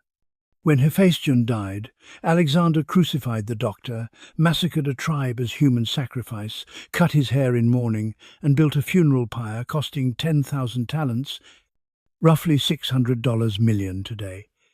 Grief or obsession? Both. Number 924. When Alexander died at 32, his generals spent 40 years fighting over his empire in the wars of the Diadochi. The Hellenistic kingdoms, Egypt, Syria, Macedon, were carved from one man's ambition. His death killed more people than his conquests. Number 925. Cleopatra VII, the last Ptolemaic ruler, was more closely related to Alexander the Great than to ancient Egyptians. Her dynasty was so incestuous that her family tree looks like a telephone pole. She married her 2 brothers, keeping it in the family, literally. Number 926. Cleopatra's suicide by asp snake might be propaganda. Octavian displayed her corpse publicly, and snake bites leave marks. Scholars think she used poison. The asp story was better PR, dramatic, Egyptian, fitting. History is written by victors and publicists. Number 927. The Library of Alexandria burned multiple times. Julius Caesar burned part in 48 BCE. Christians burned pagan texts in 391 CE. Arabs maybe burned remnants in 640 CE, disputed. It wasn't one tragic fire, it was centuries of systematic destruction, death by 1,000 flames. Number 928. We lost approximately 90% of ancient Greek literature. Of 80-plus plays by Aeschylus, 7 survive. Of 120 plus by Sophocles, 7 survive. Of 90 plus by Euripides, 19 survive. Imagine if only 10% of all books published today survived. That's how much we lost. Number 929. The burning of the library wasn't just about books, it was about erasing competing ideas. Christianity destroyed pagan texts. Islam allegedly destroyed contradictory texts. Every empire burns libraries. Information is power. Controlling information is control. Number 930. But you can't kill ideas. Greek philosophy survived through Arabic translations when Europe forgot it. Islamic scholars like Avicenna and Averroes preserved Aristotle. The Renaissance happened because Muslims saved Greek thought from Christian book burners. Information wants to be free, but it needs librarians. Number 931. The ancient Olympics banned women from competing on pain of death, but Calipatera disguised herself as a trainer to watch her son compete. He won. She got so excited she jumped up, her disguise fell off, and the judges saw she was a woman. They changed the rule. Trainers must also be naked. Problem solved. Sort of. Number 932. Cynisca, the Spartan princess who won chariot races, wasn't allowed to attend the Olympics to receive her prize. She commissioned a statue of herself with the inscription, "Kings of Sparta were my father and brothers divided by. I won with a team of fast-footed horses divided by, and set up this statue. I declare divided by, that I am the only woman in all Greece to have won this crown." Flex from beyond the grave, number 933. The Colossus of Rhodes, one of the seven wonders, stood for only 54 years before an earthquake destroyed it in 226 BCE. Its ruins lay on the ground for 800 years. Then Arab raiders sold the bronze as scrap. 900 camels carried the pieces away. Even wonders of the world get scrapped. Number 934. The Lighthouse of Alexandria, another wonder, was the world's tallest structure for centuries at 330 feet. Earthquakes destroyed it. Then a medieval sultan built a fortress using its rubble. One of humanity's greatest achievements became a Placesnortmund, castle's foundation. Recycling ancient style. Number 935. The statue of Zeus at Olympia, 40 feet tall and covered in gold and ivory, was so magnificent people wept seeing it. It was looted by Romans, moved to Constantinople, and burned in a fire around 475 CE. Zeus himself couldn't save his own statue. Number 936. Only one of the seven wonders still exists, the Great Pyramid of Giza. And it's not even Greek, it was 2,000 years old when Greeks made the list. Everything else? Gone. Time devours even immortality. Number 937. Sappho wrote 9 books of poetry, around 10,000 lines. Only 650 lines survive, mostly fragments. One poem exists because it was quoted by Longinus 800 years later. Another survived because someone used it as mummy wrapping in Egypt. Her words literally stuffed corpses. Number 938. In 2014, scholars discovered new Sappho fragments in a mummy cartonnage, the ancient equivalent of papier-mâché. Museums are now X-raying mummies to find lost texts. Dead. People are hiding homework from 2,600 years ago. Number 939. The Parthenon, symbol of democracy, was built by slaves. The marble was quarried by slaves, transported by slaves, carved by enslaved artisans. The temple to Athena, goddess of wisdom, was a monument to exploitation. Beauty and horror coexist. Number 940. Socrates owned slaves. Plato owned slaves. Aristotle not only owned slaves but argued slavery was natural and necessary. The philosophers who invented ethics saw enslaving humans as acceptable. Moral philosophy and moral blindness in the same person. Greece gave us freedom and slavery, democracy and oppression. Number 941. Ancient Greeks invented both democracy and the word tyranny. They gave us citizen participation and also brutal authoritarianism. Both traditions descend from the same culture. Number 942. The word democracy combines demos, people, and kratos, power, power to the people. But demos didn't include women, slaves, or foreigners. Athens had 300,000 residents, only 30,000 could vote. Democracy for 10%, number 943. Yet even limited democracy was revolutionary. Most of the ancient world was monarchies or empires. Athens proved people could govern themselves. Flawed implementation doesn't negate the idea. Number 944. Modern democracy expanded the circle: universal suffrage, equal rights, civil liberties. We took the Greek spark and built a fire. But the spark came from Athens. Number 945. Tyranny also came from Athens. After losing the Peloponnesian War, Athens installed the 30 tyrants, who executed 5% of the population in 8 months. Democracy collapsed into mass murder in less than a year. Number 946. Socrates was executed by democratic vote. The jury, 501 citizens, voted 280 to 221 to kill him. Democracy killed philosophy's founder. Majority rule doesn't guarantee justice. Number 947. The Athenian assembly once voted to execute every adult male in Mytilene, a rebellious city, and enslave the women and children. A ship was sent with the order. Overnight they reconsidered, voted again, and sent a second ship to countermand. The second ship arrived hours before the massacre. Democracy almost committed genocide. Number 948. These aren't arguments against democracy, they're warnings. Democracy is a tool. Tools can build or destroy. Eternal vigilance is required, or democracy becomes tyranny. Number 949. The Greeks knew this. That's why they rotated leadership, limited terms, and exiled politicians becoming too powerful. Ostracism, voting to exile someone for 10 years, prevented dictatorships. Preemptive cancellation. Number 950. Yet even ostracism was abused. Athenians ostracized Aristides, the just, because people were tired of hearing how just he was. Democracy exiled virtue out of jealousy. No system is perfect. Perfection is impossible. Improvement is mandatory. Number 951. Greek mythology teaches this. The gods aren't perfect, they're powerful and flawed. Heroes aren't perfect, they're brave and monstrous. Justice isn't perfect, it's messy and ambiguous. Number 952. Yet Greeks still pursued virtue. Arete, excellence, mattered even when perfection was impossible.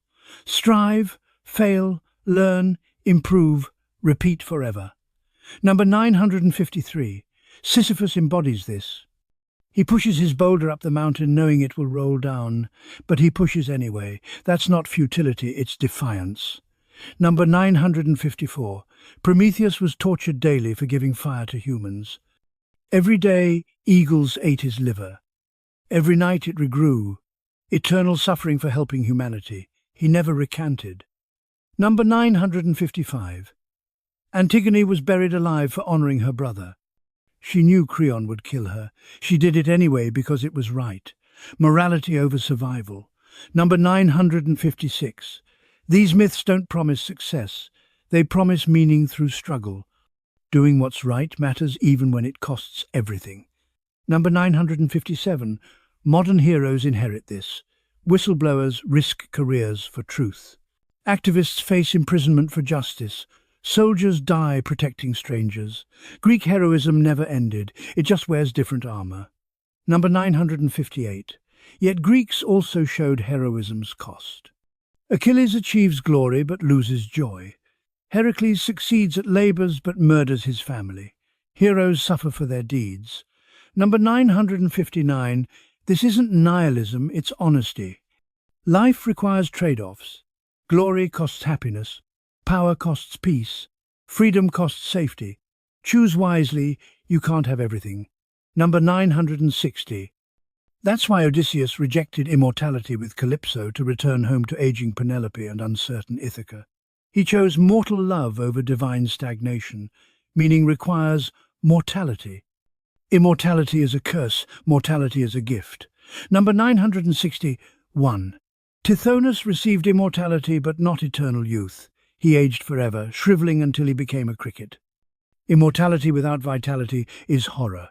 Number 962. The gods envied mortals. Humans feel urgency, passion and meaning because life ends. Gods, immortal and bored, sought entertainment through mortals. Eternal life is eternal tedium. Number 963. That's why vampires, elves and immortals in fiction are always melancholy.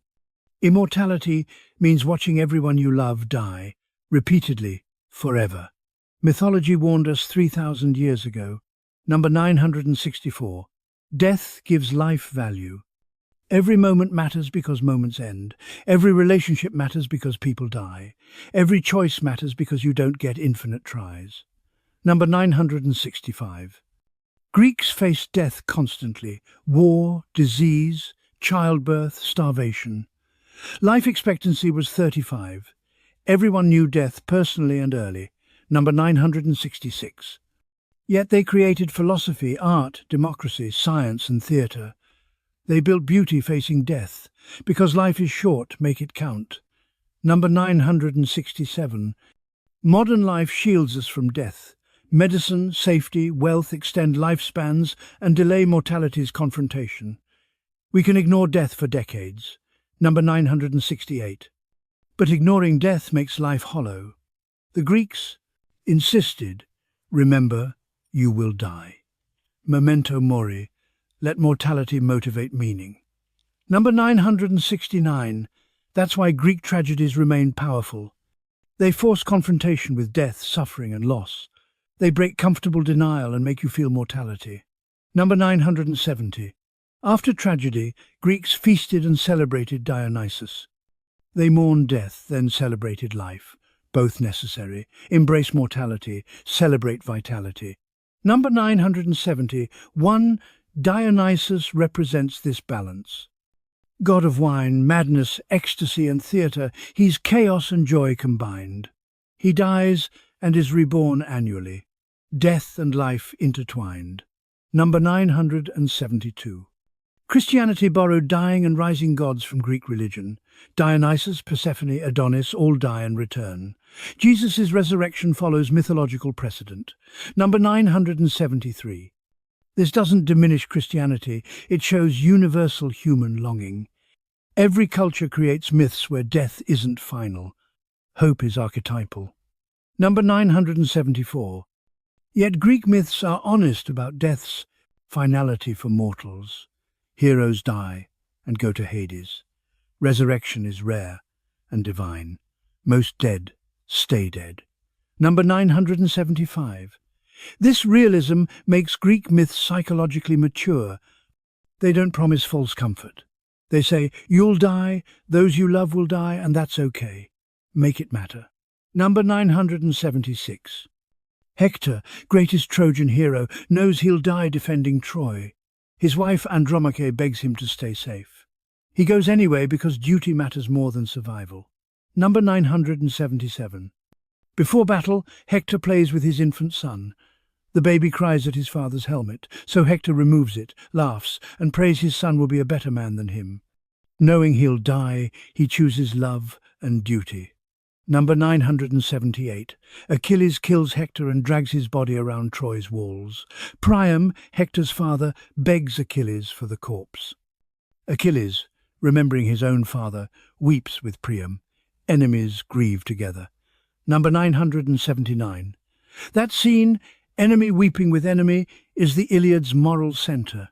War is hell, death is tragic, and humanity transcends conflict. Grief unites us. Number 980. The Iliad ends not with victory but with funerals.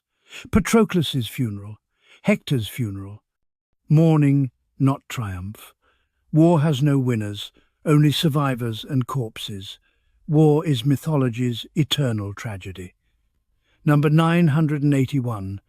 The Trojan War probably happened around 1200 BCE. Not for Helen, for trade routes. Bronze Age kingdoms fought over commerce. Homer made it mythic. Number 982. Archaeology confirms Troy existed and was destroyed multiple times. Heinrich Schliemann excavated it in the 1870 seconds, damaging the site because he was an amateur treasure hunter, not an archaeologist. Finding Troy, destroying evidence. Number 983. Schliemann found a treasure trove and called it Priam's treasure. It wasn't. It predated the Trojan War by 1,000 years. He had his wife model it for photos. Archaeological ethics weren't a thing yet. Number 984. That treasure was stolen by the Soviets during World War II, hidden for 50 years, and now sits in Moscow's Pushkin Museum. Troy's gold, looted by Greeks, found by a German, stolen by Russians. Everyone wants Troy. Number 985. We've been obsessed with Troy for 3,200 years. Homer's poem is 2,800 years old and still assigned in schools. The Trojan War is Western civilization's foundational story. Number 986. Every empire claims Trojan heritage. Romans said Aeneas founded Rome. Britons claimed Brutus of Troy founded Britain. Turks claimed descent from Trojans. Losing Troy makes you winners, apparently. Number 987. The Trojan horse, the war's most famous image, isn't in the Iliad. It's in the Odyssey, mentioned briefly, and Virgil's Aeneid, described fully. Our most iconic image of Troy comes from Roman propaganda, not Greek epic. Number 988. Beware Greeks bearing gifts is Roman anti-Greek sentiment. Rome conquered Greece but feared Greek culture would conquer them. Spoiler, it did. Number 989. When Rome fell, Greek learning survived in Byzantium and the Islamic world. When Western Europe rediscovered it, the Renaissance began. Greek thought outlasted Roman military might. Number 990. Today, NATO protects Greece. America uses Greek democracy, and everyone studies Greek philosophy. Meanwhile, Rome's descendants speak Italian and make pasta. Cultural victory is slow but total. Ideas outlast empires. Number 991. That's mythology's lesson. Zeus's empire fell metaphorically when paganism ended. But Zeus's stories survived. Physical power fades, narratives endure. Number 992. Christianity defeated paganism theologically, but absorbed it culturally. Christmas on winter solstice, Easter on spring equinox, saints replacing gods, Christianity is paganism baptized. Number 993. This isn't criticism, it's genius. Christianity succeeded by adapting, not destroying. Syncretism wins, fundamentalism loses. Number 994. Greek mythology survived by being useful. Renaissance art needed subjects, pagan myths. Philosophy needed foundations, Plato, Aristotle. Literature needed archetypes, heroes, tragedy. Science needed names, planets, constellations. Number 995. Every generation finds new uses. Freud used Oedipus. Jung used archetypes. Campbell used the hero's journey. Feminists reclaimed Medusa. Queer scholars reclaimed Achilles. Myths are tools. Tool use evolves. Number 996. There's no correct interpretation. Homer didn't have a PhD in Homeric studies. He told stories for illiterate audiences. Overthinking is modern invention. Number 997. Yet overthinking reveals depth. Scholars have analysed Homer for 2,800 years and still find new insights. Great art is inexhaustible. Number 998. These 1,001 facts barely scratch the surface. Mythology contains thousands of characters, hundreds of stories, and infinite interpretations. You could study your whole life and never finish. Number 999. But you don't need to master mythology to benefit from it. Knowing some myths enriches life. You see references in art, language, and storytelling. You understand Western culture's DNA, number 1000. More importantly, myths help you think about life. What would Odysseus do? What would Antigone do? Would I choose Achilles' glory or Odysseus's home? Myths provide frameworks for living. Number 1001. The most important fact about Greek mythology isn't about gods, heroes, or monsters. It's this. Myths are mirrors. When you read about Achilles' rage, you confront your anger. When you hear about Orpheus's grief, you understand loss. When you see Prometheus's defiance, you find courage. Every myth reflects part of being human. The joy, suffering, love, hatred, courage, fear, wisdom and foolishness we all contain. The Greeks didn't create these stories to explain lightning or justify kings. They created them to explain us, to show that humans 3,000 years ago felt exactly what you feel now. That loneliness is universal, that your struggles aren't unique, they're archetypal, and somehow that helps. Knowing others pushed boulders uphill before you makes your boulder lighter. Knowing others looked back when they shouldn't have makes your mistakes forgivable.